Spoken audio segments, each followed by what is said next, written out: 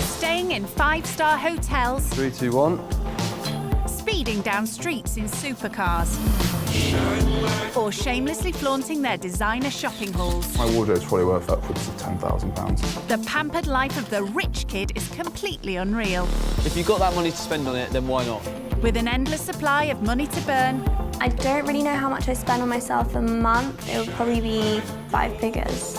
They have no concept of what life is like for most Brits. I've never struggled for anything. I don't know what poor is. So in this series, they'll learn the hard way. Wonder why you'd have a punch bag in front of your door. By living with families on the breadline. I'm Fergus, nice to meet you. I'm Anna. Whether it's roughing it on an old sofa. An absolute nightmare. Or shopping to feed a family on benefits. How is this a weekly shop? They'll come face to face with those on the opposite side of the wealth gap. I'm not a big fan of Housework. Only then can they realise the true value of money. That watch is worth 6 months of me working. When rich kids go skint. Just start crying, give him a tissue.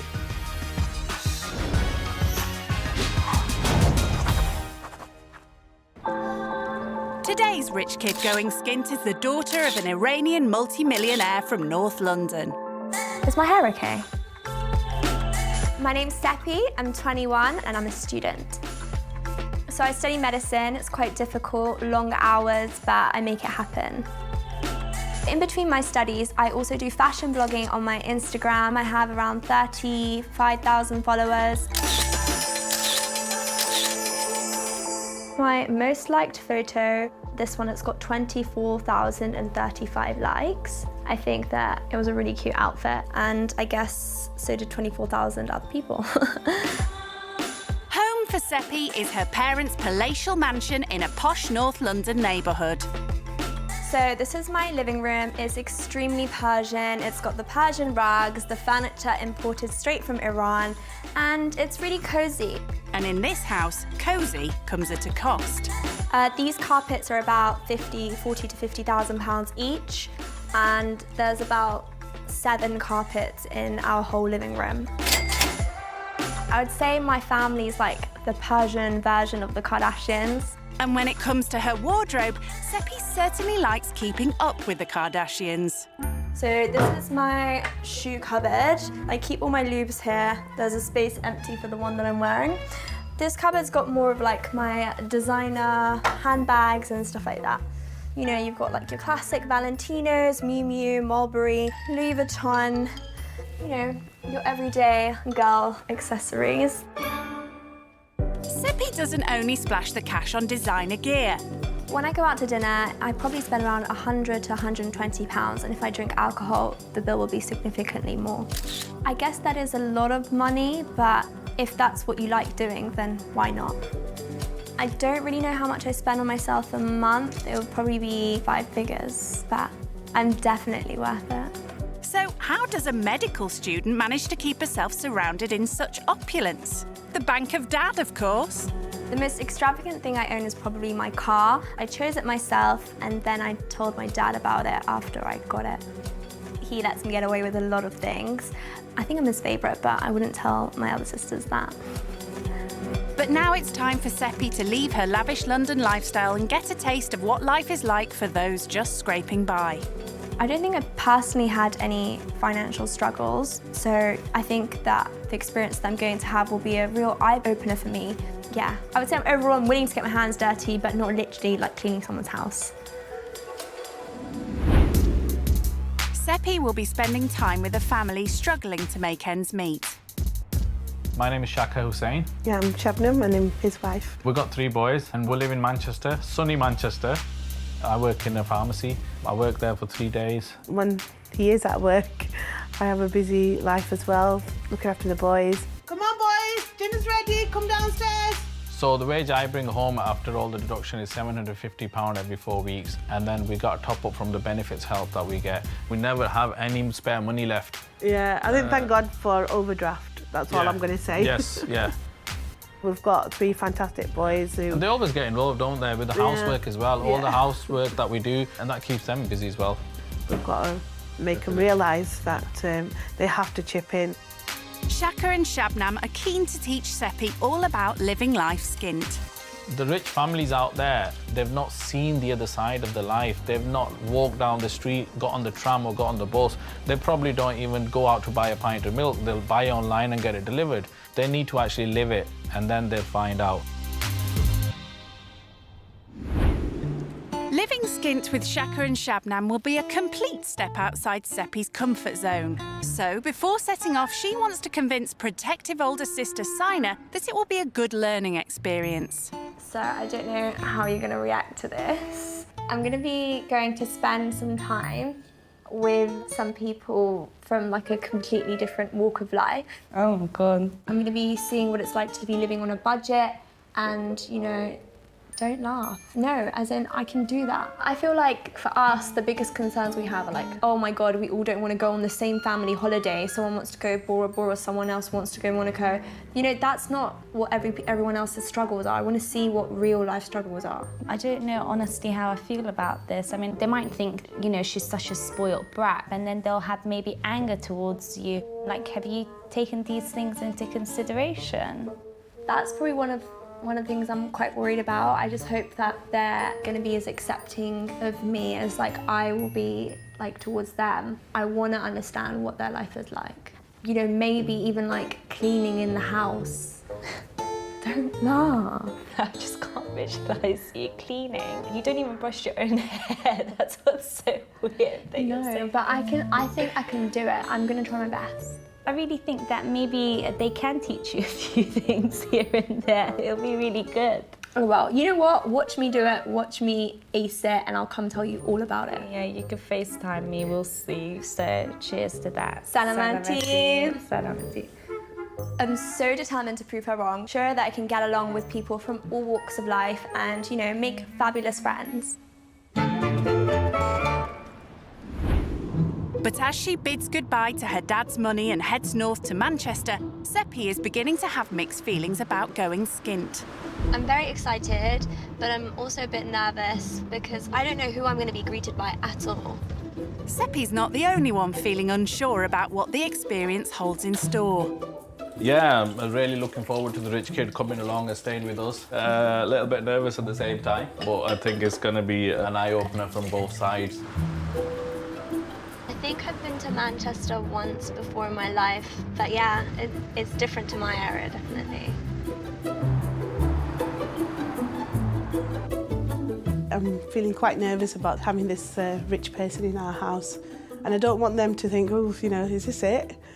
It is my home, and I'm quite proud of it.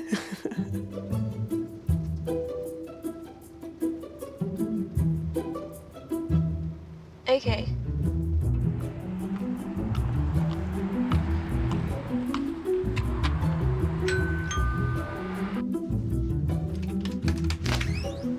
Hi. Hi, lovely to meet you. Nice to meet you. My name's Seppy. Hi, come through.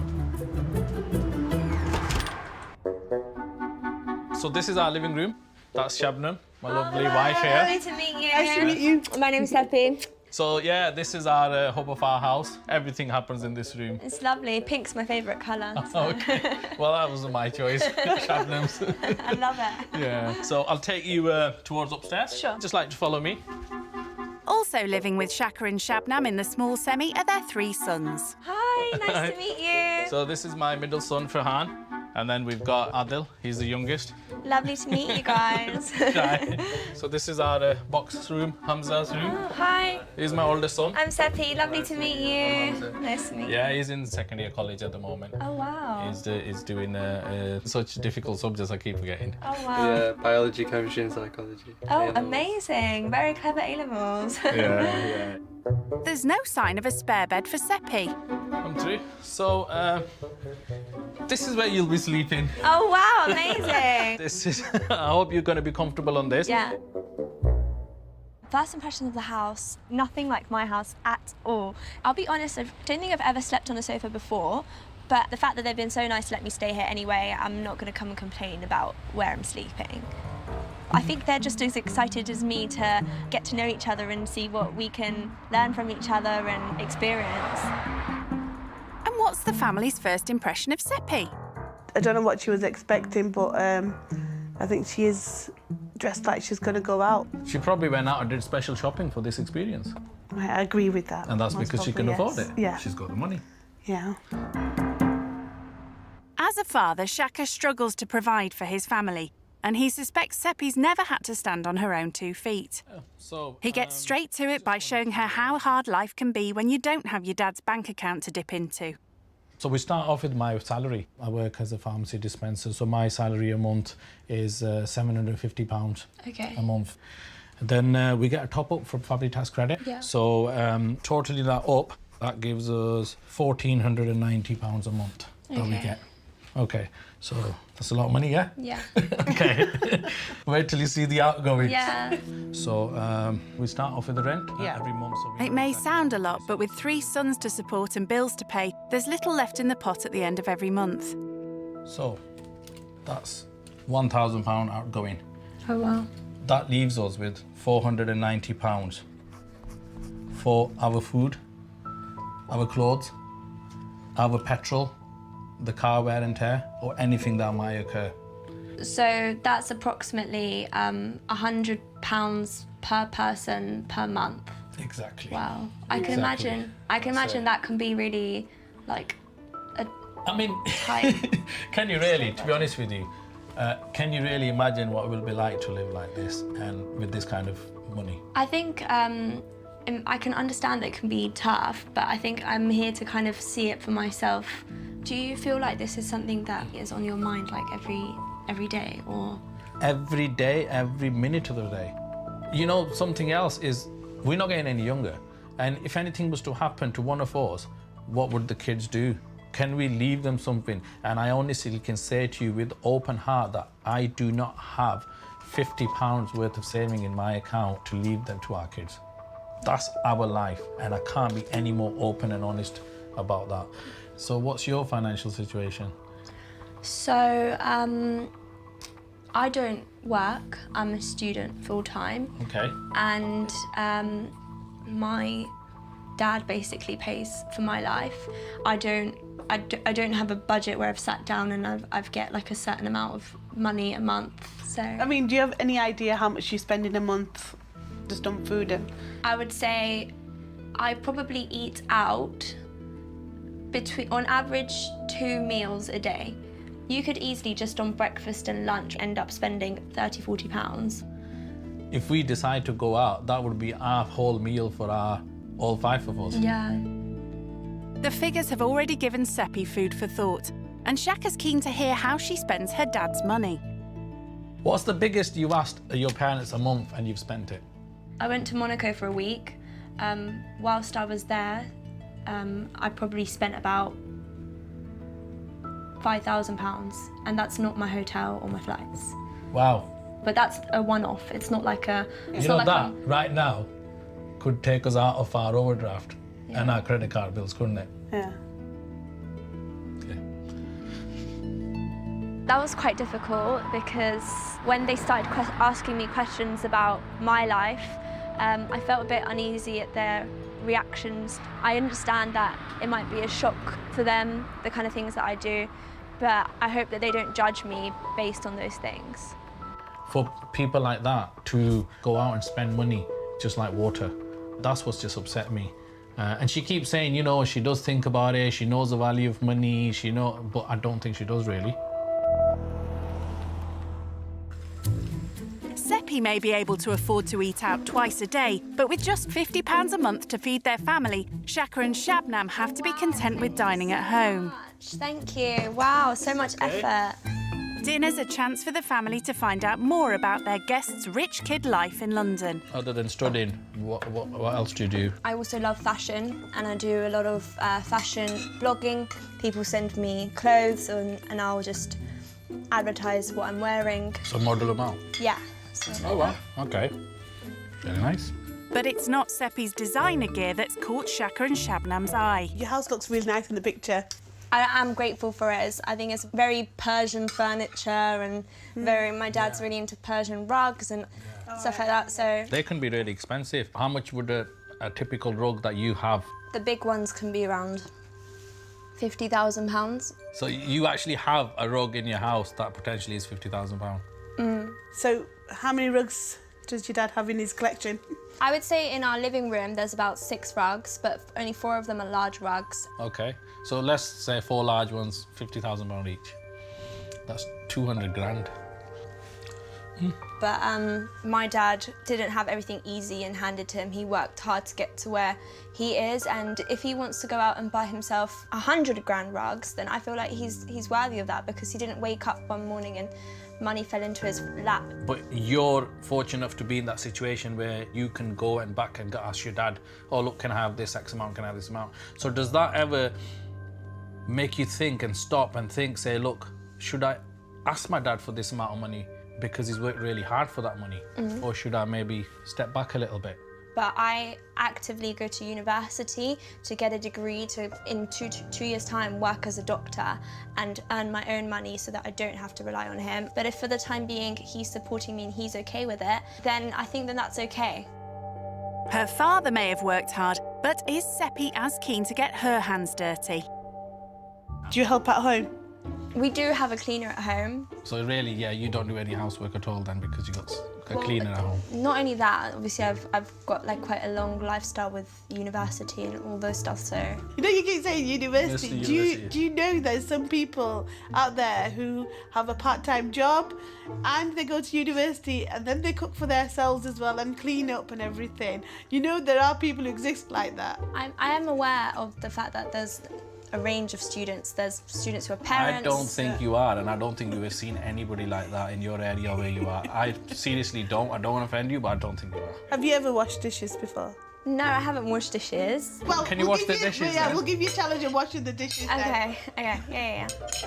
Seppy's keen to prove to them that she can stand on her own 2 feet, but the jury's still out. At her age, has never washed a dish in her life or done, and maybe never done any type of housework. Yeah. I doubt if she can even make a good cup of tea. So But let's see how she gets on. with the dishes, yeah.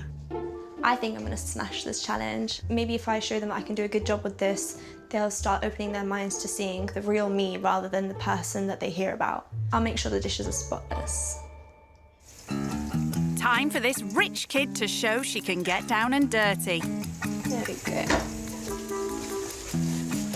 And it seems getting dishes shiny clean requires an ample dose of washing up liquid. And still a bit more.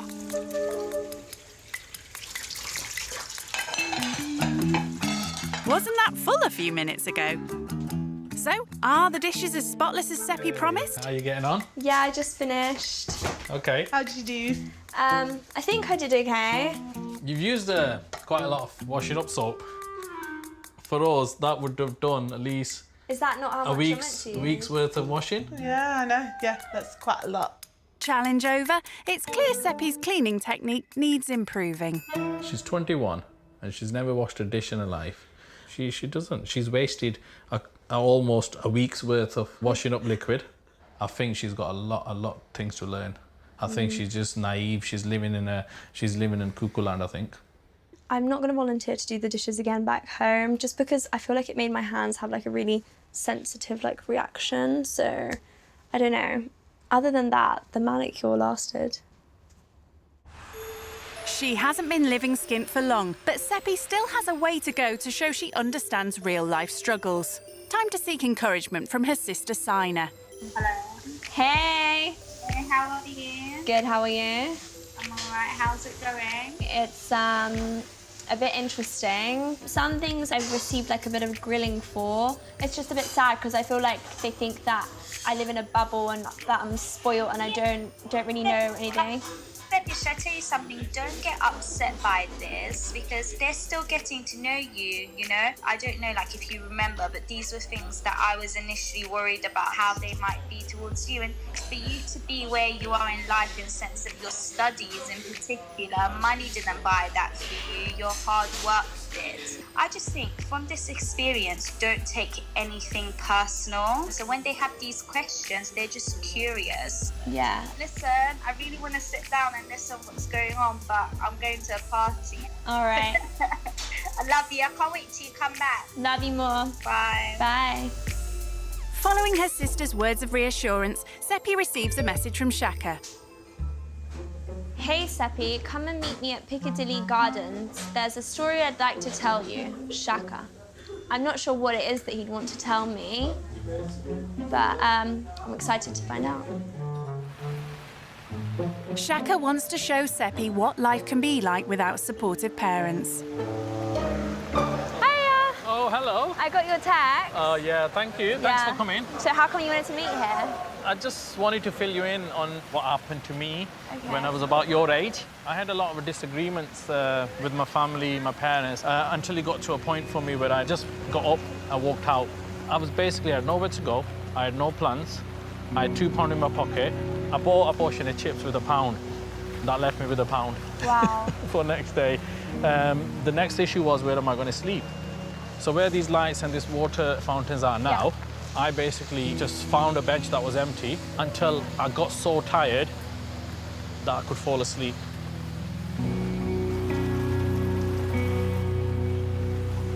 This will give you an idea of what it's like to be homeless and to lie.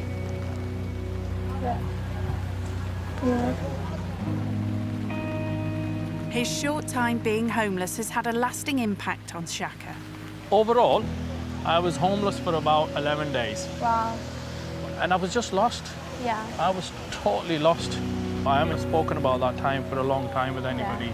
It's because I wanted you to see what people go through and show you the actual place. Yeah. That this is where I spent 10 nights of my life. I'm sorry. Yeah. Sorry. Hearing Shaka's experience of having £2 to live off of, you know, when I put that into perspective of what £2 does for me in a day, it probably doesn't even get me a coffee. Honestly, I respected him a lot, but now I have another level of respect for him, definitely. Over dinner, Seppy's learning how that experience shaped the couple's life. Do you know what? I'm a big believer of things happen for a reason. Yeah. And I think, you know, he was put in that situation because we was going to meet up. I mean, if it wasn't for that, I don't think we would be together today. Oh, really? Yeah. How did you meet? Wow. But what happened was, one of the days while he was homeless, he got offered a flat. So when he came to view that on the way back, when he got on the bus, I was already on the bus. And I recognised her from the school days because we used to go to high school together. Oh! Yeah. And then when he actually told me, I just could not even believe that a person who I knew from school has ended up like in this situation. Yeah. All night I couldn't sleep, and the next day I made him some kebabs and took him down to him. And and then from there we just kind of 21 years down the line, we're married, we've got 3 kids, and we've got a lovely home. Everything what you see in our house, it's what we bought, what we've made, or you know, put together. Yeah. The fact that Shabnam didn't let Shaka's life situation at the time get in the way of her wanting to be with him, I think was really inspirational. As her first day living skint ends, Seppy prepares for a night on the sofa. Oh, there you go, my darling. Your bed for the night. Thank you. Do you know what? Your hair's so nice, but it takes you ages to brush it. Oh, yeah. My dad usually brushes my hair every night on my mum. Oh, really? Yeah, I was just practising brushing it now. Yeah. Well, I wasn't expecting that then. Hope you sleep okay. Thank you. All right. See you in the morning. Bye. Bye. Guess what she said? Her mum or dad brushes her hair because she can't brush it herself. What? Yeah. That's ridiculous. She's 21. Exactly. How can a 21-year-old not know how to brush her hair? Right. All right. Good night. Good night.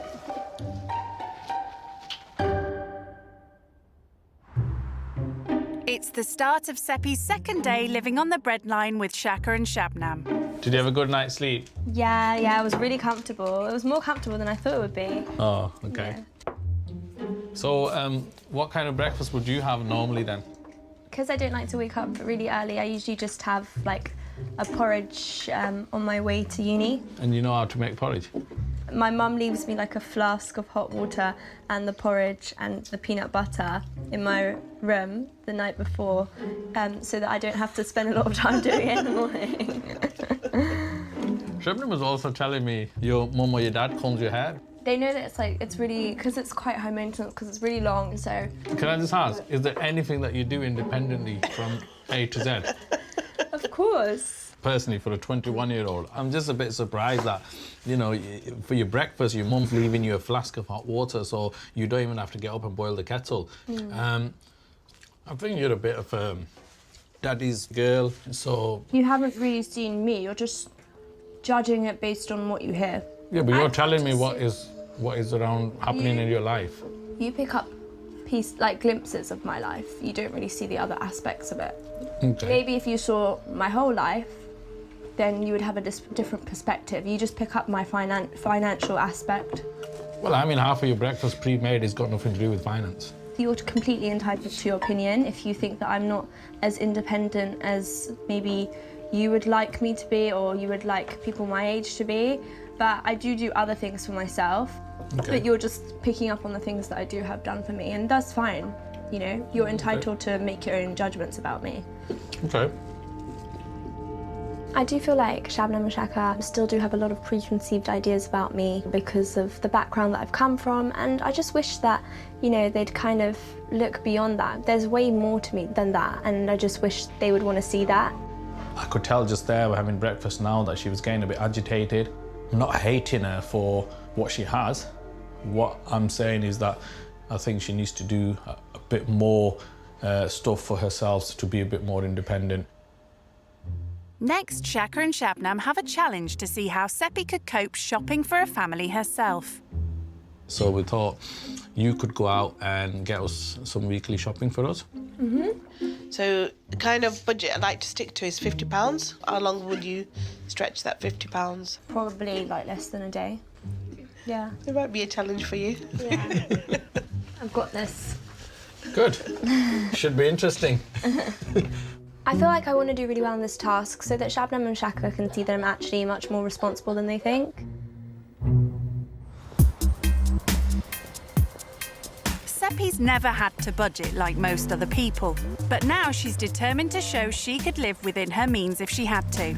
So, here's a 50 quid. All right. Don't forget, shopping for 5 for 7 days. All right, I got Okay? this. Yeah? Well, let's see. Good luck with it anyway. Thank you. All right. See you soon. With so little money to feed the family on, Okay. Seppy goes straight for the essentials. I feel like I should probably get their kids a treat.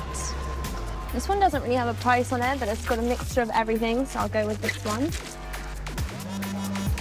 Okay.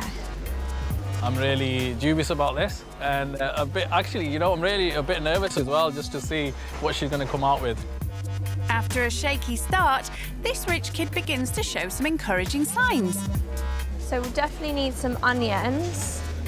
This is 59p for a pack. It's organic milk, or I wonder how much cheaper normal milk is. It's like 40p cheaper. So far I think I've got about £15 in my basket, maybe less. Asian cooking uses a lot of lentils and stuff, so I should probably get a lentil. I'll go with this one. Yeah. Okay. Do you think I can have some minced meat, please? How many need? Half a kilo. Half kilo. This is where it's going to get really interesting for her, because halal meat is not cheap. So we'll see what she comes back with on the meat then. Thank you. Bye. Bye. A final few items and it's time to head to the till. Well, fingers crossed it's less than £50. Hiya. Hi. I think I made some wise buys and I picked up on some good deals, so we'll see. She may have bagged a few bargains, but has the rich kid shown Shaka that she can shop on a tight budget? Hello. Hiya. How are you? I'm all right. How did you get on? Basically, I had to put a few things back. All right, don't worry. I'm only kidding. Oh, okay. I was like basically almost £2 under the budget. What? Yes! How have you done that? What can I say? You know what they say, the proof's in the pudding. Yeah. So let's go home, we'll check all this out and see if we can survive on this for a whole week. Hopefully you can. Yeah. Okay. Okay. We'll see. Let's go. Well, someone's looking pleased with herself. But is there enough there to feed the family for a week? Well, it looks quite a lot. Let's see what you bought then. Okay, so these vegetables were on offer.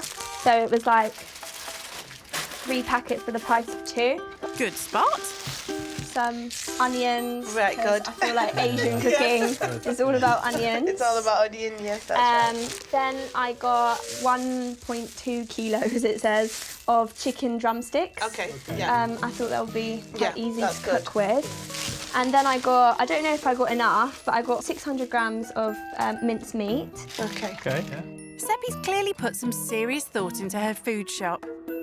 Then I know that you're cooking, like Asian cooking involves a lot of pulses and beans and stuff, so I got 3 kidney beans. Okay. And then I got 3 chickpeas. Okay. Do you think that would be enough for Yeah, you that's for a more week? than enough, yeah. And then I got 1 packet of lentils, but I don't know if I got the right one. Yeah, you got the right ones. Really? Yeah. Actually, you did. That's one of our favourite ones. I noticed you didn't bring any rice. Oh, I did say I need to get rice. I think I forgot when I went to get the lentils. Right. Oh no. Maybe we'll use the change that's left over to go back and get some rice. No, it looks all good. Yeah. You've done really well. Are you sure? Yes, Yeah, honestly, especially like it's your first shop. I was a bit nervous, to be honest with you. Seriously, when you went into the shop, I thought, she's going to struggle. Looking at everything that you've brought, I think we're kind of proud of you, really. We are. Thank you so No, much. we are, honestly, and we mean that. Right, as it's coming to lunchtime, do you think you can cook us something from... Your selection. Yeah, sure, why not? I'll try my You know, all the restaurants, what you've been eating in, you must have picked up some tips and stuff on the way, so... The only thing I've picked up is the fork to put in my mouth, so... Well, we're looking forward to it. Yeah. It actually felt good when Shaka said he didn't think that I could do it, because that was exactly my point. He didn't think I could do it, but I knew that I'm more than what he just thinks I am. Definitely on a high now, and I think the next challenge of cooking is going to be an interesting one, to say the least. Smashing the shopping challenge, Seppy's biggest domestic task is yet to come, showing she can feed the family all by herself. I've never made meatballs before, so I've seen people do this on TV and it looks good so far. The only difference is that the people on TV know how to operate their kitchen appliances. Oh my god, it looks like the oven is off. Yeah, it's off. Woo! We've lost 10 pastas. No, I think more. I think we've lost about 15. Mix it all up.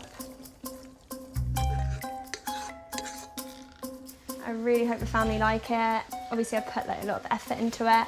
So yeah, I hope it tastes good. Well, as they say, the proof is in the eating. I really hope that you guys like this. Wow, it looks really nice. But yeah, I've made some meatball pasta with mushrooms, cherry tomatoes. It's my first time making meatballs, so I hope that they're okay. Does it taste okay? It is really nice, actually. Yeah, really nice. Good. What do you think, boss? Good? Great. Good. You've definitely surprised me there, girl. Thank you, it means a lot. I'm glad you could see that there's more to me than just... Money and a pretty face. Buoyed by her successes today, Seppy's catching up with her older sister Sol. I had like a really good time like getting to know them and like, but I felt like they had some judgments towards me and some preconceptions towards me. And then today, I had comments like, because Daddy like pays for things that I wouldn't appreciate the value of it because it just is done for me. And I can't lie, I was a bit like upset like in the morning when he made these comments. Of course, you're human, you know, you have feelings. Yeah, but I still wanted to change their mind towards me, and they set me a task to do their food shopping for the whole family of 5 for a week and I had £50. They all thought, oh, she spent so much, but actually I was £2 under the budget. I was £48. When I got home and I showed them all of that, they were like, can you cook for us now? Yeah, it tasted really good. I liked it. Well done, I'm so proud of you. Continue being yourself. Yeah, I'm gonna go now. Oh, baby. Love you. Love you. To help her learn about the challenges faced by those on the breadline, Shaka and Shabnam have asked rich kids Seppy to join them on a charity food drop. Hi, Kim. Hi. How are you? You okay? 4 times a week, the couple collect unsold produce from local supermarkets to donate to underprivileged families. Hello. Hi, Keely. How are you? You okay? I'm okay, you? Not too bad. Right, you want to help yourself to bread first? Yeah. See whatever you want. Do you want some help? Yes, please. With little money and a family to feed, Keely's life couldn't be further apart from Seppy's privileged upbringing. How many children do you have? I have 3 children. Oh, wow. It must be really helpful for you to be receiving these things. Yeah. Take care. You We'll take see you care. next week. Bye-bye. One of the locals is upset he's not benefiting from Shabnam and Shaka's generosity on this occasion. Right, okay, What's can you just move what's away? going on? Look, we'll we're give you. not here We'll give you. for What's you. going on is we'll give you our charity details. Listen. Just move away. We'll give you our charity details, and then why don't you get the family who's Look, their this parents? little boy yeah, just said who's he's their got parents. no food in his fridge. He's Right, just so been we at need the his boot of your parents. car. We need his He's just parents. been at the They have to go through a procedure. We can just register you guys, and we can help you guys. Okay? I feel so upset that people would be so rude to Shabnam and Shaka like that. The family that I see spending their free time going to collect food and giving it to people who need it. You don't deserve disrespect for that. You deserve respect. Coming face to face with the hostility has left Seppy shaken. But there are many needy people round here for whom the regular food drops are a lifeline. People like single mum of 2, Shavana. You got any brown? Yes, there should be some brown underneath. Shabana, you and Seppy have something in common because Seppy's in university and so are... I'm in uni. Wow. And I'm a single mum of 2 children and full-time at university. Wow. Yeah. Thank you. Is that it? Is that all you got? Yeah, that's all we got today. No Sorry, fruit yeah. or veg? No fruit and veg, I'm That's fine. afraid. We did ask, but there was nothing available, so I'm afraid that's it today. That's fine. Thank you. It's not just their university studies that the two have in common. Once upon a time, Shavana lived a privileged life similar to Seppy's. I was married to a property developer. So at one point we had 15 properties, earning £7,000-8,000 a month, 5 cars in the driveway. We had difficulties in our marriage. He sold a lot, took the money, invested it abroad, left me with nothing. And this is my situation today. So this is the reality of where I've come from, having everything. You know, I was spending, I didn't even have to look at what I was spending. I'd just go into any supermarket, pick up anything I want. And now they're asking me, they'll say to me, "Mummy, have you got money that I can buy this?" And I'll just say no. Yeah. It's so you know, it's not easy, and I'm still fighting. Well, yeah. I wish you all the best with Thank you. everything. I'm really grateful that you have people like Shabnam Oh and yeah, Shaka to without a help doubt, you out. we do appreciate that. Yeah. Thank you. Thanks Take so care. much. Thank Bye. you for sharing your story with us. Oh, you're welcome. You're welcome. Seeing how easily privilege could all disappear and realising the importance of the generosity of others has brought it all home for Seppy. Wow. Shabnam, I just want to say, I do really appreciate what you guys do. Oh, it's for okay. everyone. I just feel like Oh. it is Wasn't that a nice surprise about the university? Oh, yeah. Oh, Seppy. Oh, no, Seppy, no. Oh my God, what's brought this on? I just think what you do is so nice. Yeah. That was so unexpected. To see her be so emotional at the end. I know over the past few days that we were talking, we were asking questions, and I could see there was bits that get into her, but I think it's just kind of hit it home properly, didn't it? I have a different respect for her now after seeing that, I do. Yeah. It's been an emotional couple of days. But as Seppy joins the family for a rare meal out before returning home, they've both learnt a lot from one another. cheers to the amazing experience we've had together. Yeah, of course, definitely. Oh, do you know, I can't believe it. I know. Do you know you got going now? I honestly feel like I've made a second family here in Manchester. Manchester. Of course, I definitely learned that I probably could make more time to do things like making myself food and cleaning up after myself. Yeah. Do you think there's anything that you've learned from me? I think what I've learnt is that sometimes we do judge people from their looks or their lifestyle, then actually try to know the people. Little things I just thought, oh, this is just a spoiled person who doesn't really understand the value of everyday living and stuff, but I think you really do. I think you do understand everything like that. I feel like it did take quite a lot of convincing to show you guys that there is way more to me than just my lifestyle and my background, and I know what I'm like. I know I come in my little dresses and my heels and the jewellery and the bags, but that's just the packaging that I come in. Once you get through the packaging, hopefully you got the real me on the inside. Yes, we definitely have. Good. I think we have. Seppy's willingness to embrace and experience life from all sides has impressed the family. We've got something we wanted to give you as a token. It's not much, but it's a gift from us. It's a gift from us. Oh, wow! You know what? In a way, I don't want to use them because they're sentimental. Or every time I do use them, I'll think of our experience together. Thank you so much. I did spot in your kitchen that you guys like orchids, and I saw that you had a purple one and a white one. So I thought I'd get you a different coloured one. This is for you guys. Oh, thank you. And Thank you. That will go on our window in the kitchen, definitely. And you can think of me while you're washing the dishes. Living skint has given Seppy a new appreciation for the hardships that people like Shaka and Shabnam face. Just have a big group hug. I've honestly had the best time, and I can't thank you guys enough for letting me experience this with you guys, and it's been amazing. Thank you for coming. Thank you so much. You better stay in touch. I will. And you are welcome back anytime. Anytime. Honestly. Yeah. Bye. Bye. Take care.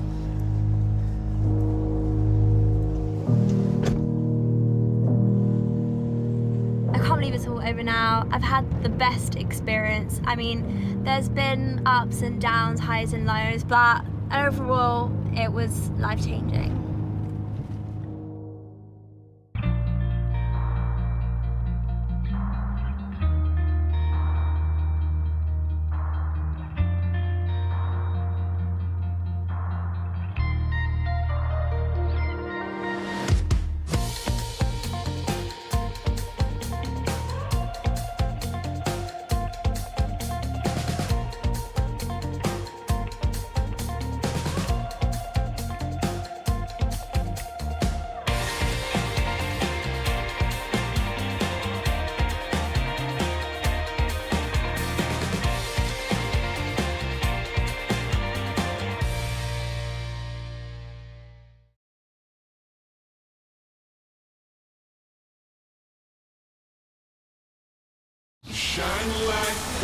Staying in five-star hotels, 3, 2, 1. speeding down streets in supercars, or shamelessly flaunting their designer shopping hauls. My wardrobe's probably worth upwards of £10,000. The pampered life of the rich kid is completely unreal. If you've got that money to spend on it, then why not? With an endless supply of money to burn, I don't really know how much I spend on myself a month. It would probably be 5 figures. they have no concept of what life is like for most Brits. I've never struggled for anything. I don't know what poor is. So in this series, they'll learn the hard way. Wonder why you'd have a punch bag in front of your door. By living with families on the breadline. I'm Fergus, nice to meet you. I'm Anna. Whether it's roughing it on an old sofa... An absolute nightmare. Or shopping to feed a family on benefits. How is this a weekly shop? They'll come face to face with those on the opposite side of the wealth gap. I'm not a big fan of Housework. Only then can they realise the true value of money. That watch is worth 6 months of me working. When rich kids go skint. Just start crying, give him a tissue.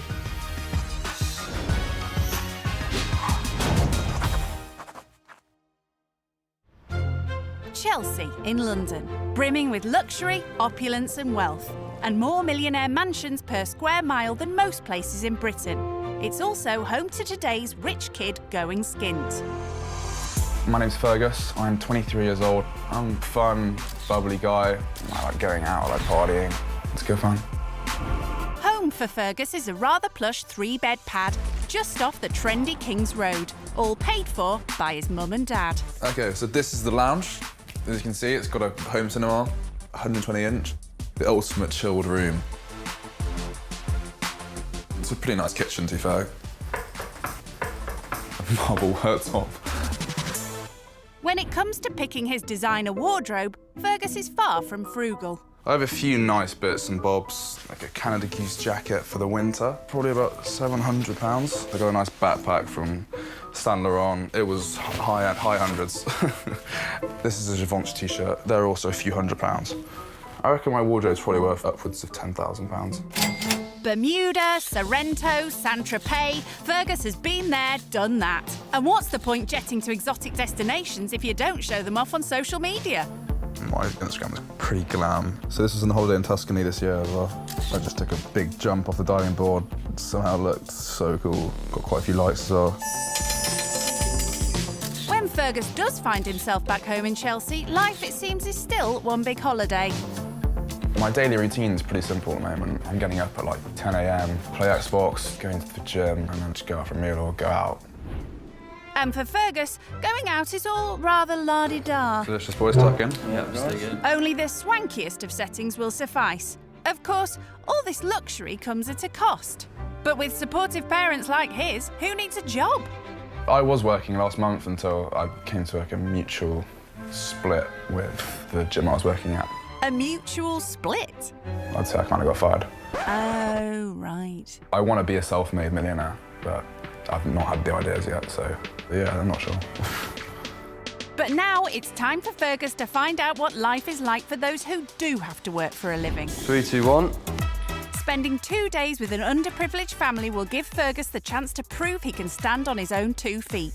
I'm not scared. Like, I don't think that it'll be difficult, but there's a possibility that they may really dislike me.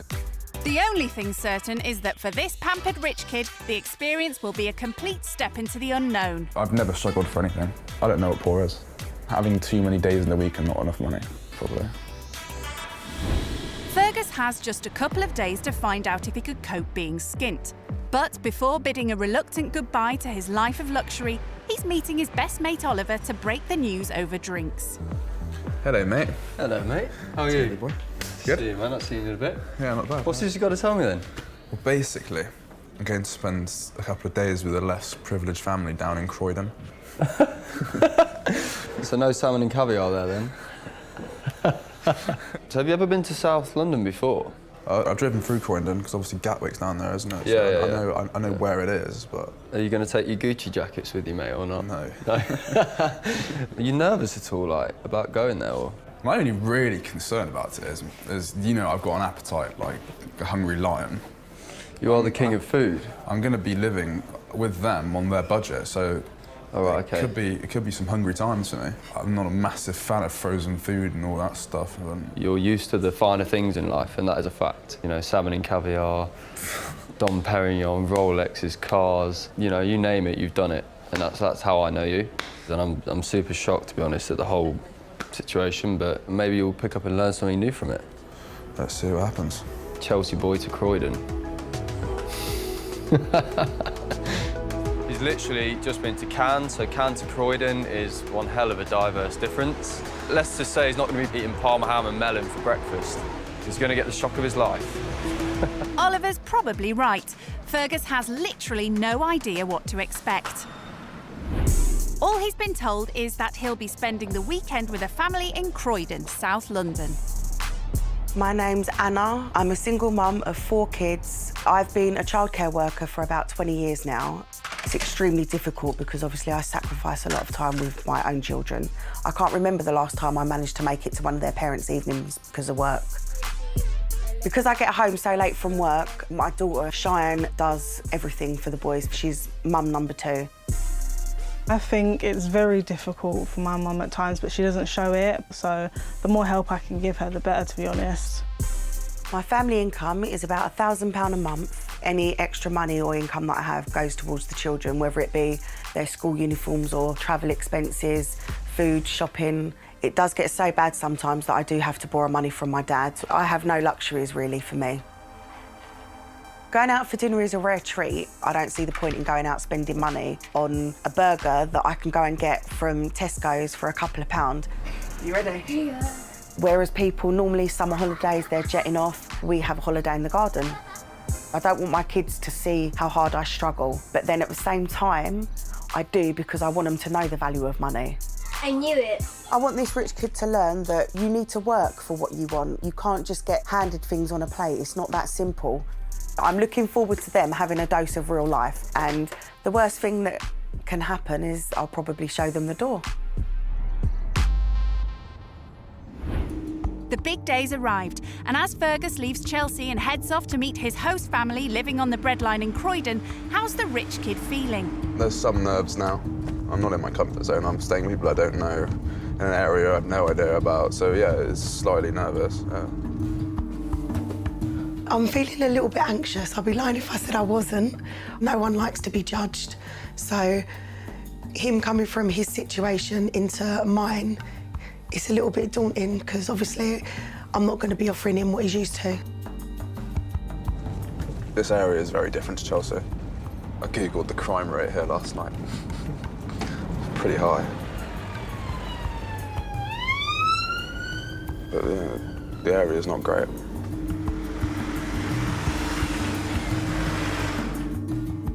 I'm hoping he's going to be comfortable in my home, but it's not the Ritz. I'm just most looking forward to finding out why they think money's so important. Oh yeah. I mean, it's not like a massive house. It doesn't look particularly luxurious, but we'll see what it is like inside.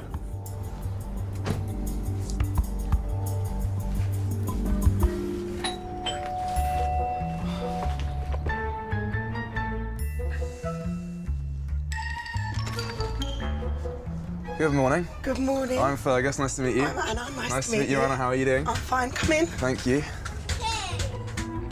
Introductions over, it's time to meet Anna's family. Right, boys, shake hands, say nice to meet you. Nice to meet you. Introduce yourself. Hello, I'm Cairo. Hi, Cairo. Cyrus. Hello, Cyrus. My name's Fergus. Well, that's awkward. Right, this is the boys' bedroom. 3-level bunk bed. There, for when my big son comes home to visit. Oh, yeah. Sweet. And this is my room. Nice. So you're a single mum? I am a single mum. I've been a single mum for the past 6 years. Oh, wow. That's a lot, isn't it? It is, but it's good. I get them all to myself. OK, do you want to go through to the front room or the living room, the lounge? Yeah, the lounge. So the chilling happens. This is where the chilling happens. So this, my friend, is going to be your bed. Is it? It is. So what do you think of your accommodation for... Yeah, it's cosy. Very cosy. And so it begins. Right, sorry, excuse me. It's a bit hectic. It's obviously it's a cosy place. It's not massive, is it? I think we'd be sticking to it. That's the worst thing about it. It's one of those like faux leather sofas. Do what I've asked and put it all away. And then if you can't play nicely together, I think you need to just do your homework and read a book. So, what's Anna's first impression of the rich kid? Very posh. I don't know anyone else called Fergus. I don't think he's going to like sleeping on the sofa, but that's all I've got to offer. Last stop on the house tour, the kitchen. No marble worktops here. Anna's quick to begin with a lesson in how to survive when you're skint. I find it easier to buy in bulk. It works out cheaper as well. So you'd be surprised. This is probably only about £3. What? And when you think you buy one that's like less than half of that, and you're paying a couple of pounds. So buy in bulk and it stretches more. I'm learning already. There you go. I'm pleased. Anna's keen to find out all about Fergus's rich kid lifestyle. When I was younger, I used to spend money on the stupidest things. Like what? You'd hate me. Like, money going out, like embarrassing amounts. What's an embarrassing amount? What, like going on nights out, you can spend like hundreds of pounds, yeah. Like maybe 1,000. On what? Just alcohol and going out? That's probably the most I've ever spent on a night out. No, that is ridiculous. That's fully embarrassing. I've just learned that he spends a ridiculous amount of money on nights out. Money that could feed my family for, my goodness, probably about 4 months. It's absurd. Counting his pennies isn't something Fergus ever has to be bothered by. But for Anna, keeping a tight budget is vital when you have so little to live on. So I usually spend about £150 a month on shopping, but that's got a stretch between me and the 3 kids. Wow. Yeah, that's crazy. What's your budget? Or do you not have a budget? I do try and budget myself with food, but I spend about 130 or 140 pounds a week on food. A week? Yeah. Was it gold-plated or something? I eat a lot. That's a lot of money. No, I didn't realise in perspective to that. That's crazy. And you've only got yourself to think of as well, haven't you? Yeah. That's eye-opening, to say the least. I spend £150 a month. He spends that a week. What do you buy for like £150 a week? I literally couldn't think about living off that amount of money on food. Like, that's actually really shocking. Food aside, it seems there are all sorts of other expenses Anna has to juggle. So my rent is £540 a month, and I pay for childcare, so that costs me £560 to £600. That's more than your rent? It's more than my rent. These two alone is my wages. My wages is around 1,000, give or take. So literally, I work to pay for my rent and my childcare. So any extras So you need to have the benefit. I need some assistance. Definitely. Well, if you're going out to work, then you deserve it. You know each figure to the pounds. I have to account for every penny. What about your rent? Yeah, it's my dad helps me out a lot. So your dad pays for everything? Completely pampered, yeah. You know, what would you do if your dad suddenly said, right, that's it, Fergus, no more money, done? What are you going to do?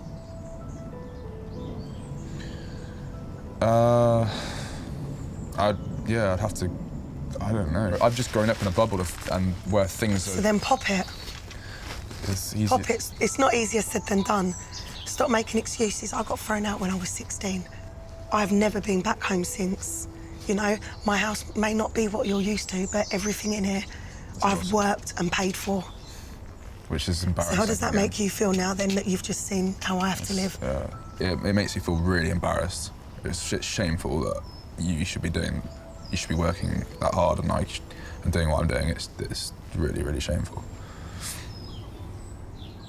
It's definitely hard for someone who's worked so hard and living, as she said, a hand-to-mouth lifestyle. It's hard for her to probably come and see me, who's been given everything on a plate and spoiled with things that Anna couldn't dream of having. What's the watch? I see a watch. Let's have a look. Stop hiding. A Rolex. So how much was this? It was my 21st birthday present from my dad. It's anywhere between £5,000 and £8,000 probably to have, yeah. Are you kidding me? Are you actually kidding me? No, no. That's a lot of money to tell the time. That watch is worth 6 months of me working. And you're just wearing it on your wrist. That's really crazy. Beyond this, him and I really have nothing in common. We're just completely different. I mean, I work hard for what I've got. He gets handed everything. If his dad was to stop his money, I think he'd be buggered, basically. Keen to prove to Anna that he can stand on his own 2 feet while staying here, Fergus learns the art of making a family lunch on a budget. How many slices of bread are we doing? Right, 2 for you, 2 for Cairo, and 2 for me. And then Cyrus will have white bread. Okay. Do you want cucumber in yours? Oh, yes, please. So how many slices should I put on mine? Cut about 6, 7 pieces. Yep.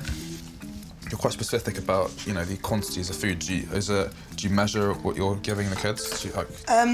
Usually, I only kind of cut what I know they'll eat as well. I hate wasting. Yeah, fair I enough. hate wasting. I won't be wasting any of your food, don't worry. But do you want it, so I just like... Not loads, just squirt it on and then butter it in. Oh, yeah. That's too much? That's plenty.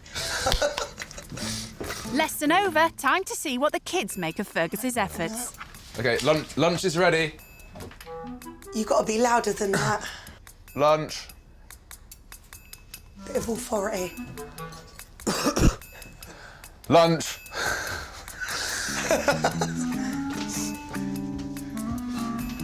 Cairo, Cyrus, lunch. Easy when you know how. It's this one. That one's Cyrus. I'm going to get these right, and by the way, I'm going to give them to the right ones. Go on then. Watch this. Cyrus. Don't help him. Cyrus, this is yours. You're definitely Cyrus. Thank you. Thank you. No worries. Full marks for lunch. Not sure everyone's as keen to welcome Fergus into their home, though. Are you happy he's here? Yeah, we have to work on Cyrus then. Yeah, he's the tough cookie. Don't take it personal. So you finish your lunch. When you've finished, bring your plate out so Fergus can wash it up. No, wash my own plate up. Wash your own plate up then, yeah? The responsible 6-year-old. Well, everyone pulls their weight in this house. That's good, yeah. I mean, when I was this age, we had au pairs and nannies. Really? Yeah, they would cook for us and wash up after us. So you have had quite a really easy upbringing. Yeah. Time to get his hands dirty. Cairo, Yeah? what would you rate my washing up out of 10? 10. Definitely. Not 11? 20, 20, 3, 2, 1. Fergus likes nothing more than spending weekends living it large with his mates. But for Anna, family entertainment usually has to be free. That means making good use of her local park. That's what I got. He's gonna score. 1-0. So I'm guessing the park isn't usually your thing to do. What's a typical Saturday for you? It really depends on what the Friday night's like. What about holidays? You been abroad? Yeah. I was abroad a few times this summer. Just this summer? Yeah. I went to Italy in June and Italy in July and then France in August. I'm into the Bahamas in December for 10 days.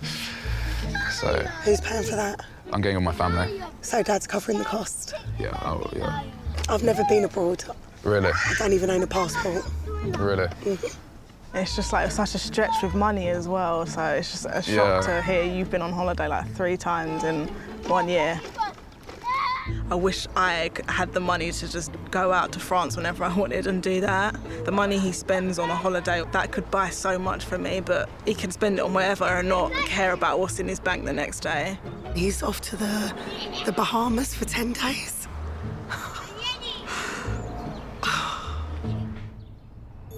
He hasn't been living with Anna for long, but Fergus is already sensing that he has a lot to learn about scraping by. Time for a catch-up with a familiar face. Hello. Hello, bro. Hello. How you doing, man? I'm good, bro. I'm just sat in a Caribbean cafe in Croydon. Yeah? How's stuff? Just, you can't really see it, but pesto salmon, broccoli and sweet potato. Mate, don't do that to me. I'm so hungry, man. I've not eaten. Yeah, like they're from a different walk of life, you know. Anna, who's The mother I'm staying with doesn't even have a passport. Like, she's never left the UK. Really? It's crazy. How many people are you living with? She's got 2 little kids, a daughter, and a son who's moved out. So what are the kids like? One likes me and one doesn't. One asked me to leave. You should see my bed, man. I got the sofa bed. I got a sofa. It's like faux leather sofa. She asked me what I would do if my dad were to ever just take everything away and say, you can't have it. I couldn't answer it. I didn't know. I literally couldn't answer it. I'm sorry for eating the salmon in front of you. Mate, please, don't. I am so hungry, man. What's the area like you're living in? Like, what's it like? Yeah, it's rough around the edges, man. It's Croydon. But you've been thrown in at the deep end. Yeah, I've thrown in the deep end, yeah, definitely. You always knew that was going to happen. Just enjoy it, flow it, man. You'll be fine. Cheers, bro. Cheers, bro. All right, man. Well, take it easy. All right, peace, buddy. Bye, take bro. it easy. Bye. Later, mate. See you in a bit. Bye-bye. Every single hour I'm here, I'm realising different things and new things that are just so much different to the way I've been brought up and the people I've been around. Fergus counts himself as a regular at some of London's swankiest restaurants. Just empty it all in there. But he's fast realising that for people like Anna, eating out simply isn't an option. Olive oil? No, you don't need it. Really? On tonight's dinner menu, homemade chicken and rice, especially in his honour. Oh, nice. Who's on washing up duties? Is it me again? We toss a coin. But you did do such a good job last time. I know, yeah. Cairo was impressed. Right. Do you cook for your family? I have done. Supper and breakfast. Or supper? Dinner? Yes, dinner, yeah. You're in the south now, it's dinner. Dinner, all right. It seems some can't wait for their dinner. One of them lollies. Dinner's cooking, so you can have something after dinner. Tell you what, look. Go on. Go and take it upstairs. You saying you could have a banana made him really happy, didn't it? I think, do you know what it is? Appreciation. Yeah, as trivial as it is over a banana, he appreciates it. Yeah, that's something that I should probably learn about more. Some of the stuff I used to stamp my feet out on my dad was ridiculous. They're being brought up really well. Thank you. So you said that some of the things you used to stamp your feet over. Like what? When I first learnt to drive, I think I asked for a car that was way too expensive. Which was? I can't remember what it was, but I think you can. I actually can't. There's probably about 6 cars I asked for. A lot of trust with cars stopped when I was 18 years old and I got a new car, and within 5 weeks I crashed it twice. No way. I almost killed myself and my brother. Oh my goodness. That was the front of my car. Obviously you don't need me to tell you, but that could have been so much worse. Definitely. I haven't even got a licence. No? Nope. I've got school shoes and PE kits and other things to buy, so I just have to settle with my oyster and my feet. Thank you so much for dinner, Anna. Don't thank me until you've tasted it. No, I actually had it. I did try it, actually. It tastes good. It tastes yummy. I can see that. You've nearly finished. You wolfed that down, man. So growing up, how did you kind of view people that weren't as well off as you? I mean, I would be lying to say I wouldn't stereotype. When I was younger, especially, you think that everyone's been a bit more rough, like the TV shows that show all these people who are literally sponging off the government doing nothing. And it's unfair because some people would put you in that bracket. However, since I've come here and seen what you have to go through in your day-to-day life and how much responsibility you have as a single mother and a working mother, it's definitely harder than I first thought. No, I respect the fact that you've said that because, I mean, in a way, you saying you don't judge, but you kind of did. Mm-hmm. So I'm kind of glad in a way that you being here for such a short time already has kind of opened your eyes. Deep. That was really interesting. I knew that he had, you know, some preconceived ideas about what we were going to be like and how we were going to be, but we're just like him with less money. And I must admit, I kind of thought that I wasn't going to take anything away from this, but to be honest, as the time's going on, I'm really warming to him. Living skint in Croydon has so far been a real eye-opener for Fergus, and there are reminders everywhere of how challenging a life of poverty can be. Just a year ago, a close friend of Anna's lost her son to knife crime on a nearby estate. How old was he? 1997. He was younger than I was. He was 19. Bloody hell. And he got stabbed to death. He was a good kid. It's crazy. Anna has first-hand experience of what it's like growing up in a tough neighbourhood. So she's taking Fergus somewhere you'd find few rich kids hanging out. So where are we going? This is originally where I was born. Okay. And what's so special about Zoe? Why have you brought me here? Because it's not as nice as my area. Okay.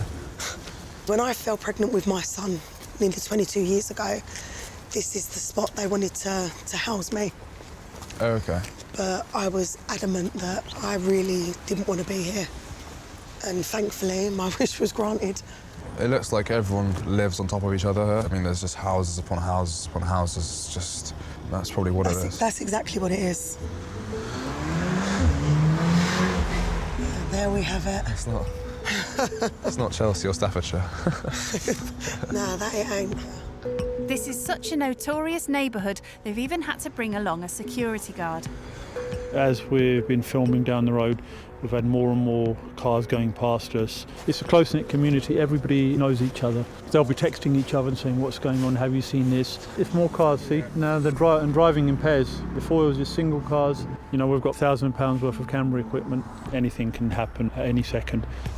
It's not long before the group begin attracting some unwanted attention. Can we keep it moving? They're flicking fingers at you.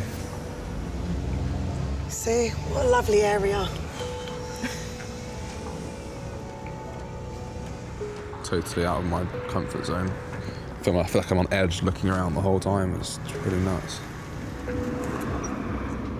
I think I'd like to get out of here sooner rather than later. The situation's becoming more dangerous by the minute. The security guard quickly calls time on their night out. Guys, we need to get moving.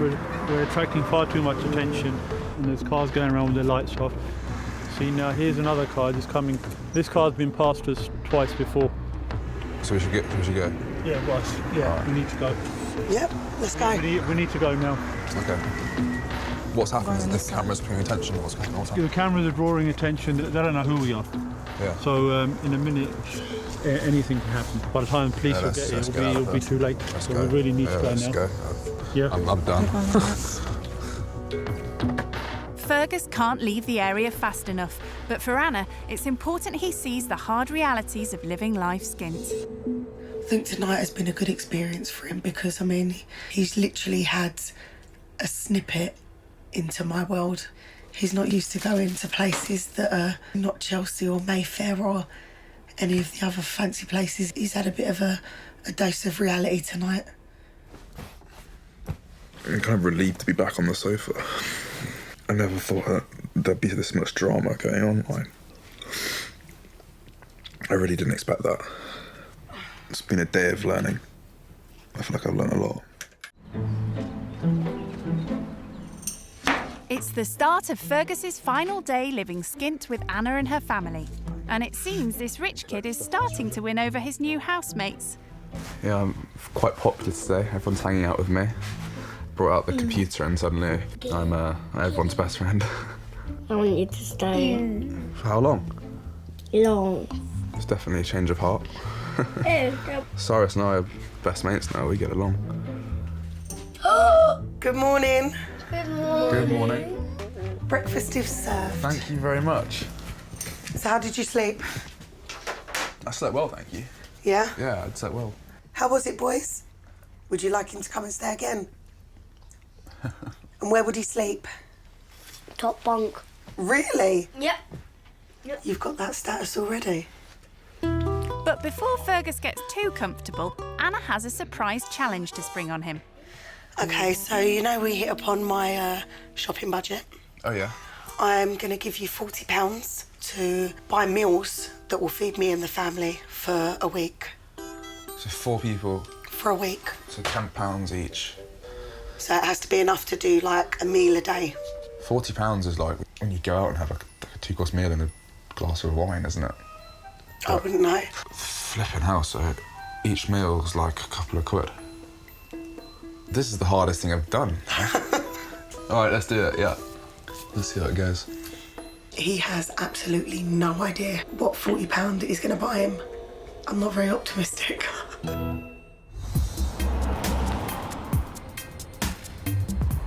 All right, are you ready? This is the shop. This is your budget. For the bands. Don't spend it all at once. This is going to be Fergus's biggest challenge yet, but if he's going to stand on his own 2 feet, budgeting is one of the most important things he needs to learn. Got sweet corn. This one's 75p and it's quite big. So I'm gonna go 2 of these. 89p. He looks so lost. Soft white bread for Cairo. Brown bread for everyone else. I might eat another basket, you know. That's a couple of meals. Sorted. 2 for £1. £3 of crisps. I think we can stretch to that. I'm not really seeing too much that he could possibly put into a meal. The boys will kill me if I don't buy any chocolate for them.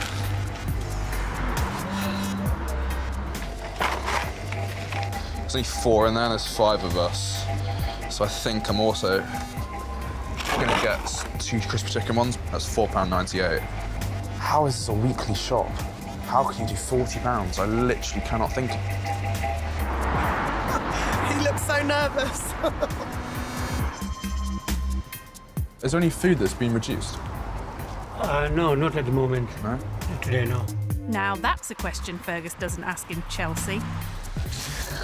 God, I can't help him. Need some sauce. I don't think I can do this. I honestly don't know what to do. I can't think that much in the shop. That's why I buy online. It's too much for me to do. Think about the whole family. It's way too much. I can't. After 40 minutes, Fergus finally manages to fill a couple of baskets. It'll be the first time. Well, it's the first time I've ever done a shop really like this in the shop. Hi, man. OK, so he's at the checkout now, finally. He seems genuinely worried that he's not got what we're going to be able to use. But more importantly, has Fergus stuck to his strict £40 budget? That's 36, 37. That's not even 1 basket. I don't know what to do. I feel sick. I actually feel quite sorry for him. He is totally out of his comfort zone. Totally. I think I'm going to put some of this back. Can we get rid of that as well? How much is it? Can you take away that? Never had to do this before. It's embarrassing and I give up. That's 39.18. So how was that? You'll see when we get home. Should we go? Yeah. Come on in. Come on in, let's see what you got. Beef mince, frozen. Stuff you could do bolognese with or whatever. I mean, oven chips. These are embarrassing to even get out. I've got hot dog sausages. They're big. What else have we got? I got some ham for sandwiches. OK. Bolognese sauce for the mince. So I thought what we could make today, just as it'd be nice, is I only had 4 beef burgers, but I also got some chicken things we could have in burger buns. OK. Is that change? Oh yeah, that's about 79p change. You've done good. I'm impressed. I am. Stop looking so worried. I'm actually really impressed. Thank you very much. Well done. Not to sound condescending, but well done. Yeah, the one thing that I really noticed was that I was looking at the price of what it was before I was doing anything else. That is new to me. I mean, I don't have all the money in the world, but I don't go into shops looking at the price of things. I'm already thinking about what I want to eat. Yeah, it's just nuts how it just added up so quickly. It was tough. Right, lunchtime now. Yeah, lunchtime. A lot of the stuff he bought isn't stuff that I would generally buy. But I can see he's put so much thought into it. He's already said that he doesn't tend to price watch, so So he's now saying that, you know, in future he will be watching the price of things, and I think that will make him more conscious of what money he's spending. I've never actually had a frozen burger before, so this is certainly a change. Let's just hope Anna and the boys like their burgers well done.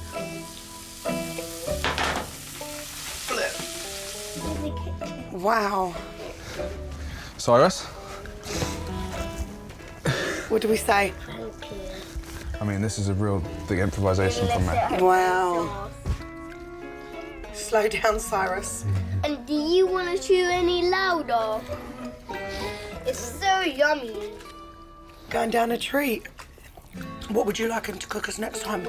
The same. Rich kid Fergus is at a cafe in Croydon where he's checking in with his best mate Oliver. Hey, buddy. Hey, man, how's it going? Experiencing life outside Chelsea has been a hard dose of reality, like his visit to the tough estate last night with Anna. We're attracting far too much attention. Yeah, we need to go. Well, I'm done. Anna basically wants to take me there because that's where she grew up. We got there, mate. It's like little 8-year-olds flicking fingers up at me. There were these cars getting past us. They like literally repeatedly come round the corners, and like we keep seeing the same car with like lights turned off with more people in it. And in the end, the security were like, it's too dangerous to film there. Like, you need to go. Are you all right, mate? No, I'm fine. It's a bit shaken up at the time. It's all good now, though. No, but you know, like you hear stories of like this man got stabbed and blah blah blah. Is there a lot of that that goes on around that? Yeah, man. And one of Anna's mates' sons was stabbed not too long ago. Really? Yeah, and not too far away either. But, like, I've got loads of stuff to tell you. Like today I went food shopping. Like I had to feed the family of 4 for a week's worth with a budget of £40. Blimey. You think how much you spend it on a daily basis? That's mad. What have you ate? I cooked lunch today. It was off my budget, man. I literally cooked them like burgers and chips, and like went down pretty well, to be fair. I'm not going to tell you what I've just ordered. No, please don't. No, I'm not going to. I'm intrigued to hear much more about it, mate. Yeah, we'll have a catch up when I'm back. Yeah, drop me a text. Peace, bro. Nice one, guys. See you soon. Bye-bye. Cheers. Bye-bye. Bye-bye. Oliver was sympathetic about it all, but when you experience it firsthand, you know, it's very real and different. The experience living skint with Anna is almost over. But before Fergus returns to his rich kid life in Chelsea, she's kindly organised a rare treat, a family meal out in Croydon. Obviously I would have taken you somewhere a bit more glamorous, but this is it. This is lovely. Absolutely, this is an unreal gesture. Thank you so much. I like you. So easily pleased. Did you think you were going to dislike me? Honestly, I did. Yeah. I thought you was going to be really pretentious, really up your own backside, really snobby, but you've proved me wrong on every aspect. I'm very glad I have. So what about you? What have you learned then from your time with us? I've certainly learned that you can't judge a book by its cover. This is just proof that, you know, social class really does not matter. Have you realised that more since being with us? 100% actually. I couldn't agree more actually. You've come into our lives, our home, and you've seen that we don't have that much money, but you know, we still manage to do things as a family and be happy. So I think it's safe to say we've both gone into this and achieved. 100%. I feel like I've achieved what I wanted to do. I'd do it again. As a token of appreciation for all she's taught him over the past couple of days, Fergus has something for Anna. To remember me by. And I've also... Thank you. I've also bought you a family pass to go on the tallest structure in London and the longest slide, the orbital slides in the Olympic Park. Are you serious? Yeah. There's also a view of the whole of London from it. So I got a full family Thank you pass. so much. No worries at all. You'll love it. You nearly made me cry, but I'm not gonna do that. It was really heartwarming seeing how emotional she was towards him, because she's not really an emotional person. She never shows her feelings. So I know it's genuine feelings when she's almost about to cry over Fergus. So she must really like him. It's a good thing.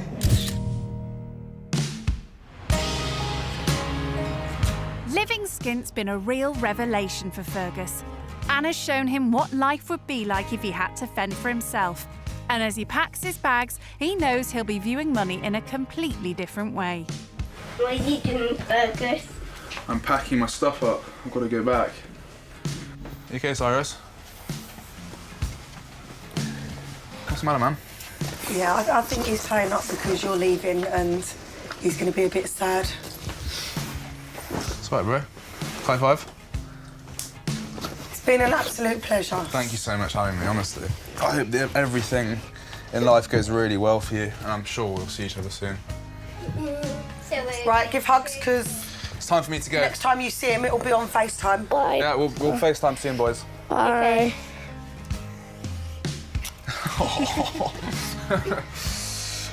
Thank you so much for having me, Anna. Oh. My pleasure. Stay in touch. Will do.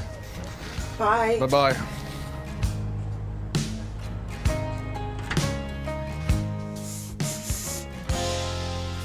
Wow. It's not been very long, but I've grown quite attached to him. And I think the boys have as well. I can hear Cyrus crying. That was unreal. So surreal. I just didn't expect to be so welcome into their house. They were complete strangers a few days ago, and now I feel like I've made some really good friends out of them. I feel humbled. They really humbled me.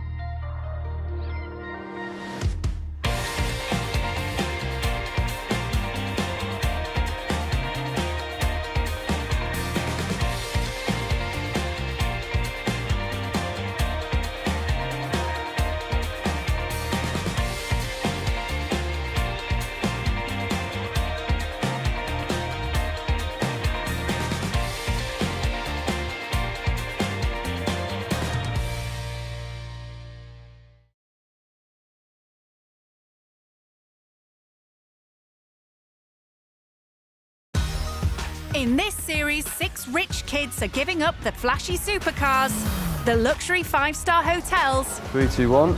and expensive designer shopping halls This is the biggest chandelier in the house. to go skint with desperate families living on the breadline. I'm Fergus, nice to meet you. Sparks will fly I think you're a bit of a daddy's girl. and tears will fall Just start crying, give her a tissue. as they face the most challenging experience of their entire lives. Oh my God, what's about this time?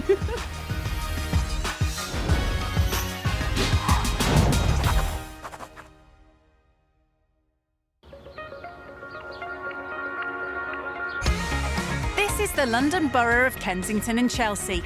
It's a neighbourhood known for its cafe culture, designer boutiques and millionaire mansions. It's also where 16-year-old rich kid Angelina grew up. I do get given a lot of money from family, and that allows me to go and have nice luxurious things. I like designer brands because I think that they stand out a lot more, and it does offer a sense of uniqueness to your clothes. And when she's not spending her parents' money on uniquely expensive clothes and jewellery, Angelina loves a bit of jet setting.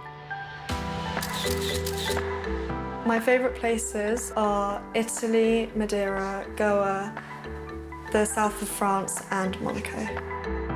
She also enjoys fine dining and thinks nothing of spending hundreds of pounds on meals. Me and my mum always go to this really nice sushi bar, and with my dad, he takes me to my favourite restaurant in Notting Hill. You gonna play well today? Yeah. Dad Sash also plays tennis with her at an exclusive sports club. So I really enjoy sport, and I play netball, tennis and hockey on the top teams in my school. I hate playing on clay because it ruins my white shoes all the time. But replacing ruined trainers with a new pair isn't a problem. If I want money from my parents, most of the time I just have to ask for it. My mum won't give me money that easily, and I usually have to fight for it. With my dad, it's a lot easier. He kind of gives in.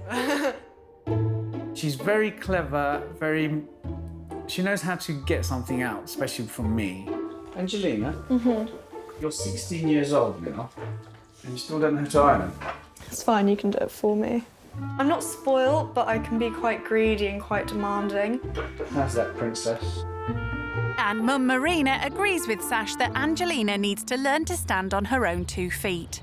I really want Angelina to do this so that she can see for herself firsthand how less fortunate people are. Can you just trim my cuticles as well? Sure. I'm finding that she's very quick to spend money, and I'm hoping that she's going to come away from this really appreciating everything that she does have. Thank you, they look amazing. So smooth and shiny. To learn just how lucky she is, Angelina will be sent north to Hartford, a few miles from Manchester. Here she'll be staying with 19-year-old Amy, who has to look after her 3-year-old son Mason, even though she's only a little older than Angelina. Mason is half angel, half demon, depending on who's around. He can be really, really good, or he can show everyone up. It's just who he is. Mason, in please. You know what the grass is like. As a teenage mum, Amy has had to take on a huge amount of responsibility, as she also cares for her disabled mum, who preferred not to take part in the programme. My mum does try to do her best, but she can't stand up for longer than 5 or 10 minutes, so obviously she can't do the tea. To support her mum and Mason, Amy plans to get a part-time job, but for now, she depends on government benefits. I get about just under £150 a week for bills and for food, and 120 of that is supposed to go on bills. Yeah, whenever I get a letter, it is quite worrying. Birthdays, Christmases, anything like that, they are not a priority, and they never have been, because we first of all need money to live rather than extras. It's choosing whether to eat or pay the bills. Amy's biggest problem has been finding somewhere to live. The last property that we lived in, my mum got in rent arrears and we got forced out of the property. We were then in homeless accommodation. There was glass on the pavement, the door had been broken, so there was a board over it, and it really scared me. I had a couple of mental breakdowns and the whole family had reached rock bottom. Last year, Amy fought to get her current home, but she continues to struggle from a lack of money. Since we moved here, we have had to go to the food bank about 6 times, and the first time I went, I found it really, really embarrassing that I nearly started crying. It only really hit me when we got there that times are hard for us, but if it wasn't for them, then we wouldn't have been eating through them weeks. That's not nice. Oh, well, you won't be getting any ice cream then, will you? No. I really try and stay positive, but at the end of the day, when everything's done, it does enter my head that if the debts get any bigger, we could possibly be evicted from here as well.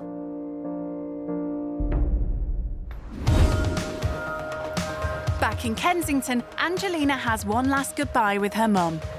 I really want this to work out for you, because you have had things pretty much given to you on a plate. Well, I'll definitely go in with an open mind and try and just enjoy the experience as much as possible. You do know that this isn't going to be like a holiday. You're not going to a hotel. Yeah. And they might actually ask you to do some chores. Obviously, I have very little experience doing those things. I literally don't do anything around that. I make my bed. I just don't know, like, if they ask me to do something, I have no idea how to do it. Good way to learn. What happens if it's not in London? Wow, but it might not be. But where else would it be? I don't know, it might even be north. You might have to go up north. Where Norfolk is. Yeah, Norfolk, in the north. Wherever it is, Angelina knows it might get chilly. I'll be taking this Jean Paul Gaultier jacket and this Barber, just so I've got the choice in case I get a bit cold. Normally my mum does my packing because she's really good at it. Oh, I need to pack my pillow. So I'm also going to be taking caviar and crackers in case I get hungry, and also if they want to try it then. I can see there being some struggle with them. We have no Wi-Fi, we've not got satellite TV, there's no massive shopping sprees. It's just living day to day and finding the happiness in what you can. I've never been this far up north. I think I'm in Cheshire. I know Harry Styles used to live there.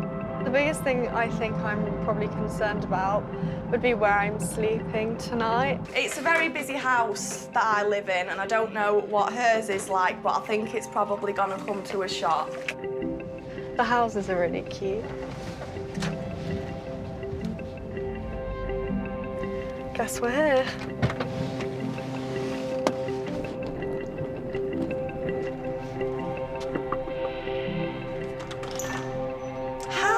Nice to meet you, I'm Angelina. Hi, are you coming in? Thank you. Sorry for my big suitcase. After being evicted from her last house, Amy now rents from her local housing association. It's a new build, but Amy's a bit embarrassed by it. It doesn't really look much like home. Like, you know, usually you see loads of pictures, loads of like cushions and stuff like that. It's about kind of making it as nice as I can without getting too attached. Don't know how long we're gonna be here because debts are already mounting up.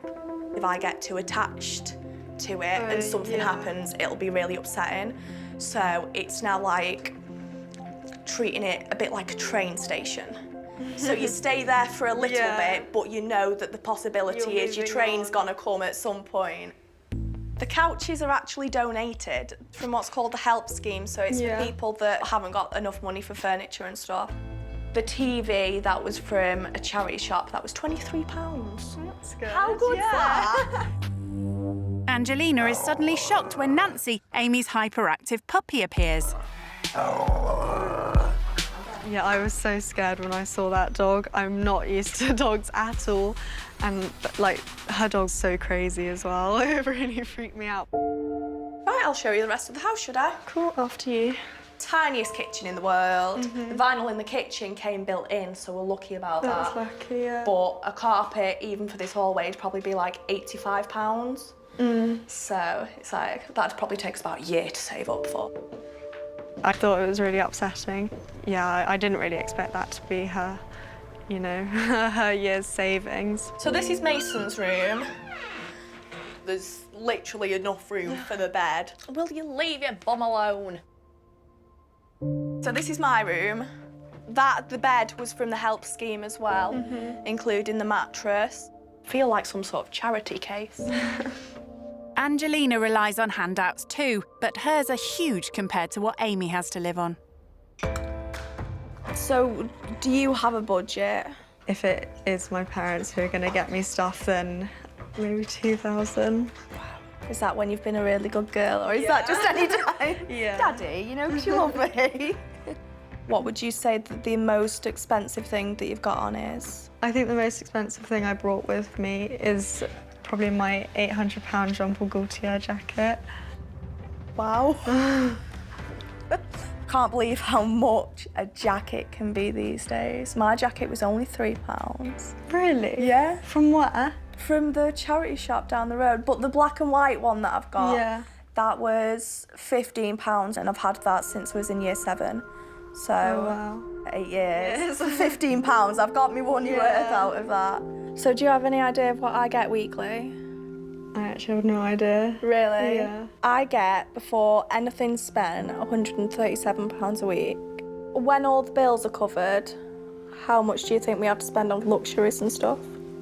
£5? Yeah, that's pretty close. But what do you spend that on? I get Mason some sweets or a new toy from the charity shop or something like that. When Amy told me her budget, I was really taken back. I find it really sweet as well that she spends it on Mason and that she's putting him first and, like, you know, his needs are coming before hers. Although Amy makes huge sacrifices, Angelina is worried about making even a tiny one. I'm not too sure where I'll sleep, probably on one of the sofas, but Nancy, like, sleeps in the sofas. So I'm not sure if I'm going to be sleeping with her tonight or not. You coming? That's a yes. It's time to collect Mason from the local nursery, and Angelina asks Amy about becoming a teenage mum. It was 3 days before my 16th birthday that we found out I was pregnant. Oh my God. It was like an early birthday present. Yeah. I was so happy with myself. That's nice. And he saved my life. What do you mean? Well, I was a bit of a rough teenager. I didn't really care much for school. I was underage drinking. I was just doing stupid things. And when I found out that I was finally pregnant, something just clicked in me instantly, and I sorted myself out. I got all my grades, and yeah, just sorted my life out. So are you planning on kids eventually, or don't you know yet? Yeah, I'd like to have some, but not anytime soon. Yeah. Probably not. Live your life a bit more Yeah, first. exactly. Living with Amy will give Angelina a chance to see what it's like looking after a 3-year-old like Mason. So what have you done at nursery today, Baba? Eating orange. Eating orange. That sounds nice. And she also gets a chance to face up to her fear of dogs. Do you want to hold Nancy for a bit? Yeah, I'll try. She's quite strong, but you need to just be firm with her. No, Nancy. Nancy. When I was in Monaco, my friend had a King Charles, and it was like a small little puppy. It was really cute. It was really easy to walk. She's only been with Amy for a short time, but Angelina is keen to check in with her mum. Hi, Mum. Hi. So how is it? I met the girl who I'm staying with. Her name's Amy. She was evicted from her other house. Everything in their house now has been donated, like by charities, and that was really sad to hear. That must be really tough going. I'm presuming it's a young family then. She found out she was pregnant 3 weeks before she turned 16. You know, Angelina, that's kind of the age that you're at now. You've just turned 16. Can you I imagine? know. And she's really strong as well, considering everything she's been through. So now we're going to a soft play area with Mason, and then we'll head home and make some dinner. All right, well, I'll be thinking of you. Enjoy. Thank you. Bye. Bye.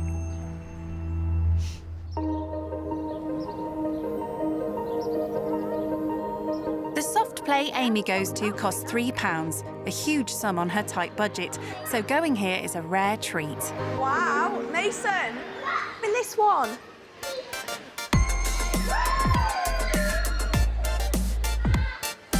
Oh, he loves it here, doesn't he? Yeah, he does. He would come every day if we could. I think it's really sad how this play area is only £3 to bring in Mason, and the fact that she's only been here once a year because of financial issues, and it makes me realise how much I take for granted. And like, for me, £3, like I'd spend on a frappuccino or something. While Angelina has never had to worry about money, Amy has spent her whole life scrimping and saving. I remember when a fiver used to last me like 2 weeks. Wow, Them were the days. We'd like buy a pick and mix for £1 or something like that. That's good, yeah. And then I was very into making dens, so we didn't really need money. We'd like go down to the riverbank and like plant the willow trees and stuff like that. Mummy! So do you remember what you used to do for fun? We had something similar to this. We'd also ice skate a lot. Oh, did you? I'd love to go ice skating. Have you never been? No, I've never been. So do you play any sports then? At school I do. I play hockey, netball and tennis. So do you have like a tennis court at home? No, not at home. Oh, don't you? But at school we have loads. There's like 16 tennis courts. Amy dare not go over the hour of the soft play, so they all head home to get ready for dinner. So what are we having for dinner? I was thinking chicken Kievs with tomato and mascarpone pasta. Oh, that sounds good. Does that sound all right? Yeah. What can I help you with? Grating Parmesan cheese? Yeah. Is that all right? Yeah. Angelina appears keen to help, but she's completely unused to doing so. My arm started to hurt. So Amy just finished it off quickly for me. Unlike Angelina, Amy doesn't have the option of giving up. If she didn't cook, her family would go hungry. How long do the chicken Kievs need? Usually by the time I've done the pasta, the chicken Kievs are ready. This is where I usually burn myself, by the way. Pasta's probably one of the main things that we have in our house because it's dry, it stores easily, it lasts forever, and in my opinion, it goes with practically everything. What sauce is this? Tomato and mascarpone. How much did you pay for these? They were 85p each. Oh, wow. So, yeah, that's really good. What would you do if there's any left over? Either save it for lunch tomorrow, even though I don't really have lunch, but if there's pasta in, then I'll have lunch. What do you mean by you don't have lunch sometimes? If I was to buy lunch in, then that'd probably add an extra £5–10 onto my shopping bill, and I can't do that. So the first meal of the day is my tea, and then... So you don't even eat breakfast? No. It's usually one meal a day.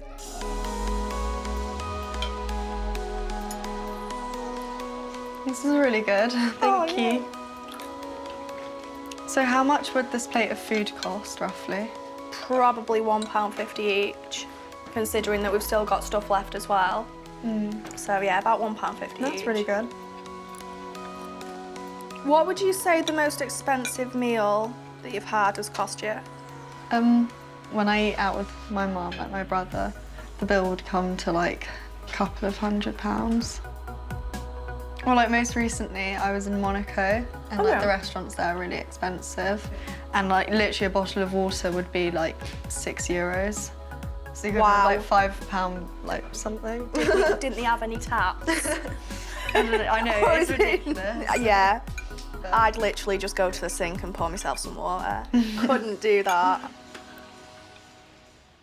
Do you want to say goodnight? Amy swiftly puts Mason to bed. Before telling Angelina how she copes when things get really tough. I deal with it by just taking it day by day. Like a couple of weeks ago, my bills went out when I wasn't expecting it, and I had £6 to live on for the whole week. But luckily we had a couple of meals like left in the freezer and what have you, so just literally got through the day, went to bed, got through the day again. So it's really stressful, but it's been that way since I was little. I think for a 19-year-old, I deal with it really well. Yeah, you definitely do. Like, it's insane how you're coping. Yeah, it's quite strange, really. Everyone's like said, oh, are you going for counselling or something like that? No, I'm just ignoring it. Have you ever heard of food bank? I've heard of it, but I don't think I know exactly what it is. Okay, what it is people would go around the supermarkets and obviously buy their shopping, and if they were feeling generous, they'd buy one extra thing, and then they put it in the food bank basket. Oh, I've heard of them. Yeah. They're in like Waitrose and stuff. And then when you've got no money, you go and tell like a help schemes, and they'd give you a voucher for the food bank. It's not massive quality, most of it's like supermarket basics and stuff like that, but it's enough to live on. When was the first time that you went? Just after we got moved into a homeless accommodation. And the woman came up to me and she went, are you hungry? Do you need anything to eat? And I just broke down crying. I was like, oh my God, I'm a charity case. And she was like, it's all right. We have people new here every single day.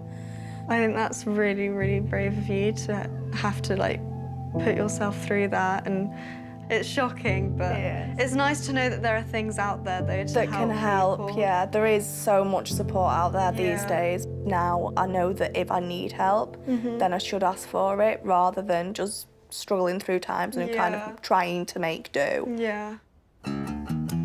While Amy has learned to graciously appreciate the kindness of strangers, Angelina isn't quite so accepting.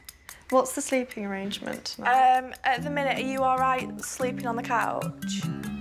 I don't really know. Nancy, stop nibbling. To be honest, I really struggle with spiders, and there's loads in this room as well. Yeah, there is a few. I don't really mind them though, they do eat the flies. I'm so scared of spiders, and I'm also scared of dogs, and even though I've overcome it, it's still going to keep me up at night, and I'd rather stay in a hotel. I'm really sorry, and I hope you're not offended. Oh no, it's all right. It makes life easier for both of us at the end. Yeah. What time would you like me to be back in the morning? I dropped Mason off at 9:15, so could you be here for 5 to 9? Yeah, that's Is that fine. all right? Thank you for everything today. It's been a really good day, actually, hasn't it? Yeah, I really enjoyed it. I'll see you in the morning. Bye. Bye.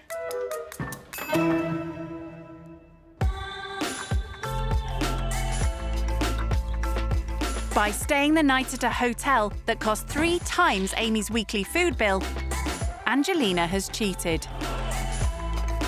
I'm so glad that I'm not having to stay there for the night. I really couldn't bring myself to stay there. She'd better not tell her mum. Next morning, Angelina arrives later than promised for a big day of chores.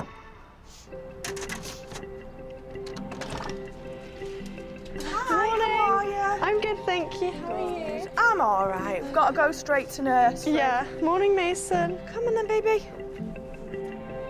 Close this. So how was the hotel? Yeah, it was good. Is it somewhere you'd usually stay? No, if I'm on holiday and then I'll stay in a hotel. Yeah. But not usually in England. Ah. After dropping Mason off, Amy explains how getting a job would affect her nursery benefit. I get 15 hours free. Which but if I was working full time and getting the same amount of money that I am now, I'd have to fork out like 20 to 45 pounds a day for nursery. Well, I wouldn't be getting that much money. Yeah. Back home, it's a rare treat, breakfast. What would you like? I'm not actually that hungry because I ate in the hotel. Uh-huh. But I'll help you make breakfast. Do you want to see what I usually have for breakfast when I have breakfast? What do you have? A bit of chocolate orange. Don't you have to like drop it to break it?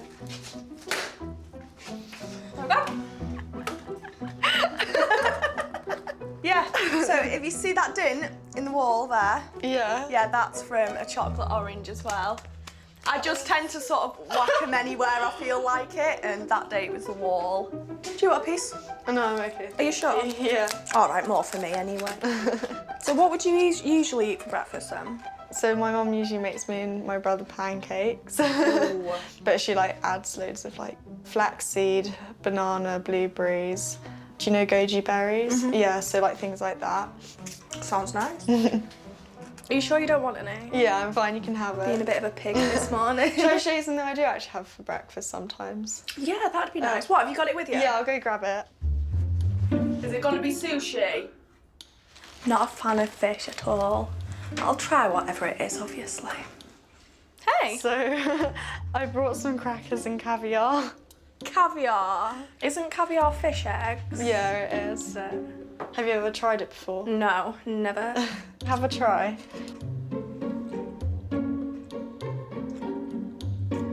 That's really strange. So how much would you usually pay for a jar that size then? Well, the jars I take to school are about half that size and they're like £35. Wow. Just stick with me chocolate.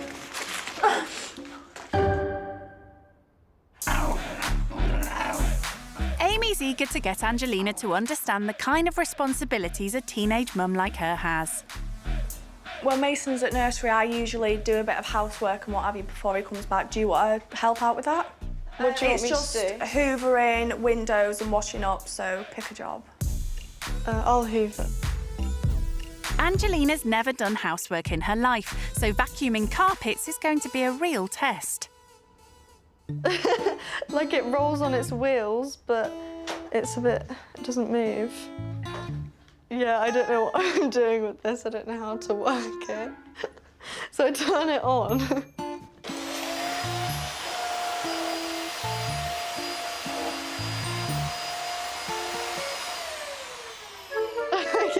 to get Amy. Amy? Yeah?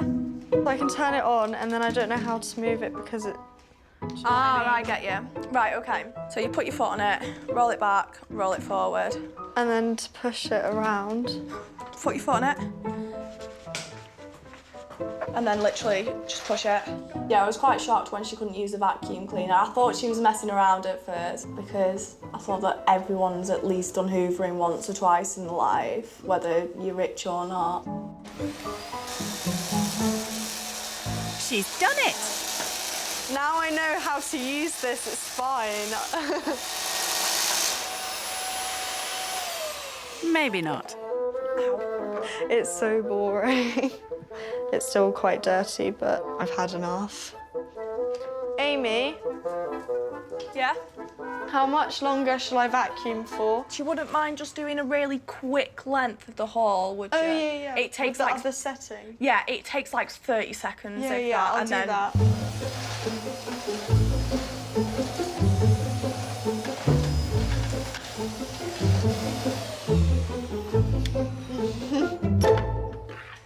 Is it all right if I just leave it like that? So how did you find the hoovering? Was it difficult? Yeah, it was just a bit boring. Yeah. Luckily, I gave you the easy hoover to use. Can I ask you a quick question? Yeah, sure.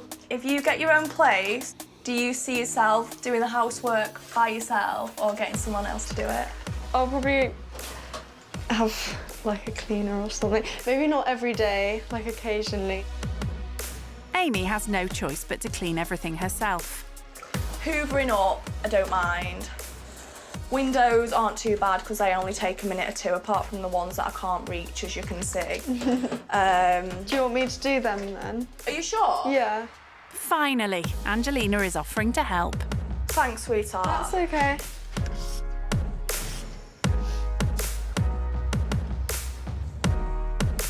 So you know you've cleaned windows now and you've hoovered up. Yeah. What do you think your mum will feel about that? Do you think she'll ask you to do bits at home more now? She probably will. Do you think? Yeah. How do you feel about that? I'll probably just split it with my brother and make him do half as well. Yeah, now you know how to do it. You can teach him how to do Yeah. it. Perfect. Thanks, sweetheart. That's all right. Is there anything else you want me to do? Oh, no, it's all done now, thank God. Right. So what I usually do now is the weekly food shop, okay? I have a budget of £30, which has to last the house, so me, my mum, Mason, and the animals, a week of food. Would you mind trying to crack it for me? Yeah. Yeah? I won't get anything you don't like. No, like no sushi or caviar. Yeah. At 16, Angelina has never had to budget for a supermarket food shop. This is a big challenge. All I need is a week's food shopping. Do you think you're ready? Yeah, I can do it. There's 30. Okay. Thank you. Have fun with it. Good luck. Amy won't be offering any help with the shopping, but she will be listening in while Angelina goes round. So I get a trolley because I don't like carrying a basket. Okay, so she's inside. 45p white seeded farmhouse. Yes. Unicorn carrots, that is so cute. Buy 3, save 20%. Good girl, she's getting the offers. Sweet potatoes, £1. Do they do organic? Angelina's started well, but buying a whole week's worth of food for a family under £30 is very tough. Pasta. Okay, this is the one that we had for dinner. She's remembered that Amy loves pasta, but she needs to spend money on meat. Smoked salmon, let's grab some smoked salmon. Smoked salmon? That costs a fortune.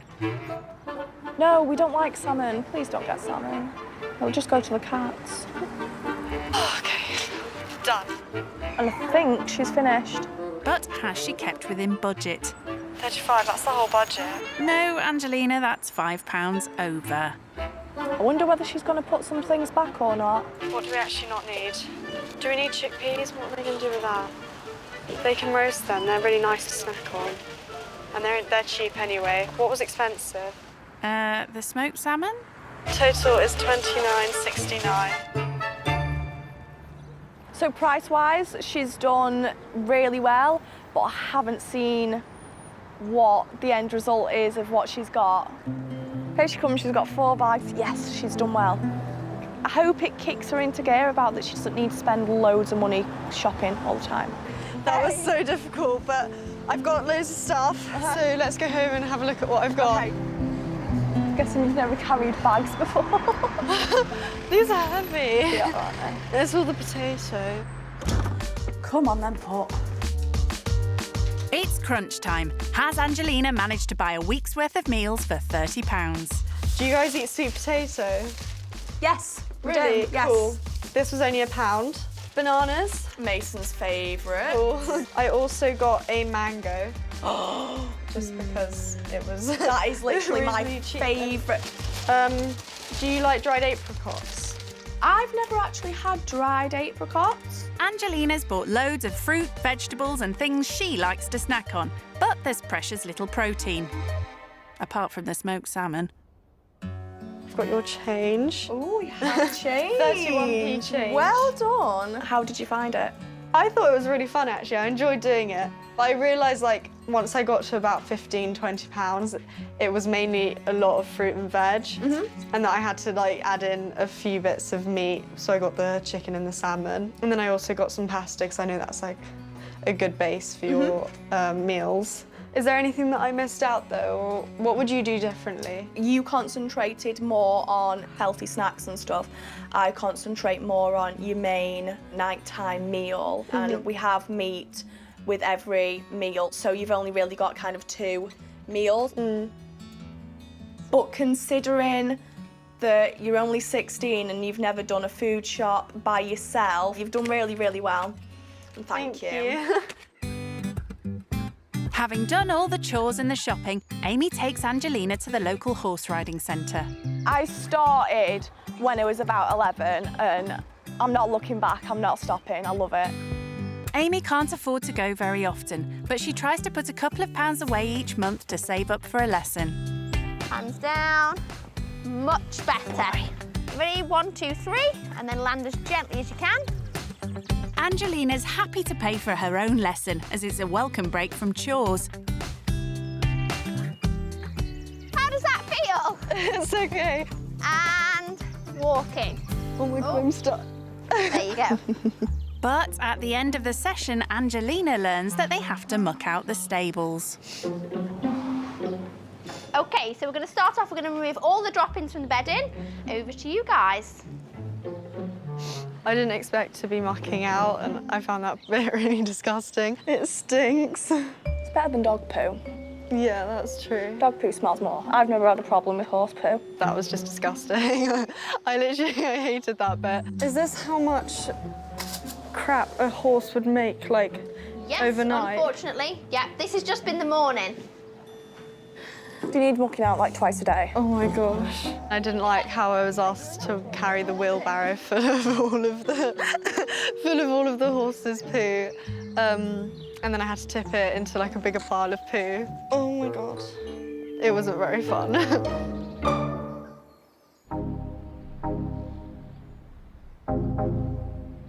Living skint and doing the chores with Amy has been a real eye-opener for rich kid Angelina. Her mum will be proud. So she puts in a call. Let's hope Mum doesn't ask her where she slept last night. Hi, Mum. How are you doing? I'm good, thank you. How are you? Yeah, really good. Angelina, tell me about the last night. How did you sleep? Uh-oh. I couldn't stay here because she wanted me to sleep in the living room, and I was just way too scared. Like, there were so many spiders on the sea, like there's a massive cobweb in the corner of the room. So I stayed in a hotel last night, and then... Isn't that cheating, staying in a hotel? Surely you're supposed to stay there and actually experience everything. No, but I couldn't. No, I couldn't, like, it was really bad. I think that's a little bit feeble. But Angelina is quick to talk about all her hard work. I had to go and do the food shop today with a £30 budget and go and get her a week's worth of food. Really? A whole week? Yeah. And she said that she was quite pleased with like what I got her, but there's not enough for her to actually make a decent meal for a week. I've literally done so much cleaning today as well. You'll be so proud. Make up for all the years that you haven't. Yeah, don't get any ideas though. I think I actually like the sound of that. And I shall line up the Hoover and the window cleaning. Gosh. So you can be busy over the weekend. You can show me all your new skills. Yeah. What do you think about the way that she's having to live? Yeah, it's definitely affected me, and it's made me realise how much I actually do take for granted. You know, like just the smallest amount of money can like keep Mason happy, can give her food for a couple of days. So yeah, it definitely has affected me. Yeah, so hopefully you'll be able to have a sort of better understanding of how some people have to really struggle. Okay, well, enjoy dinner tonight, and I shall look forward to seeing you when you get back. Thank you. All right, take Bye. care. Bye. With their time together coming to an end, Amy has made a farewell dinner. It's an opportunity for Angelina to tell her how much her views have changed. Honestly, before I came here, I didn't know anything about benefits. I kind of thought I had some idea of what they were, but then like, now that you've kind of explained everything to me, and I have a better understanding of like how things actually are for some people. What bit about my life did you find kind of hard to imagine? We're both really young, and you being pregnant at 16, that's the age that I'm at now. Like, I just find that so hard to imagine that I'd have to, you know, think about having to raise a child and start a family. And that's just incredible how you've managed to obviously do so well with that. Thank you. And I've found it amazing as well. Like, you've been on a tough journey. It's like I don't see it that way, but I can imagine it being quite hard-hitting for someone else. Angelina now has a much better understanding of Amy's situation, but she does feel there's one thing Amy could do to save money. So obviously your financial situation is very tight, but don't you think that maybe without the pets or with less, you'd have more money left over for yourself? Yeah, definitely, but it'd only work out to an extra £3, maybe £4 a week. But emotionally, what we get back from the animals, they are worth so much more. How have they helped you over the years? Well, I've had depression since I was 13, and there's plenty of times that I could have given up, but any time I've wanted to give up and wanted to go through with it, they've always helped me through it. Jesus. Don't cry, I cry when people cry. So, yeah. It's a bit... It's okay. The fact that her animals mean so much to her, it just shows like how like little support she's had from people, and it's been like really hard with her mum as well. She's had to go through it all like at such a young age. I'd hate to be put through that situation, and I'm really grateful that I have people that I can like, you know, rely on and who I know are there for me. And she's literally had no one to help her through it. She's had to do it all by herself. It's just amazing how anyone her age can do that. In the time she spent with Amy, Angelina has learnt a lot about living on the breadline. And as she prepares to say goodbye, it's clear that she's been deeply affected by her experiences. Thank you so much for having me. It's been so fun. It's been really good, hasn't it? I've enjoyed it. Yeah. And I got you guys this because I know how much you love chocolate. Have. That's okay. Mason, I'm gonna go now. Do I get a hug? Good boy. Oh, he wants to give you a kiss. Aww. Thank you. So cute. Bye. Right, honey, stay in touch, yeah? Yeah, definitely. Promise? Yeah. And I want to try and help as much as possible, so just let me know if there's anything that I can do. Just chatting to me would be helping off, honestly. No, because honestly, like, you deserve so much as well. Thank you. Give me a pup. See you guys. See you later. Message me when you get home safe, okay? I will, thank you. See you later. Bye. Bye.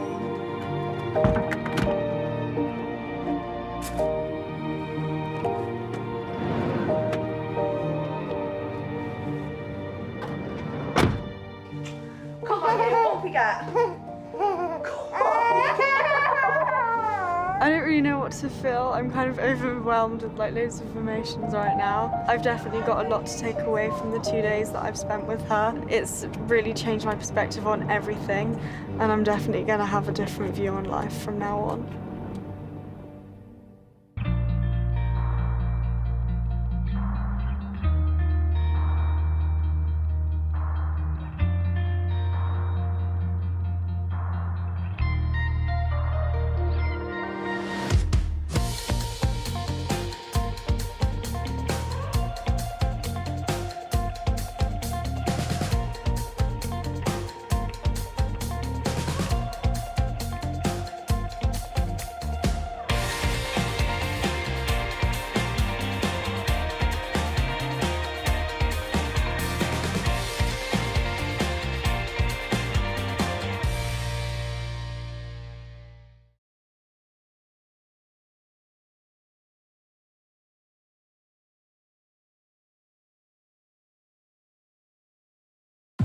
In this series, 6 rich kids are giving up the flashy supercars, the luxury 5-star hotels, 3, 2, 1. and expensive designer shopping halls. This is my shoe cupboard. I keep all my lubes here. To go skint with desperate families living on the breadline. I'm Fergus, nice to meet you. Sparks will fly. I think you're a bit of a daddy's girl. And tears will fall. Just start crying, give her a tissue. As they face the most challenging experience of their entire lives. Oh my God, what's brought this time?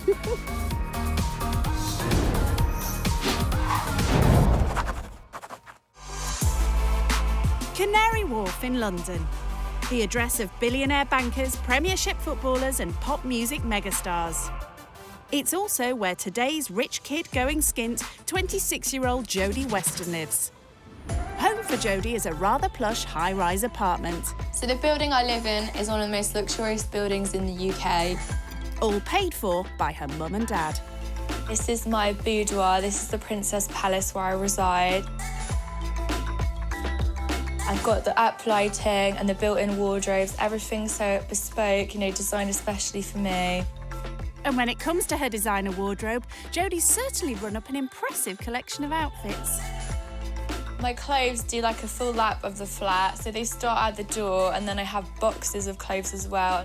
Here's like my daytime tops, my evening tops, loads of handbags. All these clothes are only from the last like year or two. They're not like built up over years, like those clothes are in a lockup somewhere else. Rich kid Jody doesn't just splash the cash on her vast clothing haul. I spend hundreds and hundreds of pounds a month on makeup. As you can see, this is just a little bit of my collection. I'm just addicted to clothes, shoes, makeup, all the girly stuff. And when you have all the latest gear at your disposal, it's important to pick the right places to show it off. I like to go to high-end Mayfair clubs. Cheers! Glamorous, cleavage out, good vibes. They look pretty inside, they're good selfie backdrop, good for the social media hashtag. And Jody's a seasoned pro in the art of the selfie. Well, the selfie is all about finding your light and then angling it right to get the cleavage in as well. Something like...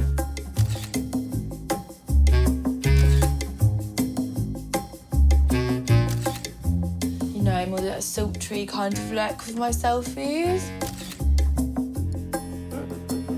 I've got about like 10,000 Instagram followers, so I keep them updated with my movements, whatever the latest exotic location I'm going is. When Jody does find herself back home, she helps to manage her very own beauty empire. Obviously, my salons were funded by the bank of mum and dad. But yeah, I do run them, so I do put in like the sweat labour. Jody's glamorous lifestyle may come at a cost, but with supportive parents like hers, she never has to lose sleep over her finances. So if I go shopping on like my parents' credit card, I've already spent, I don't know, like £1,000 or something. That'd be like a starter. The most I probably spent was like on a holiday to America where I spent about like 15 grand. Now Jody's giving up the luxury apartment and fancy nightclubs to see what it's like to have to scrape by on a strict budget. But when it comes to living skint, she still expects high standards. If I walked in and it was literally like dusty, dirty. There was like tat everywhere. I think I would go into meltdown Jody mode. Bidding goodbye to her lavish way of life won't be easy for Jody. All she knows is that she'll be staying with a single mum of 2 who survives on benefits. My name's Rebecca Wilson and I live in Barkingside. I live in a 1-bedroom flat with my 2 kids. I live in the front room and the kids have the bedroom. It's pretty cramped. Currently, I'm unemployed. Every 4 weeks, I receive in benefits £832.40p. Once I've paid my bills and get some shopping, I have nothing to spare. Really, I just look for the deals, see what's on offer. I've had to cut down on things. So, you know, money stops us from doing a lot of stuff. I would love to be back in work if I could get a job that would cover my bills plus childcare. I loved working when I was working. Becky's keen for the rich kids staying with her to appreciate the hardships people in her position face. I hope that they learn that not everyone is so privileged in life. We have to budget, we can't always have what we want. And if Jody thinks she'll be swanning it in 5-star accommodation, she's in for a shock. There's not much space in my flat, so the sleeping arrangements is very limited. So it's sofas, floors, wherever you can find space, really. Jody's parents want her to experience life outside her plush bubble of privilege. She's meeting her mum in the hope of getting some advice and encouragement. My fears is that I'm going to walk into some cluttered, unclean house and there'll be like 5 kids like running around. I think I would just scream and have, you know, a breakdown and have to leave. It's gonna be a real eye-opener for you. I know you don't agree, but you have had it easy. That's helped you along the way. But it's also cushioned you from the reality outside of Canary Wharf. It'd be interesting to know, like, why the person may be on benefits or if they're just poor, like, the struggles they've been through in their life. Definitely. Good for you to see how people struggle. Now, everyone's had the taste of the good life that you've had. Yeah. You know, you've been on amazing holidays, you've flown first class, privately educated. Yeah. It is a different world. Yeah. So this is going to be really, really good for you to see a different perspective on life. Barkingside may only be 11 miles away from Canary Wharf, but as Jody sets off to stay with Becky, it's already apparent that this is a whole different world. There's so many people about and it's not lunchtime yet, so it would seem that there's a lot of unemployed people in the area and they're just kind of walking around during the daytime. I'm feeling quite nervous. My guest is going to be here soon, but I'm hoping it all goes well. What is that, like a youth court or like a youth prison or something? I don't know.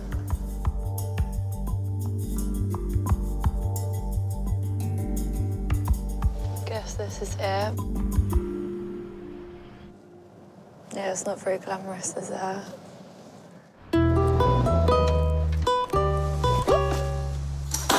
What the hell? How am I supposed to get this up the bloody stairs? I'm used to having my concierge help me with everything. I can't literally. Oh my God.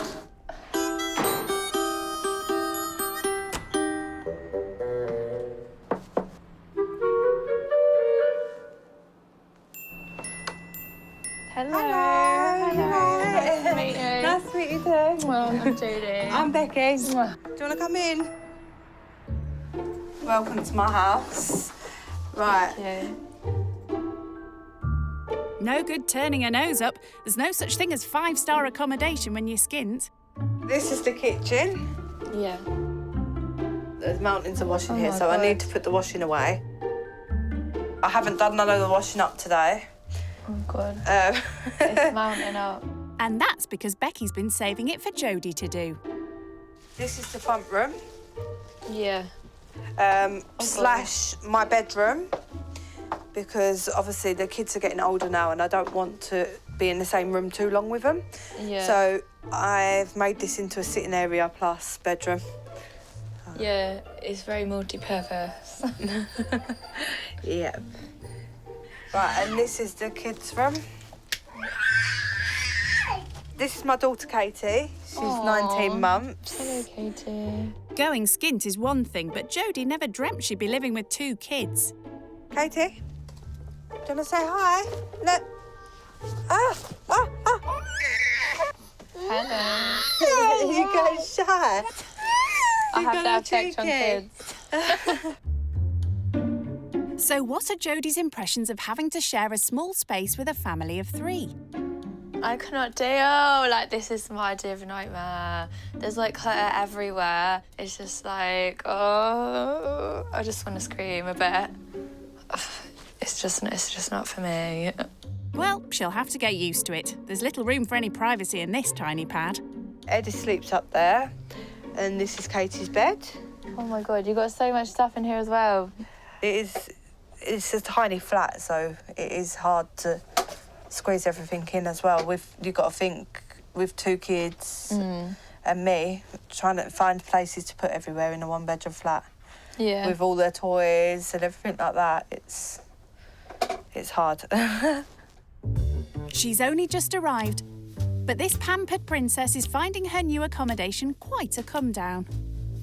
It's literally like a double bed in the living room with the kids' toys, the TV. There's literally like less than a stride between like the bed and the sofa area. House tour over, Becky's keen to find out all about Jody's rich kid lifestyle. What's your finance situation like? I am quite lucky because like my parents, they give me like half of my rent, and then obviously I get like a bit of an allowance to go out with my friends. I like going to nice places like Mayfair. Around Canary Wharf there's a lot of rooftop bars. So my life does revolve around socialising and having fun and having the means to obviously do that quite regularly. But I also do like to get guys to buy me drinks. I actually haven't been out for years. The last time I went into a club was when I was working at a club. Oh my God. So, can I ask, what's the most expensive thing you've bought? When I was 18, I had a Dior handbag, which cost like 5-6 grand, and I used to take it to school every day as my school bag. Did people think it was fake? There was like a lot of people that like had fakes, but you know, I only buy the real. If you can't afford it, don't buy it. Forget expensive handbags. Becky struggles to find the money to feed her family, so she's keen to tell Jody how hard it is. It can be pretty tough. With shopping, I have to try and budget as much as I can, like, to get past and to make it last. How much is like your average weekly shop, like food shop? I try and do a shop every 2 weeks of like about £50. So the £50 will last you 2 weeks? It has to. So you have like £3 a day then for food? Yeah, it's hard. It's hard. I have £7.49 available. Oh, that's not good, is it? Yeah, I think her nappy needs changing. She's getting a bit smelly. Do you smell? No. Yes, you have. Right, I'm just going to go and change her nappy quick. Right, OK. Sharing her living quarters with 2 kids may not be up to Jody's ritzy requirements, but hearing about Becky's money worries has given her lots of food for thought. It does take some planning, obviously, to have that amount of money and make sure that you don't overspend, because then you end up getting into debt. You would have to sit down at the start of every month and figure out exactly how much you have to spend on each like part of your life, like food, shopping, whatever. It's sad to hear about these things. Surviving on benefits can be a struggle, especially when you have 2 kids to support. How are you going to get that down the stairs? Becky needs all the help she can get. Like getting a hand with the buggy, perhaps? As a rich kid, Jody thinks nothing of taking a taxi when she wants to swan about town. But Becky wants her to realise that costly cabs are out of the question on a tight budget. And that means lengthy bus journeys just to get her son to school. So where are we going to pick up Edith? We have to go to Chinkford to pick him up. How far away is that? It will take us approximately an hour on 3 buses. What? Was it? Oh my God. There must have been close to schools. There is, but I don't want to unsettle him and move him from that school to this school. He's made friends and stuff, so... Okay. You know, I'd do anything for him, so I travel for him. The school run will give Jody another opportunity to learn about the struggles faced by a hard-up single mum. Slumming it on public transport isn't something this rich kid is used to. Do you ever get buses? I was in a situation a few months ago where I had to get a bus and I didn't even realise there's like bus etiquette. I thought you could just get on any door and get off at any door, but you have to get on at a certain door and get off at a certain door. And how do you know like when it stops? So I was like getting the driver to tell me when it's about to stop because I didn't know like what's going on. It's all I've ever known, really. Yeah. So, right, here we are. This is our bus. Time for Jody to master the art of catching public transport.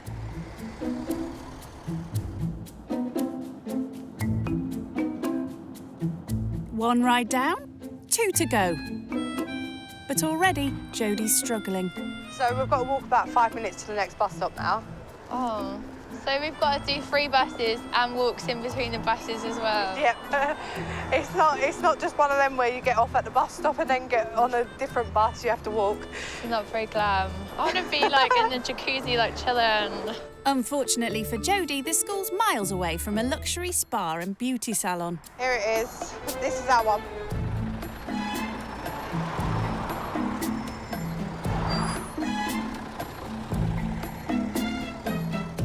It's just so long and boring and the bus is so dirty and everyone's miserable on the bus and it's just not happy times, is it?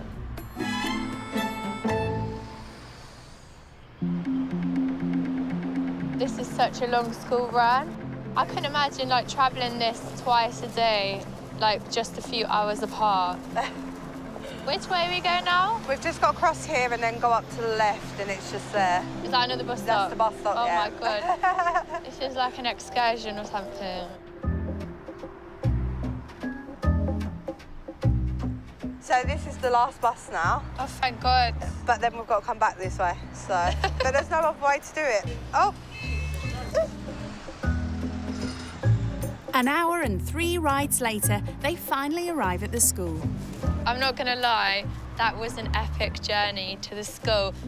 Imagine if it's raining, that must be a night, then you've got the umbrella in your hand as well or something. It's just a mummy thing, really. That's the way I look at it. You know, you have your responsibilities to do when you're a mum, and mine is to get him to school. So, Edith, how was school today? Did you enjoy it? Yeah. What did you eat for lunch? I don't know. For Jody, the school runs a stark insight into how difficult life could be supporting a family without her parents' help. Me and Becky are basically the same age, but our lives are completely a million miles apart. I live to have fun, and her life seems dedicated to her children, and she has like schedules and all sorts of stuff that she needs to follow. Jody may love living the high life back home, but there's little partying about in this house. Becky wants her to realise that with 2 kids, there are always jobs to be done. You can do some washing up if you want to have a go. Do you not have a dishwasher? No, I hate them. What? Why? It's lazy. I've never washed dishes with a sponge before. Really? In your whole life? Yeah, I've probably only washed about 3 dishes in my life. This will be a chance for Jody to show she's not shy of cleaning up after the kids. But with few maternal instincts, she's conveniently developed a case of OCD. I hate this. I'm such a clean freak. I have a thing about stuff being dirty, like I can't deal with it. If like something dirty touches my finger, it just like freaks me out. So how do you do all your cleaning and stuff? Well, my mum still does my washing for me. And then I've got a dishwasher. No such luxuries in this house. The bottles, you have to get your fingers right in and just make sure you've washed every bit of a bottle. Although Jody actually manages to get her hands wet, it's not long before she bottles it. Had enough of washing. What's going on? Yeah, I need time out. But Becky's not letting Jody off that easily. It's dinner time, and on the menu tonight, homemade spaghetti bolognese. Have a go at chopping the onion. Okay. I need little squares. Like... Okay. But once again, it seems Jody needs to sharpen up her kitchen skills. This is not fair. I'm not domesticated. I think that's all right now. Perhaps using 2 hands would help? If you hold it together while you chop it, it's a bit better. What the hell? Where cat? Can I retire? Chop it up a little bit more.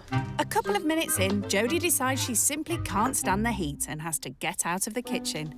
Oh my God, the onions are like trying to kill me off. Like I can't even breathe. I had to like leave the room. It's just giving me a cough attack.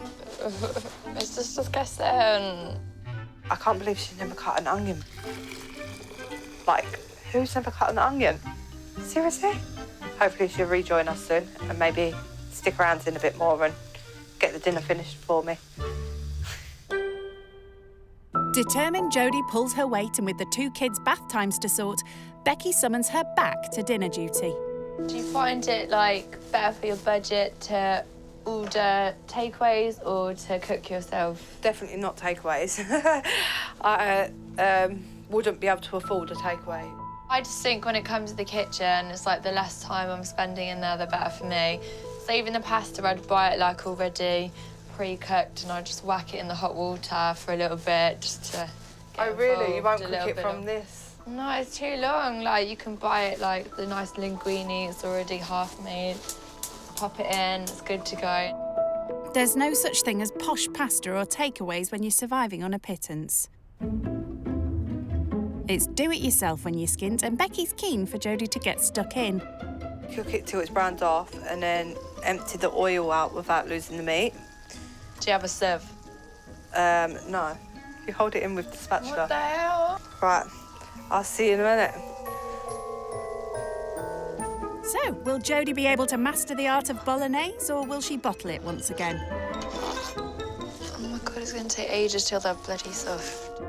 I don't think she's been in the kitchen much, to be honest, so I'm hoping that she cooks the dinner all right and doesn't burn it too much, because otherwise we'll end up with no dinner. It's no laughing matter, Becky. Looks like pasta bolognese isn't quite going to plan. Oh, that's not right, is it? Am I going to put it in the pasta? Now it's just looking like a bit tragic. I've never done one of these like meals from scratch type scenarios. I wouldn't be doing like the chopping up of the onions and all that palaver. I'd just buy some sauce and mix it and then grate some cheese on the top. I think she needs to get in that kitchen a bit more or do a little course or something. A half hour later, the reluctant cook's finally plated up. Right, look, say thank you. So, how will Jody's efforts go down with the judges?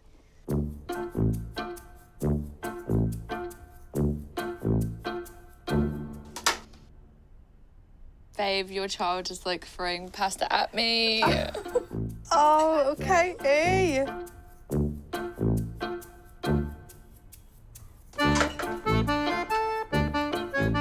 What mess are you making?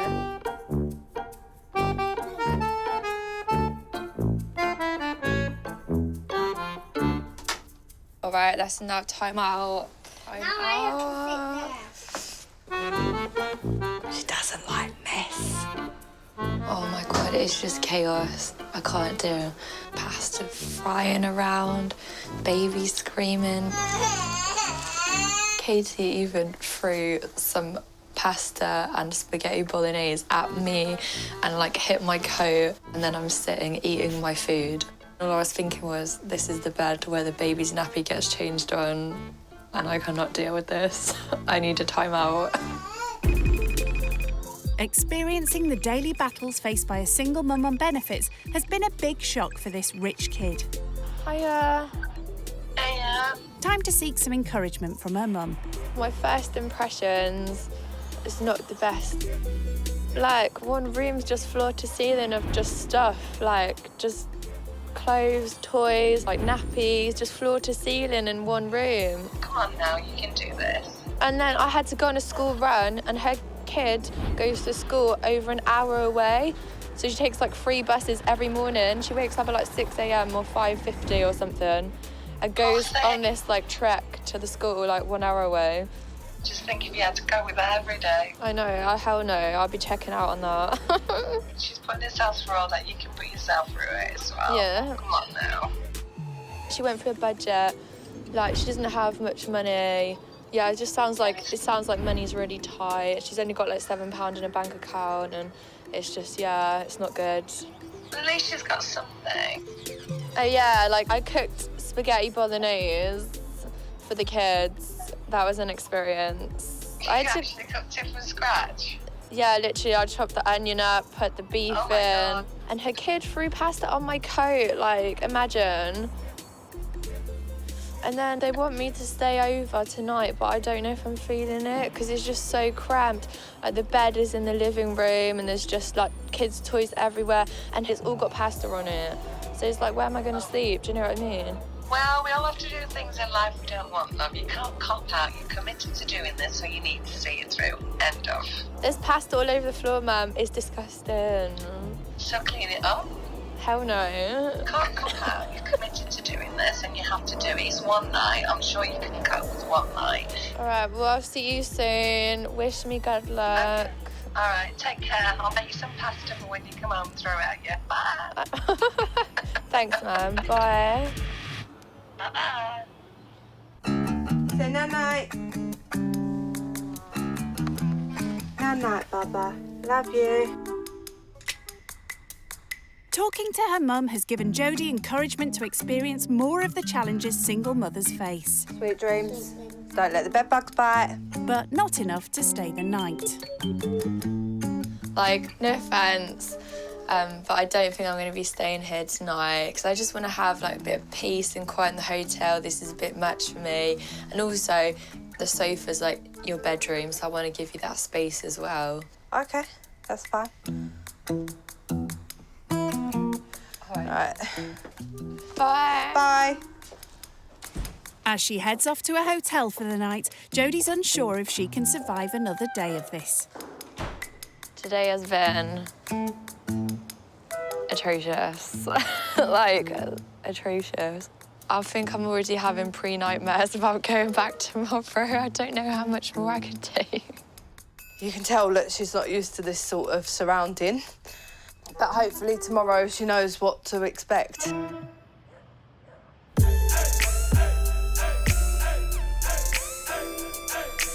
It's the start of Jody's second day living skint. But despite promising to return early to help Becky take her son to school, she's nowhere to be seen. I got up at 10 to 6 and done the breakfast, and then I dressed the kids and got to the school run. It was very cold and wet. It would have been interesting if Jody was there to see her reactions, but unfortunately she didn't make it out of bed on time.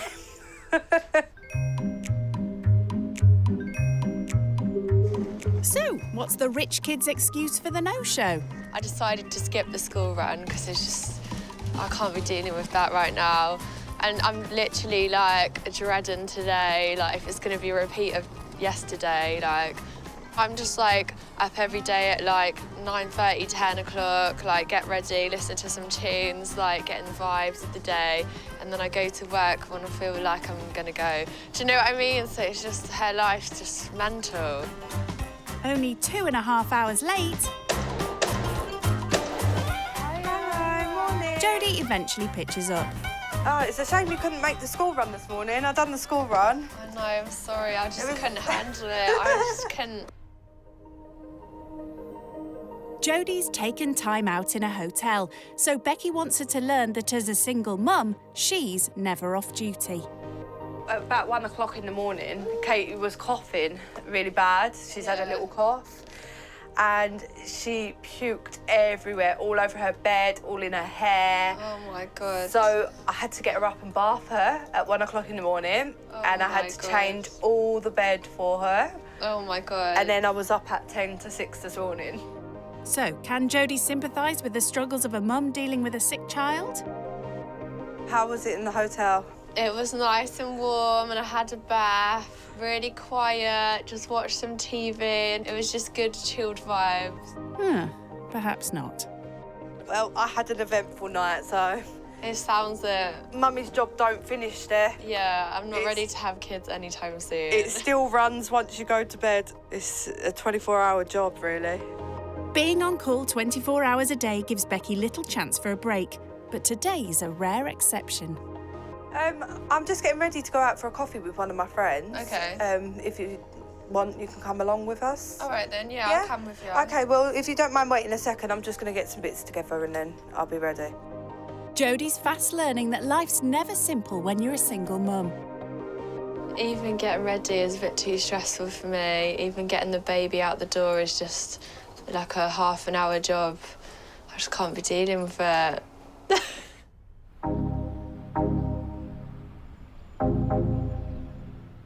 It seems late mornings and luxurious pampering sessions are more Jody's style. I literally went back to the hotel and had like an hour-long bath. Well, at least someone got to relax, eh? For flat-broke Becky, coffee with friends is one of the few cheap ways of taking precious time off. So what do you do for fun then? Go to the parks, sometimes we go swimming. Yeah. Is that always involving, like, KT? Yeah, everything I do is involving the kids. I don't have any other life, you know. It's not like I can just drop them, they're so young. Okay. I mean, what sort of things do you like doing? I go to the pool a lot and the jacuzzi in my building. Go to the cinema room a lot and watch movies. You've got a cinema in your building? Yeah, it's quite cool. I wouldn't mind that. Yeah. You can give me a cinema room if you want. You pretty much got on there with that your TV. Yeah, nice try, Jody.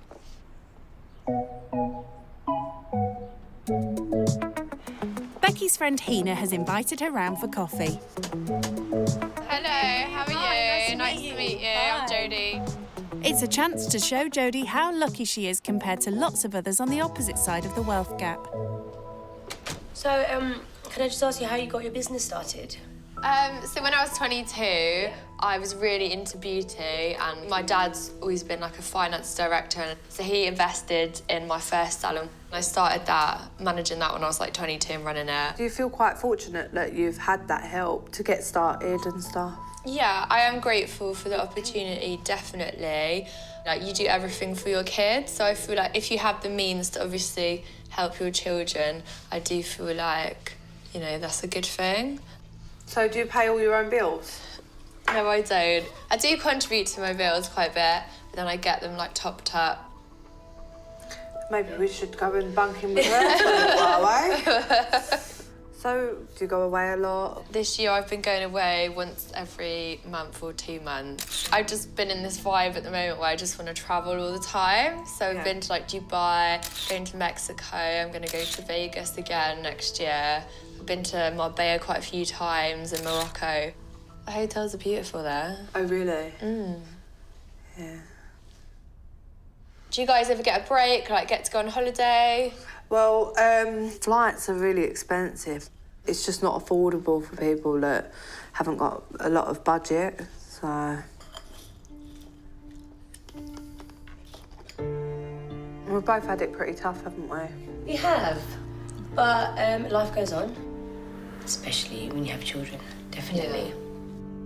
Do you ever find it hard to communicate with your children that obviously money might be a bit tight, so you can't get them everything they want? Oh, yes, because kids, they don't understand it. You just have to stick your guns and just, like, put your foot down and just say no. So, yeah, it's hard. It can sometimes, like, be like, oh, God, like, I wish I could say yeah, but, you know, I can't. Today's chat has begun to make Jody realise just how hard it is for a single mum bringing up kids on her own. She thinks nothing of extravagant nights out, but for Becky, family entertainment usually has to be free. So whenever I get any like free time and family time, this is where we like to go. So we go to this farm because it's free to go in there. Here we are, Katie. You're gonna go and see the animals? Yeah, I don't really think I've got the most suitable footwear on today. But you know, you've got to be glam, haven't you? I'm just used to being a mummy. I chucked the heels a long time ago.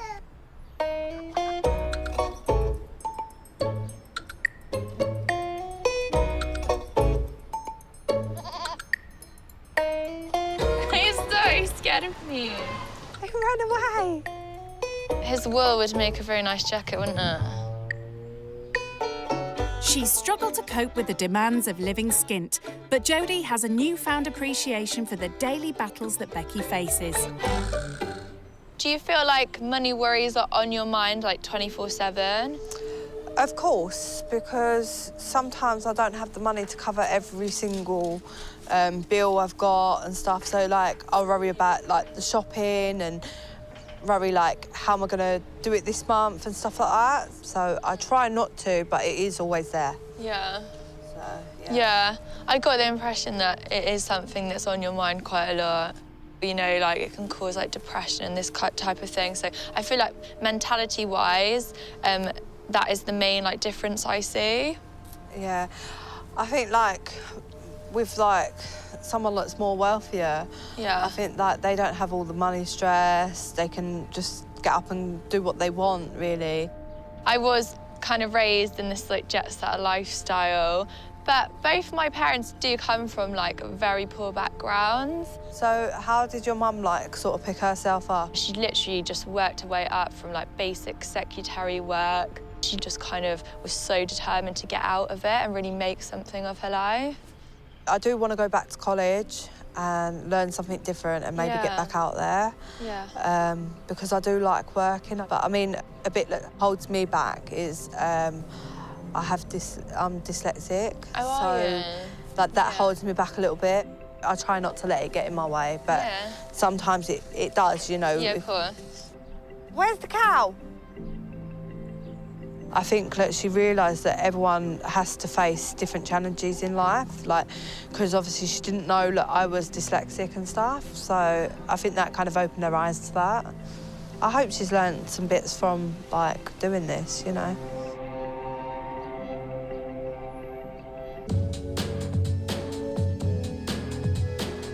Living skint has given rich kid Jody a new appreciation for the struggles single mum Becky faces. She may have been shy of kitchen duties earlier, but to give Becky a well-deserved break, Jody's offered to make a farewell dinner. It's chicken dippers and curly fries. Oh, I love a curly fry. Thank you, and I'll leave you to it. Luckily, it's just curly fries and some sort of chicken nugget thing, so I won't be having to make it from scratch. With such an easy meal to prepare, what could possibly go wrong? Well, failing to turn on the oven for a start. I don't know what's going on with this, because like I'm used to putting it on like 200 or something, and this is like 1 to 9. Having promised to make dinner herself, Jody's determined not to ask for help. Oh my God, that is a lot of curly fries. I don't know what number to put it on. I'll put it on the top, then it'll be made quicker.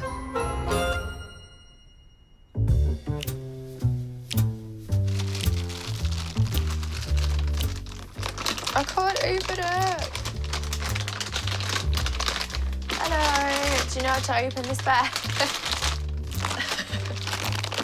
What the hell? How do I open? Oh my God. Oh shit. Okay, that does not look promising. I basically like pulled the door off the drawer.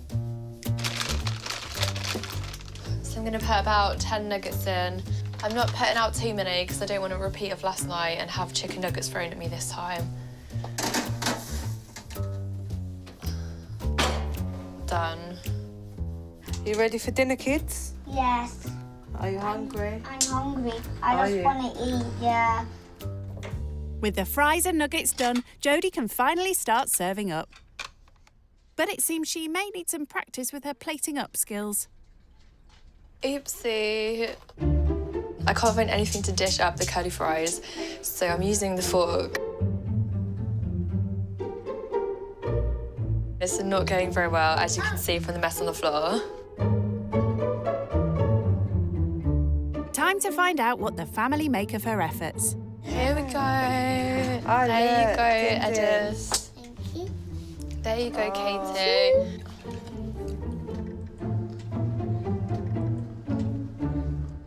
I can't help notice, but they're a bit burnt, the nuggets. I know, I'm sorry, babe. Chips ain't burnt like the... I know, the chips are like undercooked and the chicken nuggets are overcooked. So it kind of complements each other and then we meet in the middle and it's just cooked. That's not quite how cooking works, Jody. Yeah. I don't think the kids like it.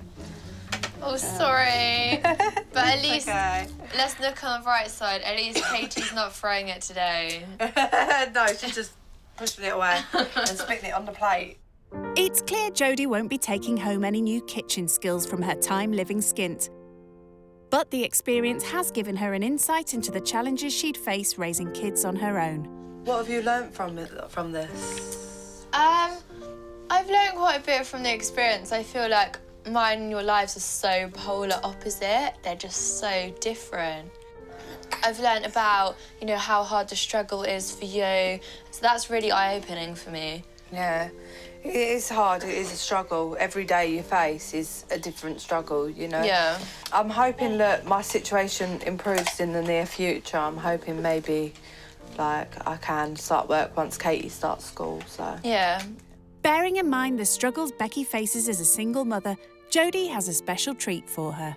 I know how chaotic your life is and you don't get any me time. So I've got you a little gift, which is a voucher to spend at one of my salons. So if you want to relax with a massage or a facial, you can spend the gift voucher on whatever treatment that you would like. Oh, maybe I can go and treat myself to a massage. I don't think I've ever had a massage, actually. Aww. Like, a proper one. Thank you so much for that. No problem. Thank you. As she says her goodbyes, Jody knows she's returning home with an appreciation of the privileged life she leads. Thank you for coming. No problem. Thanks for having me. All right, thanks a lot. Take care. That's all right. Bye. Bye. Her experience of living on the breadline has tested her to the very limit. No kids for me anytime in the near future. I feel like the whole experience for me, it was kind of eye-opening, but at the same time it was very draining for me because it was being in a completely different environment, completely different mentality, and just living someone else's life that is just very chaotic. Thank God I'm on my way home now and I'm not looking back.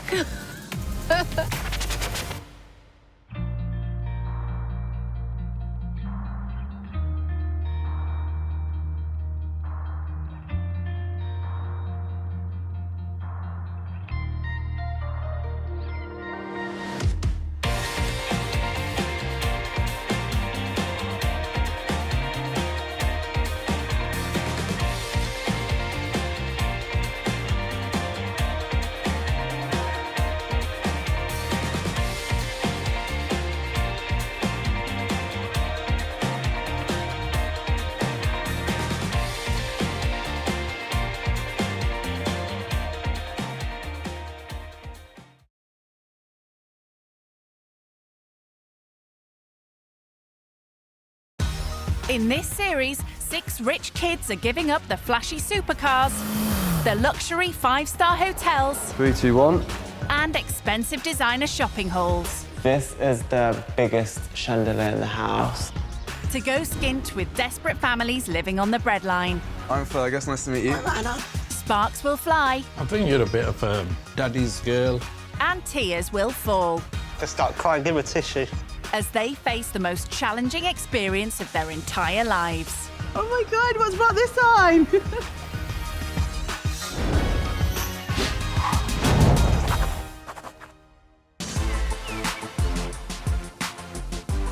Today's rich kid going skint is the son of a wealthy businessman from Nottinghamshire.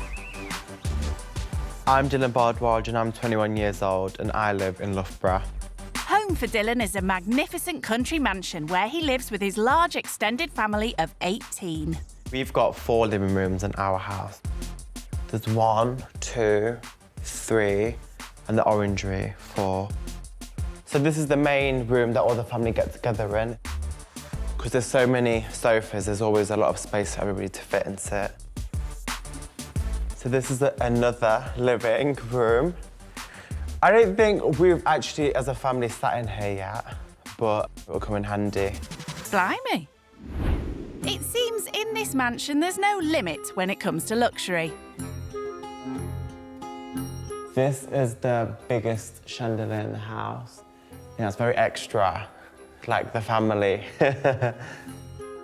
We've got a lot of chandeliers in the house. I think my dad's very passionate about his vision and making it look really nice, but I just think if it lights up, it lights up. Do you know what I mean? Outside, the family's living space is hardly a squeeze either. So this is our land that we have for the house. I think it's 42 acres around. So basically, as far as you can see. So it's nice for like walks. I don't really do walks, but it's nice to just get some fresh air. Well, there are plenty of other options to exercise round here. So this is our gym. I think this is a stepper.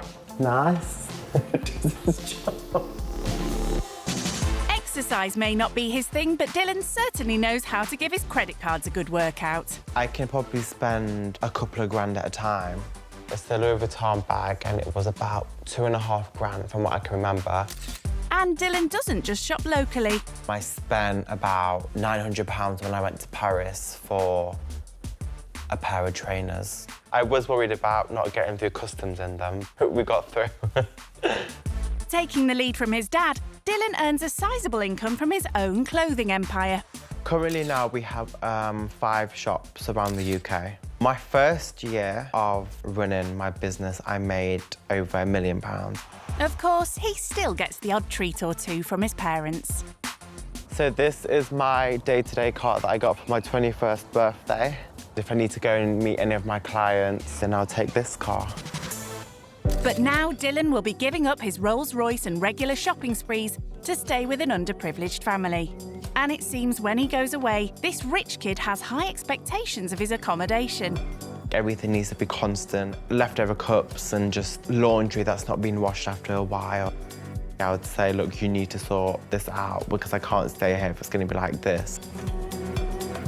I don't personally think this experience is going to be a huge shock to me. I'm just going to take it how it comes. Well, that's what he thinks. The person Dylan will be living with is keen to show him that life is no holiday when you're hard up. My name's Elaine Sullivan and I live in Wallingham, Surrey. Single mum of 3, Elaine was forced to give up her job due to depression and now scrapes by on disability benefits. So my benefits total about £1,360 a month. After I've paid my rent and bills, I'm left with approximately £400 a month to pay for food, fuel and whatever necessities come in. Elaine also has to support her son who has autism. Kieran is my eldest and he's 32. He still lives at home. He does stress me out sometimes, but he is actually very friendly to me and his sisters, but he doesn't like strangers. A tight budget means Elaine's had to resort to desperate measures to feed her family. A weekly shop is approximately £50. There's a shop online that sells food, which is near or past its sell-by date, but obviously still safe to eat, and the prices are very cheap. Yes, so it does actually save a lot of money compared to normal prices in the supermarket. And Elaine's kids aren't the only ones that need feeding. We've got 3 animals. We've got a chicken in the garden called Dippy. Come on, Dips. Then we've got the 2 dogs, which are Oscar and Benji. They will be full on, so I hope he likes dogs. Oscar? I think Oscar's disappeared.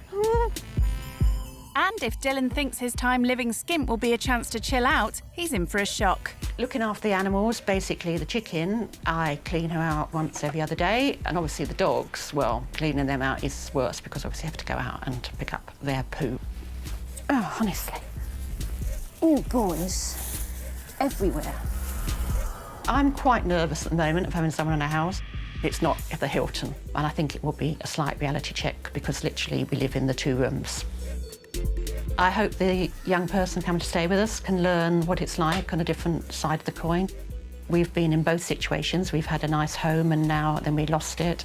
You never know what's going to happen, and one day you could have everything and the next day it could all be gone.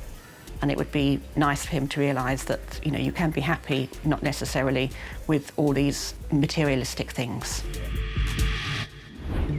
Bidding goodbye to his luxurious lifestyle and all the prized possessions will be a tough ask for Dylan. So before setting off, he's getting some words of encouragement from his parents. I think it will be a really good exercise for you, to be honest.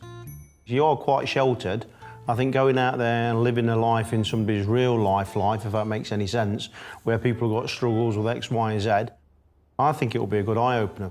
It's going to be something I will never forget. You're going to miss just going on a little shopping spree whenever you want to go on a shopping spree. Or expect things just to appear from, like... On the table. From anywhere, yeah, from magic. Well, that's going to be a bit difficult for you, isn't it? Why? Well, you're not going to get your breakfast in bed. I don't get that anyway. Yeah, I know. Being able to pick up the card and buy more or less what he wants. Sometimes he forgets he hasn't got to put food on the table, he hasn't got electric bills to pay for, he hasn't got kids to look after. I just hope it's clean and it smells nice.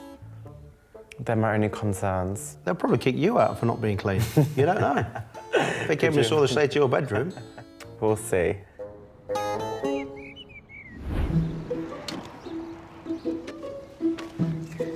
The big day's arrived, and as Dylan heads off to meet his host family, how's he feeling?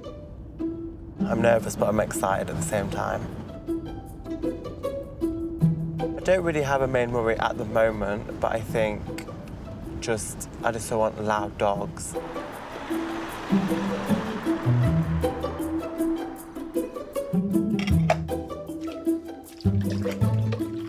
Yeah, I think our visitor's going to arrive soon, so I'm feeling a bit apprehensive, a bit nervous.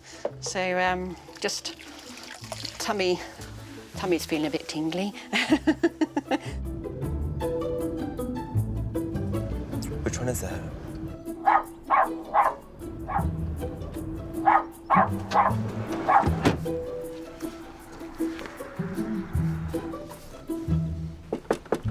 I don't think she wants to open the door. Hello. Nice to meet you, Angela. Hi. You okay? I'm Elaine. Nice to meet you. Nice to meet you. Want to come in? Yes, Come in. thank Do you you. want to take your bags? Oh, my Thank you goodness so me. much. Be careful of the dogs. They're not vicious, but they make a lot of noise. Elaine shares her home with her children. Hello. This is Abby. Are you okay? I'm good, Abby. Good, I'm Dylan. good, thank you. Introductions over, Elaine shows Dylan round. Back home, he has the run of a sprawling 42-acre estate. But in Elaine's back garden, there's barely room for her dogs to do their business. Right, just be careful where you step No because problem. they tend to do it where they want. And it's not just the dogs that do it where they want. This is dippy, as in dippy in egg. Oh my God, look how much it's shit. I know, they're really messy. It does a lot. For one, actually, she's amazing what she does, for one. Elaine's garden may not be big, but she's still managed to accumulate an array of clutter. My first thought when I saw the rubbish was, why is it all kept here? What are they doing with it? It looked like it's been there for a while. But maybe they like collecting things and keeping them outside. So are these all collectibles? Rubbish, basically. It's all stuff that just needs to be thrown away, basically. I haven't had the time to do it yet. Was most of this stuff already here when you moved? No, we've acquired it. We've got 2 lawnmowers, So which... it's stuff that's been used but doesn't use anymore. Yeah.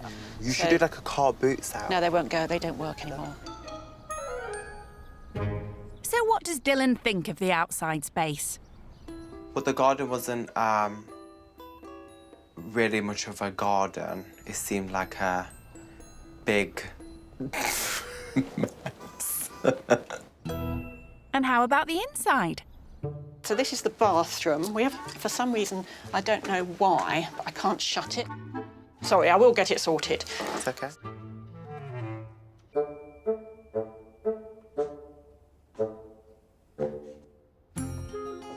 Right, Right, so this is Abby's room. Lovely. So this is her 18th birthday present. Nice big wardrobe. A nice mirrored wardrobe. Yes, which is a bit messy. This is my bedroom, which I have decorated, actually, to my own which. Lovely. So I decorated it myself. It's not the best decorating. I'm not used to basically being in a really small home or anything like that. It'd be hard to distance myself away. Not much chance of hiding away in this house. So this is the kitchen. Fridge over there if you want to make yourself a cup of tea or something in the middle of the night. House tour over, Dylan's yet to spot where he'll be sleeping. This is obviously the front room lounge. Yes. You will be sleeping on here. I think you're fit, just about. An old sofa's hardly the style and comfort this rich kid's accustomed to. Hopefully my 6'4" body could fit on the sofa. So is it just you guys who live here? No, we've got my son, who's Kieran. He's at work at the moment. Yeah. He's 32. He's autistic. How would he be like with me? He'll talk to you. He'll be like, "Oh, hi," but then he'll probably drift away. But then if you start up a conversation, he will carry the conversation. Definitely. Elaine wants Dylan to experience what life could be like if he lost everything like she did. The small semi her family have to share is far removed from the millionaire mansions he's grown up in. Most of my life, I've lived in, like, big houses. Yeah. But the house we're in now is a manor. God, that's amazing. Absolutely. Oh, you've even got a fountain in the front. Gosh. It's pretty big. And we've got gates and things. We've got a driveway which is about a mile long. So have you got like any interesting like big rooms or like main rooms kind of So thing? we've got 4 living rooms. Oh wow. An orangery. 2 kitchens that we have. 2 kitchens. A cinema. Our cinema room. A fitness centre. Do you drive or? Drive a BMW 4 Series, but Oh, we've got nice. cars like Rolls Royces, Lamborghinis, Oh my Range God. Rovers. It's got to be red. It is red. Oh, good. It's just absolutely amazing, listening just actually the cars, the fact he's got a Lamborghini and a Rolls Royce, and the cinema room sounds absolutely amazing. What do you do? Do you? I've got my own clothing line called Ratchet Clothing. Oh wait, as in no. Oh my God. It's me. Oh, that's so cool. Actually, that's been going for a couple of years, isn't it? Yeah, it was my 5th anniversary on October 21st. Oh wow! I remember when that came out, and everyone was like, "Oh yeah, I'm gonna buy this sweatshirt." I was like, "Oh yeah." Everyone's like, "Oh my God, that's so cool." Dylan owns a clothing line that it was really popular. Oh gosh. I remember loads of people used to wear it when I had like own school like clothes days. People used to wear it all the time. Dylan's made lots of money from his clothing line, but Elaine reckons he's had it too easy. From the off, she's keen to teach him how tough life can be for those just scraping by. Do you want me to cut the bread? Yes, I'll give you a knife. If he thought he was here for a holiday, he's sadly mistaken. Lesson 1 is making lunch. And a tight food budget means it's just plain old sandwiches on the menu. I'm not the best carver in the world. I try not to cut my fingers either. When lunch came around, we made chicken sandwiches, which was really different to what I would usually eat at lunchtime. But I got stuck in, I buttered the bread, I carved the chicken. Sorry, did you say you carved the chicken?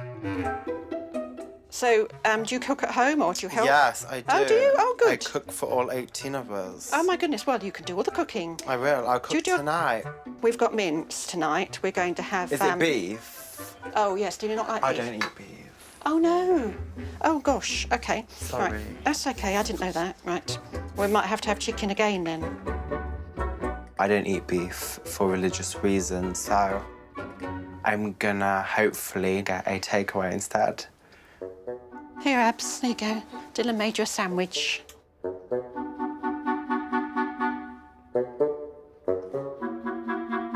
It's soon obvious a low-budget lunch isn't to Dylan's taste either. I'm just gonna save this for later. I had a really big breakfast. The thought was really nice, but I couldn't finish it because it was just too dry. He has hasn't been living with Elaine for long, but it seems being skint is far removed from Dylan's world of fancy food and expensive shopping sprees. So what was the last thing you bought then? 2 tracksuits and a pair of boots, about £800. Oh, can we have a look? Yeah, you can. These are them. Oh no, that's so nice. They were like space boots. So how much were they? And these were £240. £240, gosh. It seems amazing, doesn't it? Dylan may fawn over fancy trainers, but having to survive on benefits means lavish online purchases are out of the question for Elaine. So where do you get your shopping from? Well, I tend to go around charity shops and get clothes and things. After I've paid the rent and our electricity and gas, I'm left with about sort of £400 a month to do food and petrol and other bits. Okay. So it's quite a limited amount. Minimal, yeah. Yes. I've always been very cautious with money. I didn't spend willy-nilly. Totally understand. I've always been sort of aware of money and just been careful. I've never really understood how the whole benefit system works. I literally thought people just get given money. To know the reason why you obviously are on benefits and you don't have a job is understandable. I've always worked, and it's actually quite hard, and I did have a breakdown when I had to go on benefits because I just found it quite distressing. Keen for Dylan to appreciate that not everyone has loads of cash to splash, Elaine wants to show him where he'd have to shop if he found himself completely skint. This is it? Her favourite charity shop.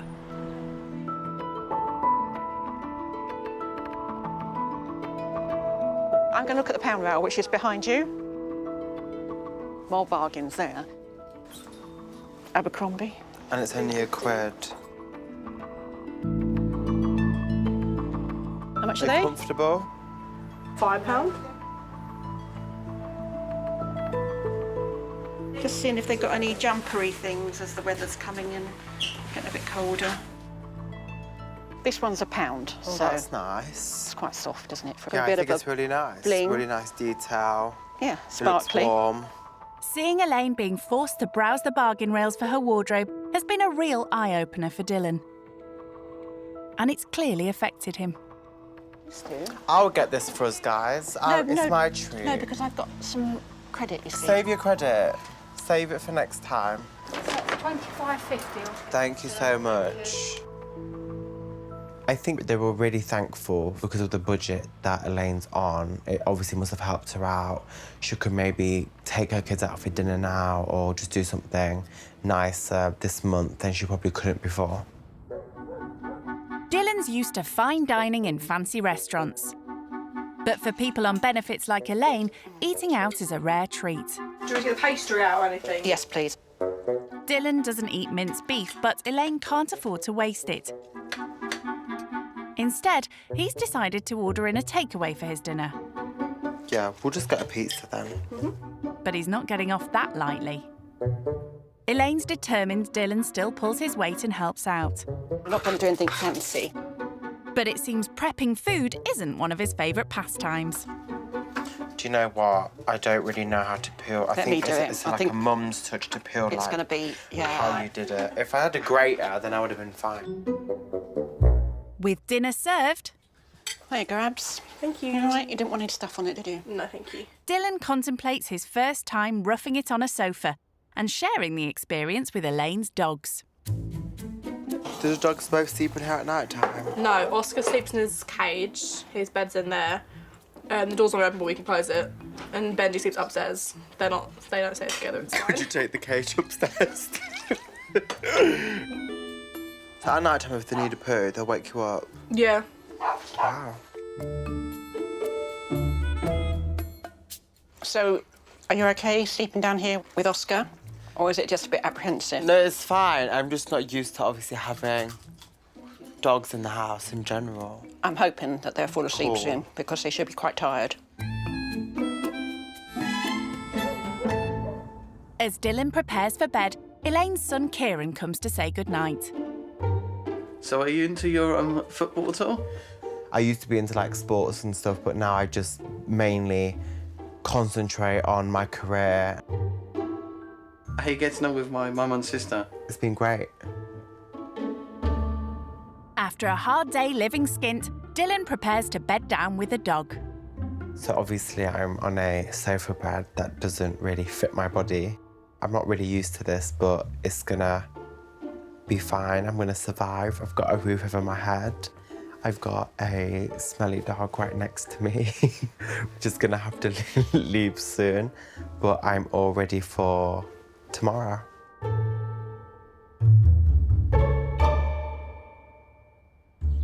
So far, giving up his luxuries hasn't been easy for Dylan. Like swapping his comfy double bed for a night roughing it on Elaine's sofa.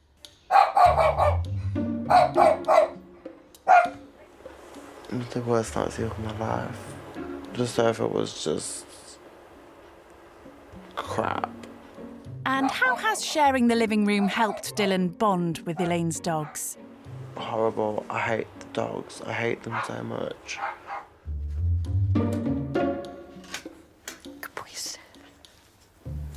Morning, Dylan. Morning. How did you sleep? Yeah, it was all right. Do you want some breakfast? Yes, I love some toast. Would you? Do you want to come and help me, or? Not really, but I will. Go on then, up you get. Okay. Dylan may be used to breakfast in bed at home, but Elaine's keen to let him know that living skint is no holiday camp. Sure that's okay, just with butter? Mm-hmm. Honestly, it's more than enough. He's good at spreading the butter, isn't he? It's too early, that's why. It's too early to do anything. As Dylan settles down to breakfast, it seems there's little chance of eating it in peace. Boys, go and sit in your bed. Oh, no!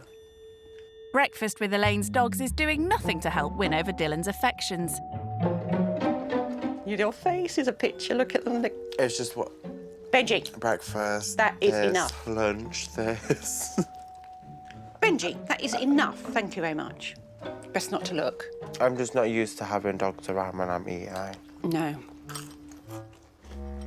I just don't get why people have small dogs. I just don't see the point in small dogs. Oh, no, Oscar. Nope, not today. Just tell him no. Oscar! Oh, look, friend for life. Oh, he loves you, Dylan. I don't know why. I show him no affection. Back home in his mansion, there's precious little Dylan has to do for himself. But there's no lazing about in Elaine's house. She wants to teach him that in the real world, you have to pull your weight. Right. You all right washing up? Yeah, that's fine. Right, I'll go and take a seat. Just shout if you need me. Okay. Time for Dylan to show Elaine he's not shy of a few house chores. But it's soon obvious Dylan could do with some work on his washing up skills. I feel fine in them.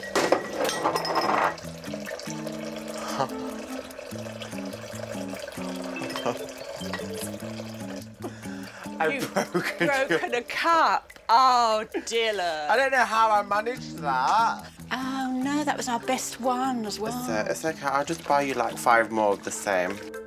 Okie Done. That's what he thinks. With all Elaine's animals living around the house, there are far more mucky jobs still to be done than washing dishes. Luckily, Abby's on hand to assist. So you okay cleaning out, doing the chicken and the poo run? Yeah. That's right, Dylan. She said the poo run. I'll go and get you some gloves. Please. So Elaine just told me to clean the chicken house out and I'm not really excited to do it. I don't want to do it, but I'm going to do it. Clearing chicken poo may not be his idea of fun, but it's a chance for Dylan to show Elaine that he's willing to get his hands dirty. So far, though, it seems all he's trying to do is chicken out of his chore. I'll pay you if you just do it and I will just watch you. I doubt Dylan will be doing this at home. He's not impressed. All right, I've got this. I'm going to do it.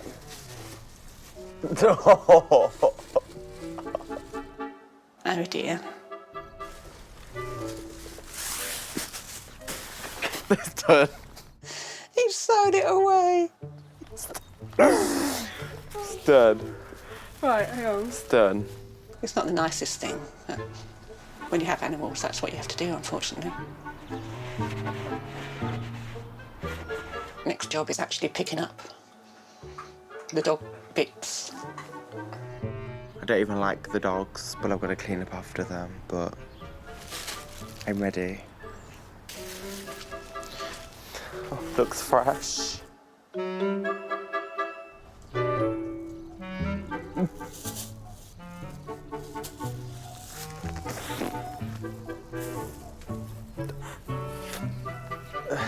Picking up the dog poo and chicken poo was just disgusting. It was horrible. The dog poo was really fresh, so it was really hard for me to collect. And it smelled horrible, obviously, but work had to be done.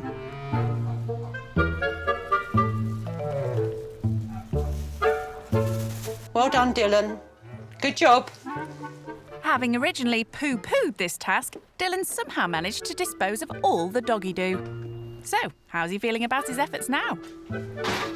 I wouldn't say it's an achievement in life, but it's something I can tick off the list. As part of his experience living skint, Elaine's keen to show Dylan what life could be like if he lost everything like she did. Lovely, thank you so much. Cheers. If you take that in, I'll sign for it. Living a hand-to-mouth existence means she has to resort to desperate measures in order to survive to the end of the month. Bye-bye, have a nice day. Elaine regularly orders a parcel containing out-of-date groceries at a reduced cost as a way of putting food on the table. Well, let's see what's inside. Okie-doke. It's like Christmas come early. It's so exciting. I got sausages. Oh, wow. Chicken. Burgers. And mince. So were they all good to eat? Yes, they're all best before, so they're absolutely fine. You're just going to freeze these now? I'm going to freeze and these. And then when you're ready to eat them, you'll eat them? So there's 5 in each one of those. There's 5 dinners. Yeah, so that's quite good value because it's £15 for this lot. So £3 a dinner, really, for all of us. So that's within my budget. That's really cool. For Dylan, a tight food budget like this is a foreign concept. And I've got some oxtail soup. What's that? Oxtail soup is it's like the tail of an ox. Okay. You can have some later if you want. Yeah, we'll see. Being rich means Dylan never has to think twice about treating himself. More juice. For Elaine, though, these reduced-price food boxes are her only way of affording any tiny luxuries. Right, so this is, I think, goodies. So lots of little biscuits. Does it say how many biscuits I've got? 12. 12 biscuits. And how much was that? This is flash deal. Instead of paying £6, you paid 99p for them all. Deal of the day. That's legit. Yes. 3 mayonnaises. How much are they? Well, you should have paid £3, but you paid £1.50 for 3. Yeah, so 50p each. Oh my God. So, why are they so cheap? Because they're best before date. 1st of July 2017, is it? 1st of July, yeah. Yeah, but there's nothing wrong with them. Seeing how Elaine's forced to count every penny she spends on her food shop has been a real eye-opener for Dylan. I literally think it's so good. And it helps people who are in your position. Yeah. And I think it's useful. So the first time I got one of these boxes, I laid it all out and we were just really pleased and worked out how much it cost and thought, I think it's so cool. I'm definitely going to recommend. Good. See, I've taught you something. Another lesson learned. Well done. Living skint with Elaine has so far not proved to be the vacation Dylan hoped it would be. If he thought he could sit back and take it easy, she has yet another task to remind him that when you're living on the breadline, you have to do everything for yourself. So do you fancy taking the dogs for a walk then? Yeah, I don't mind. Get some fresh air.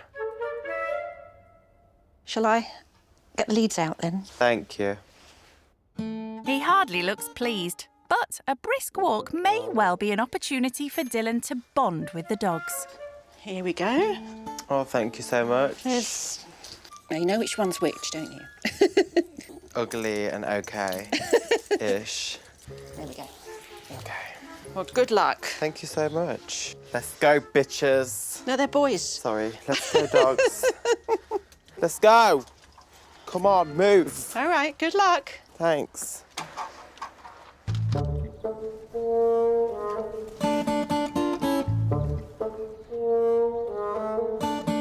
So, has Dylan been persuaded by Elaine's pooches? Come on. The not so nice looking one's all right, but this one's a bit on the hype right now. Hardly a declaration of eternal love. And Dylan's designer wardrobe's not ideal for walking through mud. If I'd known I was dog walking, I would have brought appropriate dog walking shoes, not these ones, which have cost me £400. Way ahead of schedule, he decides to head home. I'm done walking the dogs. I've had enough. If Elaine wants me to walk them longer, she's gonna have to walk them herself. Take these fucking things off me, because they're gonna make me fall. It seems Dylan's dog days are over. Shh.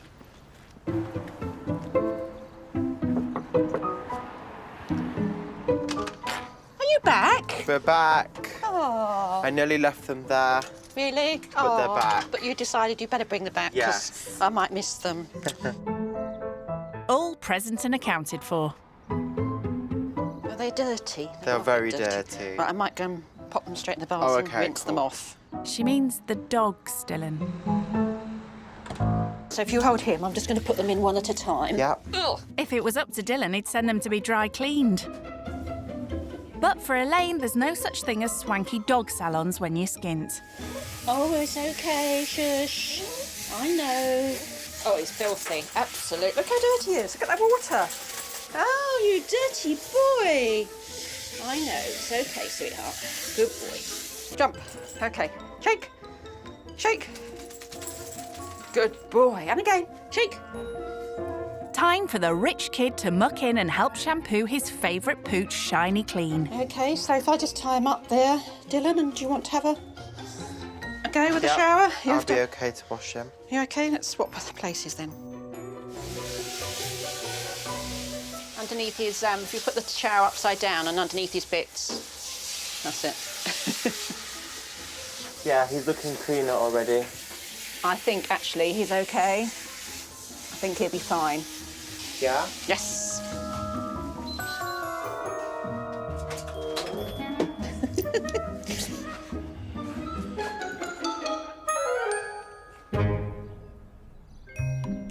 With his time with Elaine almost over, it seems rich kid Dylan's starting to realise that living on the breadline is no vacation. Having seen all the clutter in Elaine's tiny garden, he's decided to get a skip and is raring to get started on ridding her of all those unused items. Yeah, this is brilliant. Thank you very much for suggesting it. No problem. We will fill it up completely. Literally. All done. Lovely, thank you. Dylan's idea of a skip is amazing. I've accumulated a load of junk since I've been here and I can get rid of it all. That may be easier said than done. Right, so... Okay, right, let's start with this side. Can we chuck this? Do we need it? We don't need the thing inside it, but we're keeping the flower pot. You're going to keep the flower pot? Yeah. Let's go. But Dylan's not giving up on the flower pot that easily. So you really want to keep this? Yeah, I'm going to put flowers in that next year, so don't throw it away, sorry. Okay. It's obvious that parting with her possessions isn't easy for cash-strapped Elaine. Are we going to keep the pig or should we just chuck it? No, Piggy's staying, please. The pig's old, it's a family. It's a family heirloom. It looks very old. And what about that chair?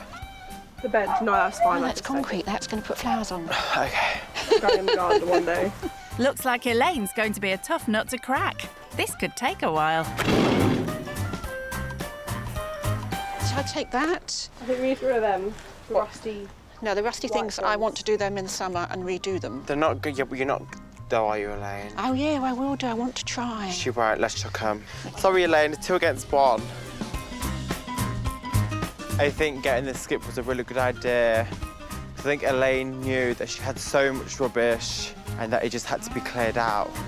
And once Dylan starts, he can't stop.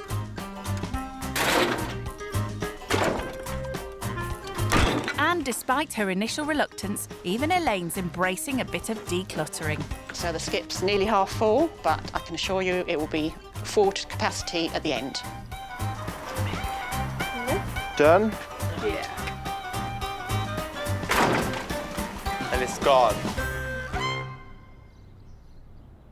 Dylan's shown Elaine that he's willing to get down to some hard graft when he has to. Time to fill his parents in on what he's learnt so far. Hello. Hey there. Are you alright? Yeah, good mate. How did you sleep, Dylan? Did you sleep well? No, not really. Like, it wasn't great. I was woken up a lot of the time by the dog licking my feet and jumping up. Was the dog licking your feet? Literally. I slept with socks on because of it. Is the dog still alive after licking your feet? Yeah, the dog's still alive. I hired a skip today for them to clear their back garden out.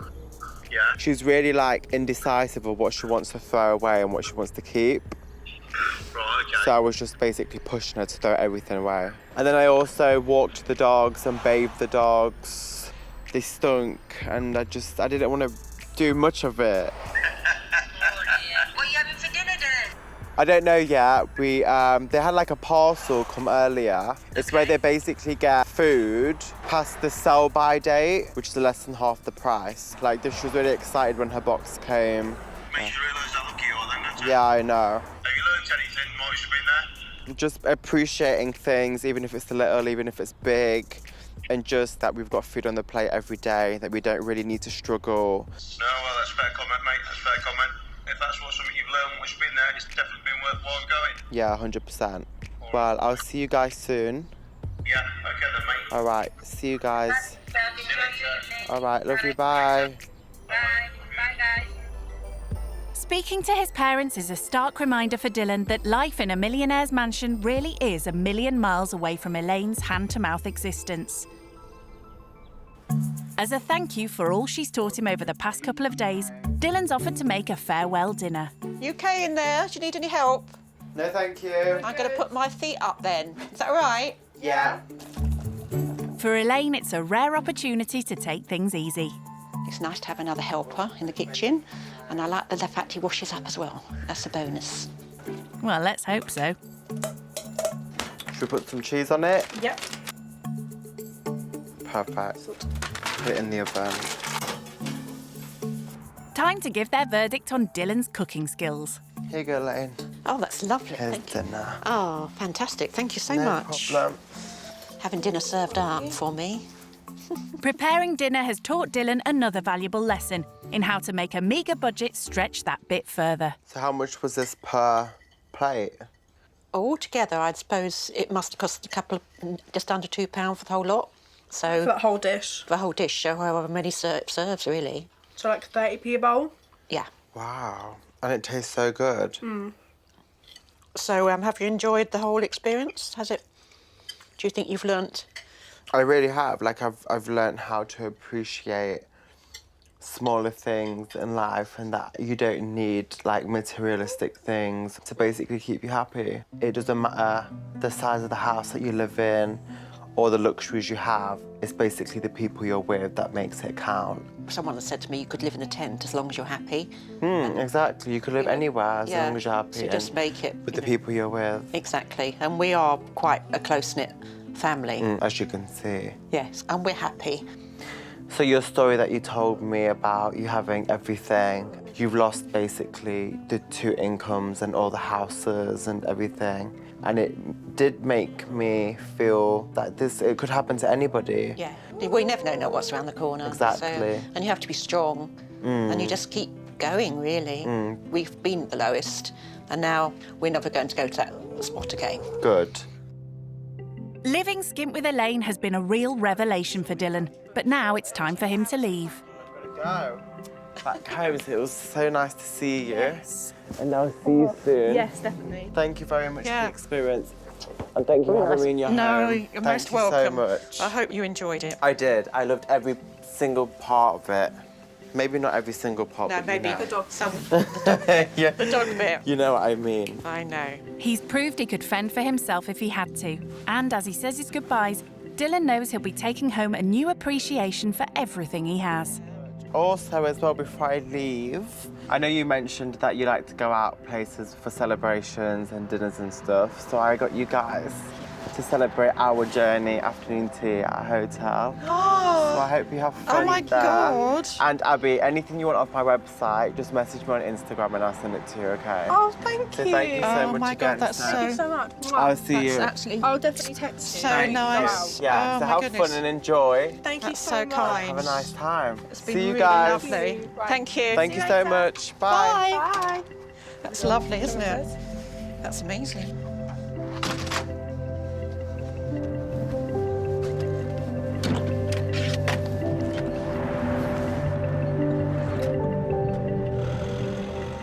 My main message from taking away from this experience is basically I don't need to spend a lot of money on certain things to be happy, and I don't need to have the best foods or the best clothes. Elena and her family don't really have much, but they can still be happy and appreciate the smaller things in life, which I think that's something I'm definitely going to be taking away today.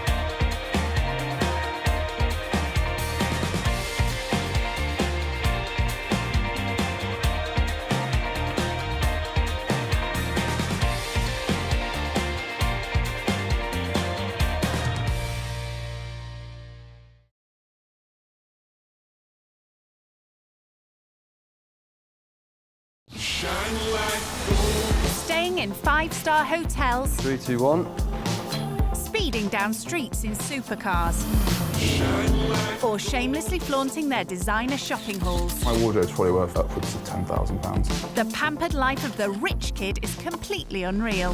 If you've got that money to spend on it, then why not? With an endless supply of money to burn, I don't really know how much I spend on myself a month. It would probably be 5 figures. they have no concept of what life is like for most Brits. I've never struggled for anything. I don't know what poor is.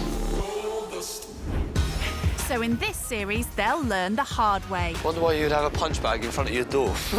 by living with families on the breadline. I'm Fergus, nice to meet you. I'm Anna. Whether it's roughing it on an old sofa An absolute nightmare.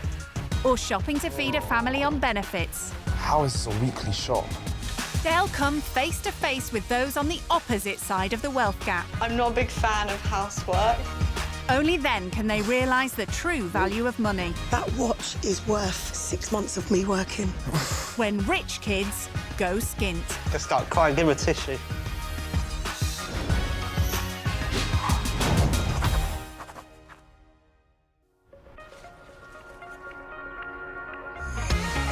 This is Callum.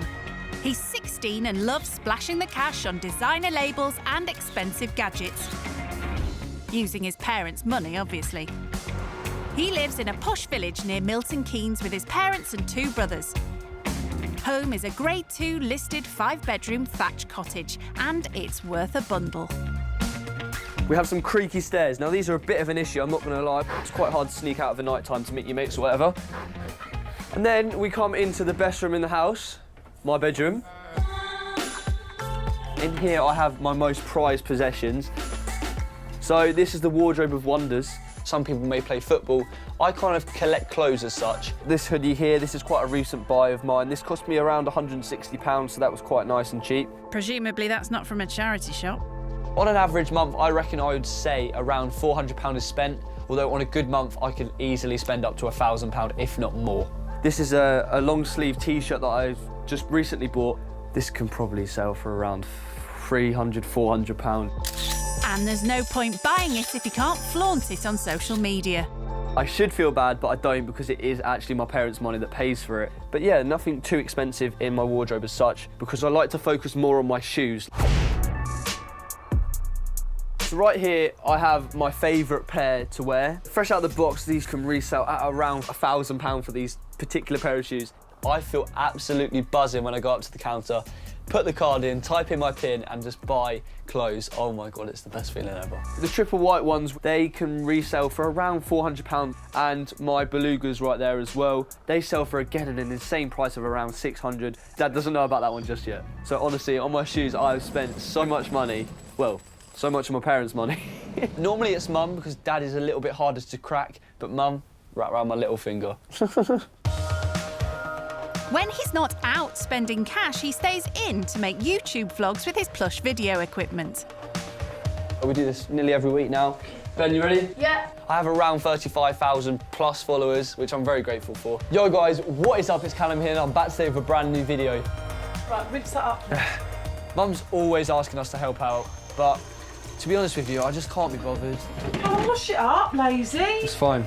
It's not fine, just wash Mum, it do you know where my phone charger is? Yeah, there's one in. If Mum does such a great job of it, she obviously enjoys it, and what's the point of me getting involved just to make things worse? 3 kids, 4 dogs, I'm really mad. But Mum Therese is worried she's overindulging him. Honestly, it's probably my fault because I do everything for Callum and I give him far too much money because I don't make him do any chores for it. So he gets money for nothing, so he doesn't appreciate the money. He just thinks money grows on trees. She's decided Callum should stay with a far less privileged family, start pulling his weight and go skint. I just feel he needs to understand the value of money, to see how other people live, to make him appreciate me a bit more, to make him try and appreciate how much he gets. I think this whole experience would be a really good thing for him. Surprisingly, he's up for the challenge. I know I take a lot from you and Because you don't appreciate me. The chances are they'll have a nice house. Hopefully. You don't know that? Well, who knows? What It might about actually if be you have to worthwhile. hoover and make the beds and cook? It's a and normal wash? house at the end of the day. Yeah, They well, will- those sort of children do stuff in the house, Callum. No, they'll still have someone there that will do the cooking and cleaning. No, they won't. You might have to do that. Do you know, it sounds really bad, but I hope you appreciate me a bit more because I do absolutely everything for you. Well, I don't think that might not change. It makes me sound really bad now. It makes me sound like I do nothing. You don't do anything. No, you don't. This is Deal, one of the poorest areas of Kent. Over 2 days, Callum will be living here with single dad Luke and his 3 sons, Owen, Levi and Cody. I bet you can't throw further than me. Luke's been bringing the boys up on his own for 8 years now, after a breakup with his ex.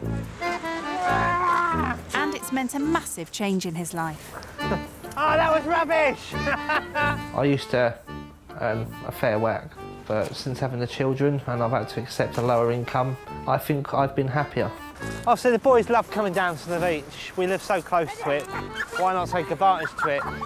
And what free entertainment there is, throwing stones into the water. Levi, I can't throw it further than you.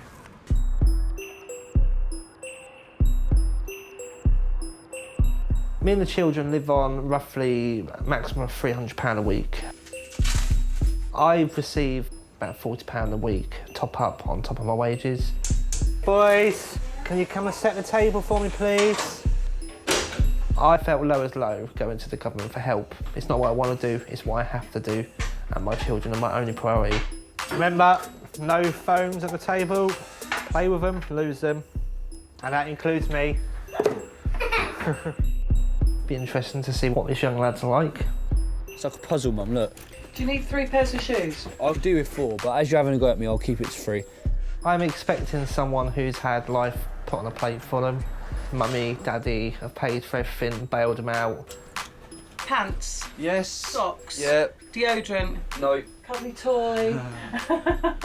I think the time he's finished with us, he'll be exhausted.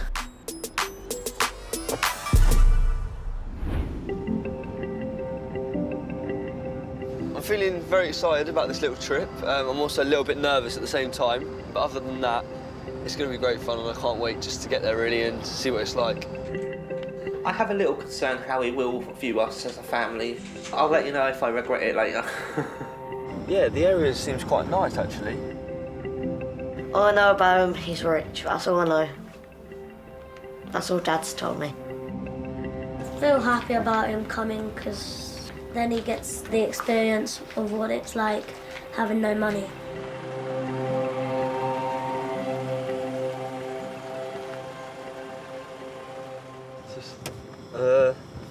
It looks a little bit different here compared to back down the road. But I guess there should be more than meets the eye. So yeah, let's get inside.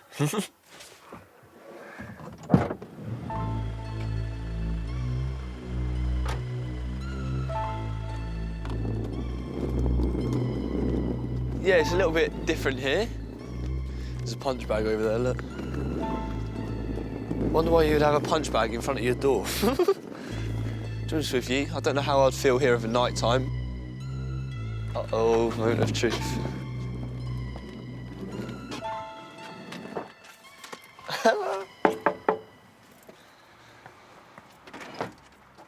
Hello. Hi, Nice I'm to meet you. Luke. What's your name? Callum. Callum, Nice come to meet in. you. Welcome to the Cheers. madhouse. Don't mind me bringing all this in, do you? No, bring it in. Cheers, mate. You might not find it when you leave. First up, Luke wants to show Callum round his house. It won't take him long. Please excuse my lack of decoration. Right. I've been here 4 years and I said Yeah, I'd have it decorated within 6 months, but I didn't say what 6 months I'd do it. When you get to an old age, what would you want to remember more? The weekends that you spent at home making sure your house was perfect, or the weekends you spent down the beach or at the woods with your kids? It's always clean, it's always tidy, it just needs a bit of attention.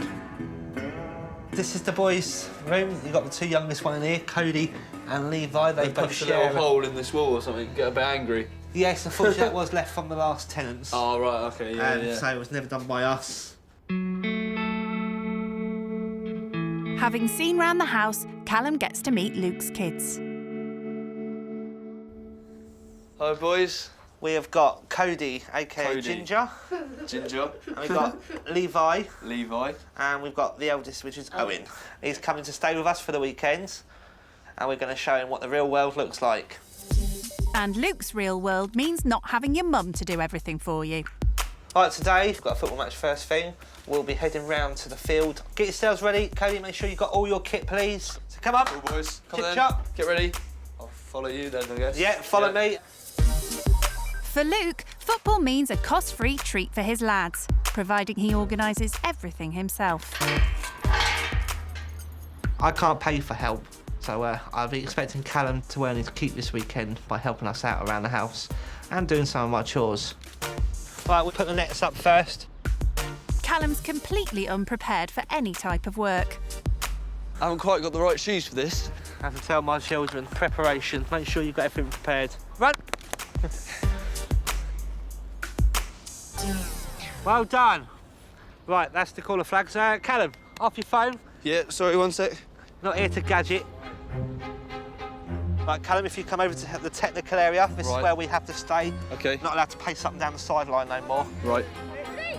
No pacing. That suits Callum. Means he can get back on his phone.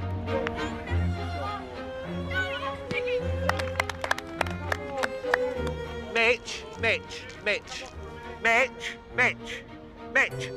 Just on Snapchat. You've got to catch up with everyone from school and that.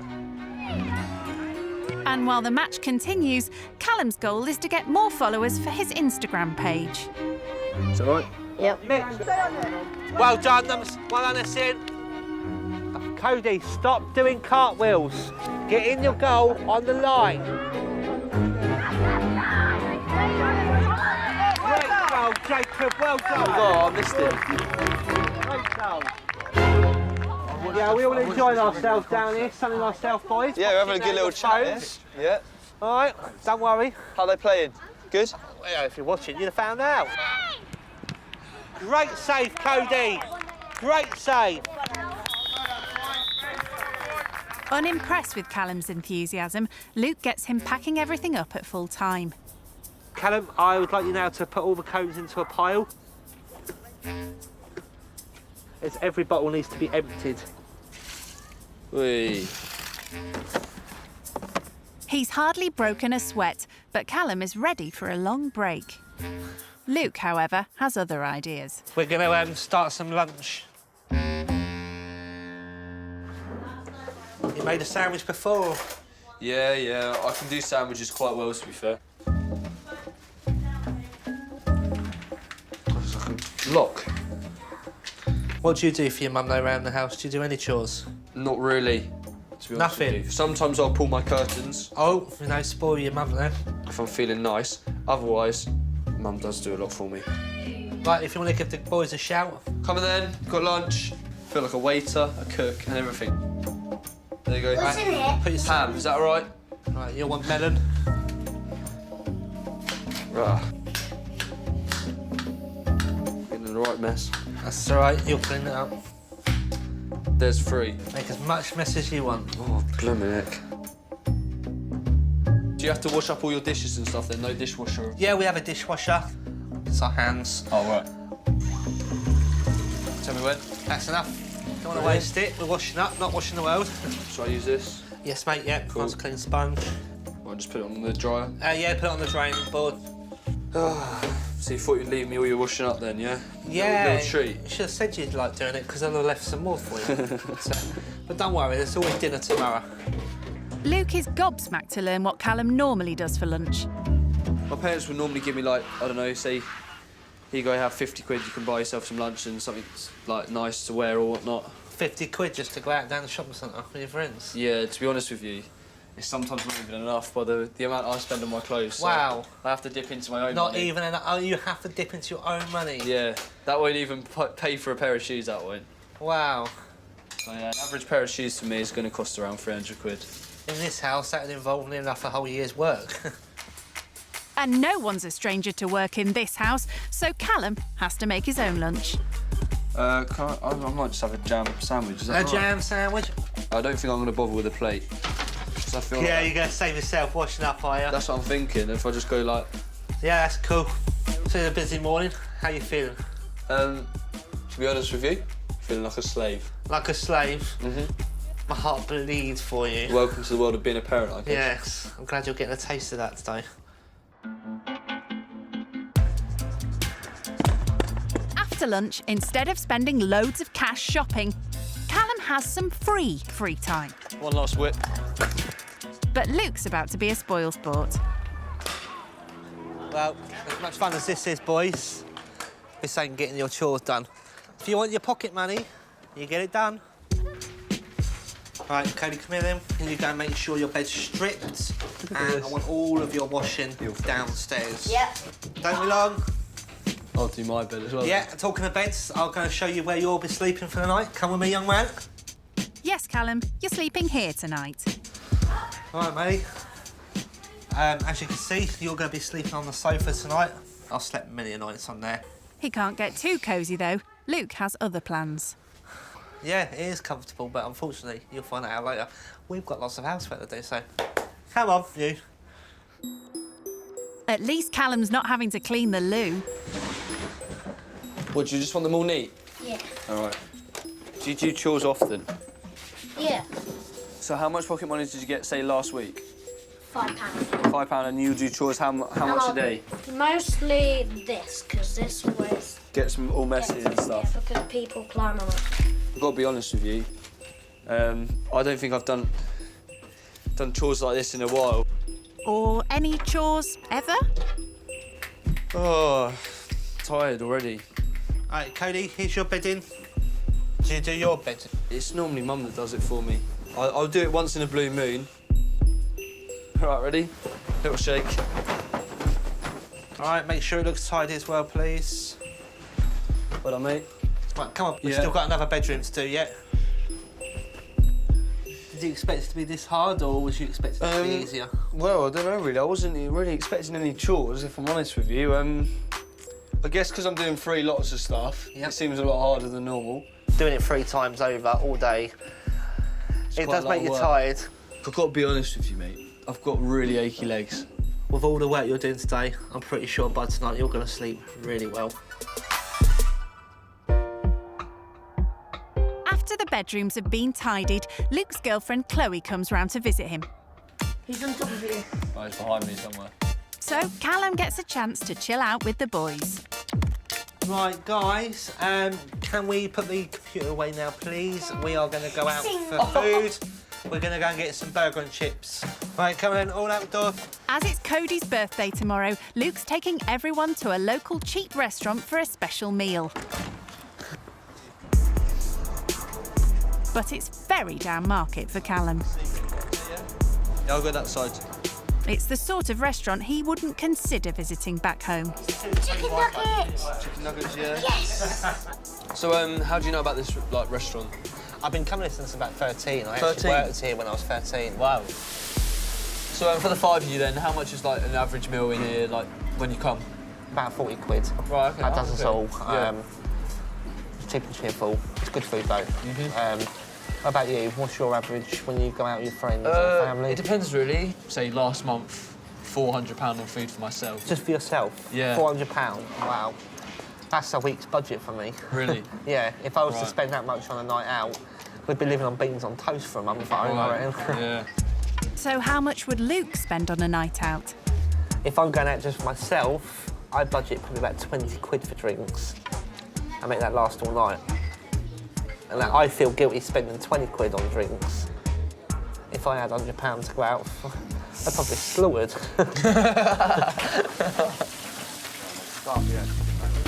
Before his children were born, Luke's life was very different. He had a good job and was well paid. But when he became a single parent, he had to give up work to look after his 3 very young children. When everything changed and put us in such a financial strain, you know, I was going from earning maybe £1,000 a week, depending on my shifts and my location, to earning probably about £70 to £100 a week. So all of a sudden, not being able to provide for my family, it put a massive strain mentally on me. Having to go to the government with my hand out and saying, I can't provide for my family. You know, we've all seen these shows on telly, how people are portrayed when they're claiming any Yeah, and sort to of be income. honest with you, that was my view. I was thinking, if someone's on benefits, because of the media and the way it's portrayed, they're just doing it just to abuse the system. Yeah. They can't be bothered to get a job. It was once all 3 children were in full-time school that I was able to start my current job. And I've been happier ever since, mentally happy. Yeah. And obviously... Bit of a relief. Yeah, a bit of relief. And it was important for the children, obviously, to see that work ethic. Yeah. But by next year, I do reckon that financially we'll be well off again. And we're looking forward to actually booking our first holiday. We've never had a holiday. And actually give them something more to look forward to rather than trips to the local beach. Callum's had 3 foreign holidays in the past year alone, so Luke's revelations have got to him. I've got a lot of respect for you, thank you. Thank you very much. Jesus. You're gonna touch me, what? Just start crying, give him a tissue. Oh, sugar. Right, boys, we're going to get our coats on. We're going to go home now. We've had our treat, all right? So we're going to make our way up home. I don't know, we'll watch a bit of telly. Let's see what we do when we get home. Last one out that does all the washing up. Go. Oh, looks like Callum's enjoyed his washing up today. What's this? Well, I've done enough for one day. Callum's exhausted after doing chores. Callum. Hello. I'm going to take the missus down to the pub for an hour. At 9:30, the boys are to go upstairs to their bedrooms, where they have half an hour just to chill out. That sound all right? Yeah. Cushy. Right. Sounds all right for you, doesn't it? Cushy for me, yeah. Behave, look after Callum. All right? I'll see you very soon. If you need me, give us a bell. All right, have a nice time. Callum has had a good time with the boys, so he decides to do even more work by repairing Levi's scooter. Right, so we need one Allen key on this... Oh, you've got a bolt on this side. I've never actually done babysitting at someone else's house before. That is tight. Meanwhile, Luke and Chloe are enjoying a bit of time on their own for a change. So, what do you think of that Callum then? He's actually quite a real nice lad. A bit wet behind the ears, you know. Obviously, a typical teenager, taking advantage of mum and dad. I wouldn't say it's his fault. He's obviously been allowed to get away with it, and what teenager won't take advantage of that opportunity? I feel like I'm tightening it. Or am I loosening it? Sweating. Babysitting, DIY. I've been cleaning and everything in this house, aren't I? To be honest with you, Levi, I don't think we're going to be able to do that, Will. Despite his best efforts, Callum is unable to fix Levi's scooter, but he does have a game on his laptop that should impress Cody. But we have got bed in about 20 minutes. What you've got to do is have one finger in front of the other like this. Look at that! You did it. Cody's happy, but there's something up with Levi. You alright, mate? Levi. What's up? What have you done? Levi. I want to go to bed. Why don't you want to go to bed? It's boring. You don't want to go to bed because it's boring. There's nothing to do. Eventually, Callum manages to persuade all 3 boys to go upstairs and clean their teeth. Oh, dear me. I didn't quite see this coming, to be honest with you. I've done everything today. Literally, I'm a parent for the weekend. Wow. I feel like a dad. Do you feel like I'm your dad? Daddy? Who would you prefer, me or your dad as your dad? Yeah. Oh, I might have to cut that bit. Good lad. Keep cleaning your teeth, yeah? Oh, that's probably not the best of ideas. Right, you know what? You know how good you were at cleaning earlier? Do you want to clean that up now? Do you think that's a good idea? Go on. Guys, remember, you have to do You know what you're doing, yeah? 2 minutes. That's it. Go on, give that a little clean now. That's it. Maybe not do that again. Back in the pub, it's near the 9:30 deadline, but Luke's having another pint, buying Callum some extra time. Careful, careful. Yeah, be careful, though. Yeah, all right. I probably wouldn't go spraying it around too much, though. Spray your bed. Of course. It's now 20 to 10, and Luke and Chloe are about to head back. Come on, mate. Come on. Come on, we've had a good day.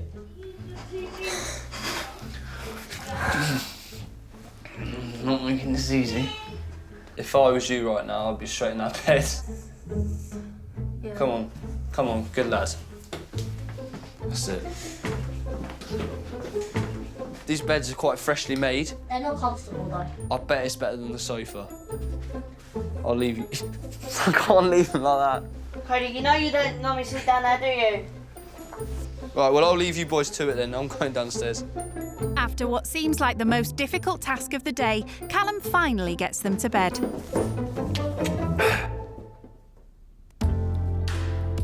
Relieved, Callum decides to talk to his mum about everything that's happened during the day. Hello? Hello, you all right? Oh my God, it's been the longest day ever. Mum, you think you've had a long day? Oh my God. Mum. Come on, how is it? Right now, an absolute nightmare. Start from the beginning. I was at a football match this morning, then I did like the most amount of chores I've ever done in my life, washing up, blooming everything. No way. Yeah. What's the house like? I've got to be honest, it's like what you see on TV. There's no, like, the wallpaper's all being ripped off. There's, like, kind of, like, graffiti drawn on the walls and, like, spiders' webs. It's, like, loads of, like... Oh, I've got to sleep on this sofa, yeah? This sofa right here. Right. I mean, that says enough. Like, I don't know if you can hear that, but that's someone crying. What are they like? What are the people like? We were at dinner this evening. Like, you know them, like, kind of dodgy cafes? And I actually got a little bit emotional at the table. Why? Because, like, he was just telling me his story and I felt so sorry for him in a way. So, yeah, like, I honestly had a tear in my eye. But why has he gone out? Are you a free babysitter or something? Yeah, I'm babysitting. They're meant to be in bed at half 9. It's now 10 o'clock. Oh, my God, honestly, it's been a mess. Keep the good work up, work hard. I will. And try and come back and appreciate what I do. I will. All right, then. Speak to you later. Bye. Love you. Bye. At last, Luke returns, much to Callum's relief. You all right, Callum?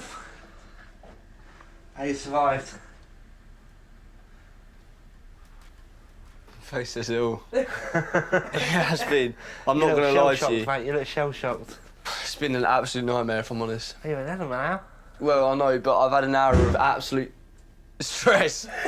I mean, I do think I'll sleep well on here now. I really do. Well, now you've had a taste of my life. You know, that's just 1 hour. I do that probably 23 hours a day. But yeah, I can't wait to get to bed, actually, and I'll let you two get off as well. Good night, mate. Yeah. And, sleep well. Sleep well. See you later. Right, bed.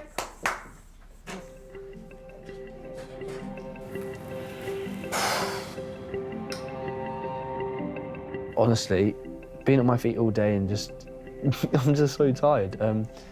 But today has made me realise that I guess I am a little bit, I am quite a lot like privileged as such to kind of have my parents to rely on. I'm a little bit worried about sleeping tonight. And as I'm on this couch, God knows how many insects have been crawling all over it today.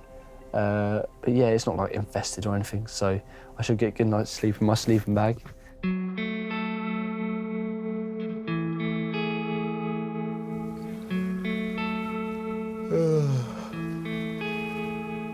Last night was actually all right, to be fair with you. The sofa was comfier than I thought, and as I had a sleeping bag, I was all covered up, so I was all right. I can't wait to get home, but I want to see what this is like again for another day. Callum's final day is youngest son Cody's birthday. And Luke soon has Callum out of bed helping to prepare for present opening. If it's too perfect, they'll think I'm not a single dad. 9 today. Oh, what's Nanny give you? Oh, lots of... Hey, more sugar. I'll make sure he has at least 3 of them bags. Lever, did you give me this? No, it's his son, so have a guess. Dad! Well done. Oh my... Cody is absolutely delighted with his £10 note, but it's nothing compared to what Callum gets on his birthday.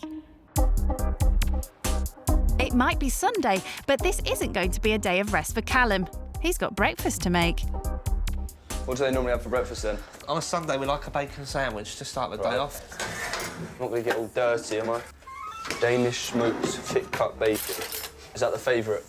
It's whatever's on offer. Fire, fire. OK, mate, start buttering the bread. So we've got our work cut out this morning? Absolutely. Every Sunday morning, we'll treat ourselves to a bit of a bacon roll breakfast. And then once the kids are fed, they'll leave me alone for a good half hour. They'll go and play. What do you normally do for breakfast? I'm normally kind of a cereal kind of guy myself. OK. Makes it a bit quicker, doesn't it? A bit easier. Anything for life easy, eh? So what are we waiting for now, then? Just waiting for the old bacon to cook. Oh, you've already put it on? Yeah. We don't hang around. Again, aren't you? So did you do much cooking at home, Callum, for yourself or anyone else? No, not really. I can do pizza and stuff, because it says it on the box. Maybe when you go home, you could treat your mum and dad to a nice bacon sandwich one morning. Yeah, get one morning. I used to do it for my mum. Every time I thought I was getting on her bad books, you know, surprise her a bacon sandwich. I'd be in the good books for weeks. Come and get your birthday breakfast bacon. Callum's helped to cook bacon sandwiches. Oh, I threw that spoon away. Have you got another one? Oh, you want another one?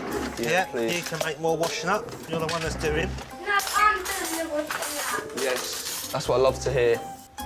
Luke is keen to learn more about Callum's spending habits.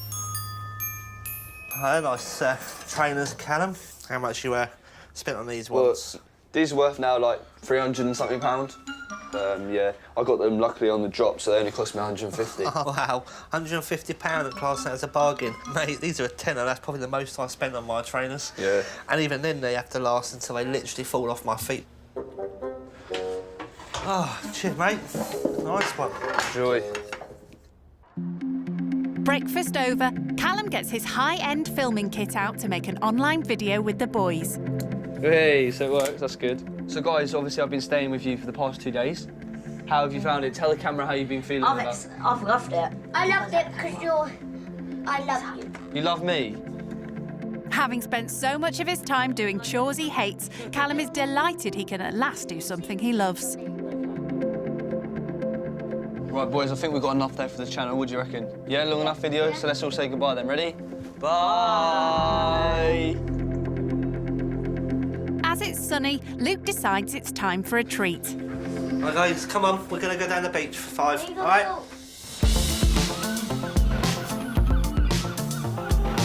So what do you do for days out, then? To be honest with you, I'm normally shopping.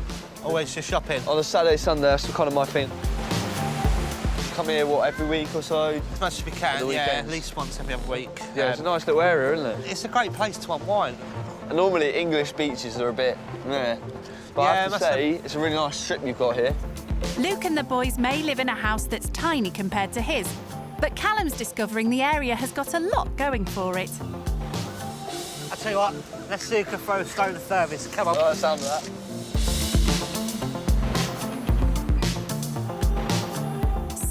stones is Luke's proof that the best things in life are free. Free! Whoa! It's not going to work, yeah, it's only a bit of water. Oh, sugar. Right, boys, come on, let's go and have a cheeky ice cream.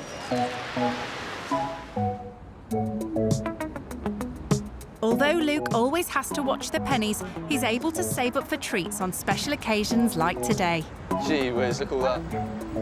That is huge. Just going nuts with the sprinkles and everything, aren't you?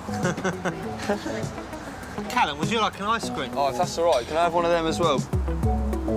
Cheers. While Callum complains £50 of his parents' money isn't enough when he goes out, these kids are very content with 5 ice creams for less than a tenner. Yeah, that was a nice ice cream. I finished mine a bit quick. Trouble with ice cream, it goes down so fast. Yeah. Oh, tell you what, I think, Luke, I'm going to be missing the boys. Well, you're more than welcome to take the boys with you. Yeah. Boys want to come back with me, yeah? Yep. Yeah, because I want to live in Richland. Richland? Is that where you think I live? That's what Dad told us. Richland. It's not exactly skint, is it? 150 quid trainers, 200 quid dinners. I will be honest with you, this weekend's given me a bit more of an insight and made me think a little bit more. I always say to my children, we still need to be grateful for what we've got, because there is people out there with less than what we've got. Exactly, yeah, of course. So it's those with that attitude that I've got the cash, you shouldn't even walk my earth. And I hope you haven't got that impression of me when I come here, you know what I mean? You're quite a nice chap. Yeah? You know? Am I all right? Nice. For a 16-year-old, you're very nice. You got your head glued on. Cheers, boys. Yeah.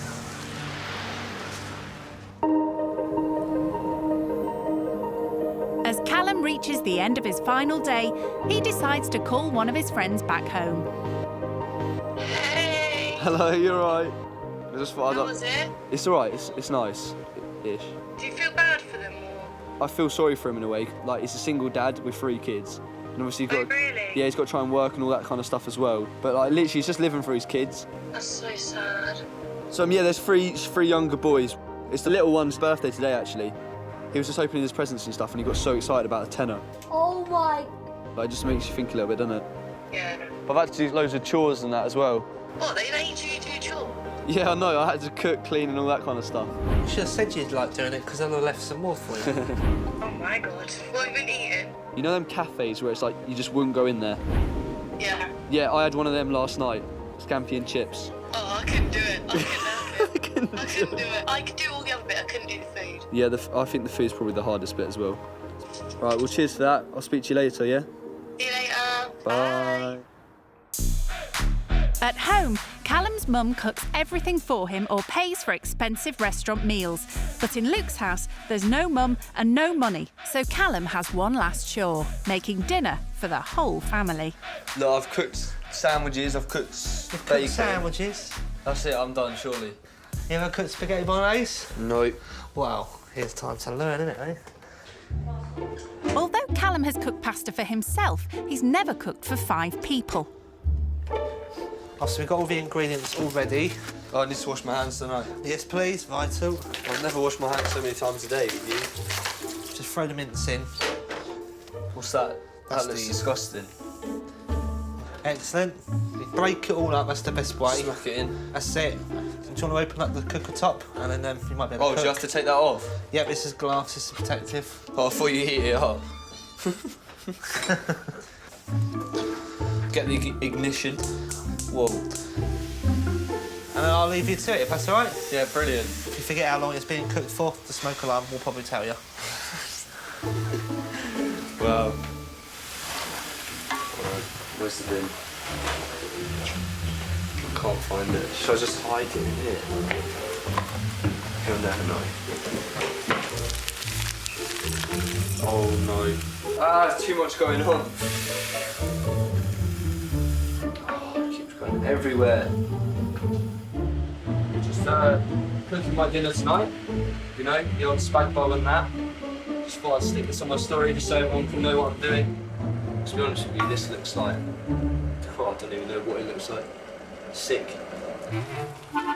Callum's no Jamie Oliver, but he does have tech on his side. How long do you cook mince for when cooking bolognese? Here's what I found on the website. How long do you cook mince for when cooking bolognese? bolognese. That's the new way to say it. 30 minutes to cook. So that's looking pretty good.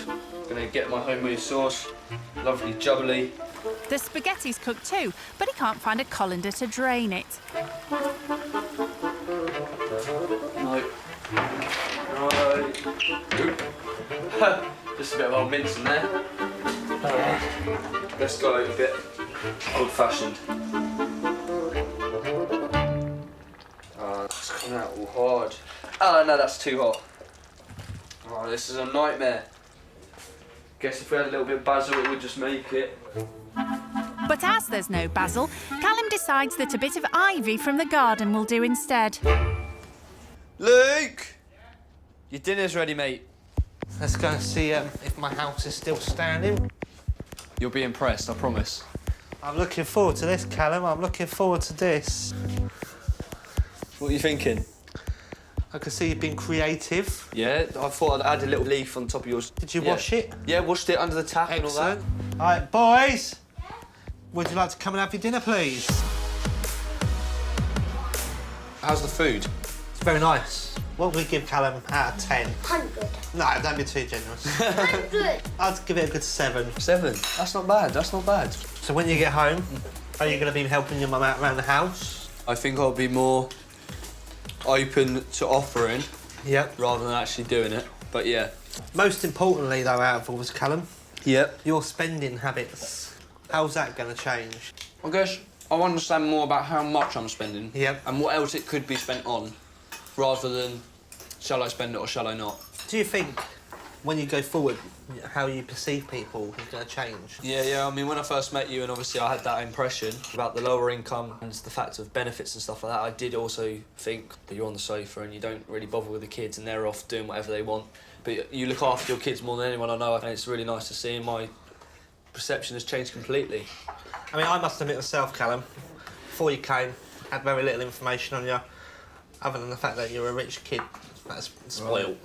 But I'm glad to see that we was proven wrong. And I'm not that stuck-up person you thought I was? No, actually, you're a really pleasant young lad. You know, you've got really good manners. Yep. You've been really great with the kids, and that's always a worry with me. So yeah, I'm really glad that my perception of someone was changed very quickly. There we are. After bonding over the bolognese, it's now time for Callum to pack his bags and head back to Richland. Right, Cody, I'll take that from you here, mate. But just while we're here, something small I've got for you, mate, as it's your birthday. Got you a little present. Oh, wow. Yeah, in this little bag. There you go. That's just for you. Oh, it was lovely meeting you guys. And yeah, hopefully I'll see you all soon. And what you got? More Lego. I'm glad you've had a good day anyway. And wow. Thank you very much for having me. Been a pleasure, mate. It's been nice to meet you. This weekend's been really interesting. I think Callum's worn himself out with the chores, but I think he secretly enjoyed doing them. You feel good with the results afterwards, especially with the children. Thank you very much, guys. Keep in touch. See you later. So I think he realises, yeah, done good there.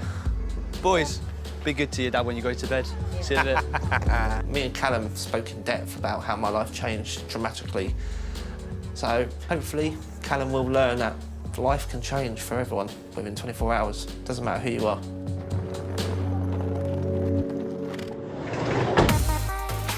It was a bit of a crazy experience. I've never done so many chores in my life. When it comes to cleaning and helping out around the house, I don't think I'm going to be doing a lot more than what I already do, because I just think Mum loves it so much. However, I might ask every now and again if she wants a little helping hand, because I've realised what it's like to look after 3 kids for just 2 days, let alone 16 years.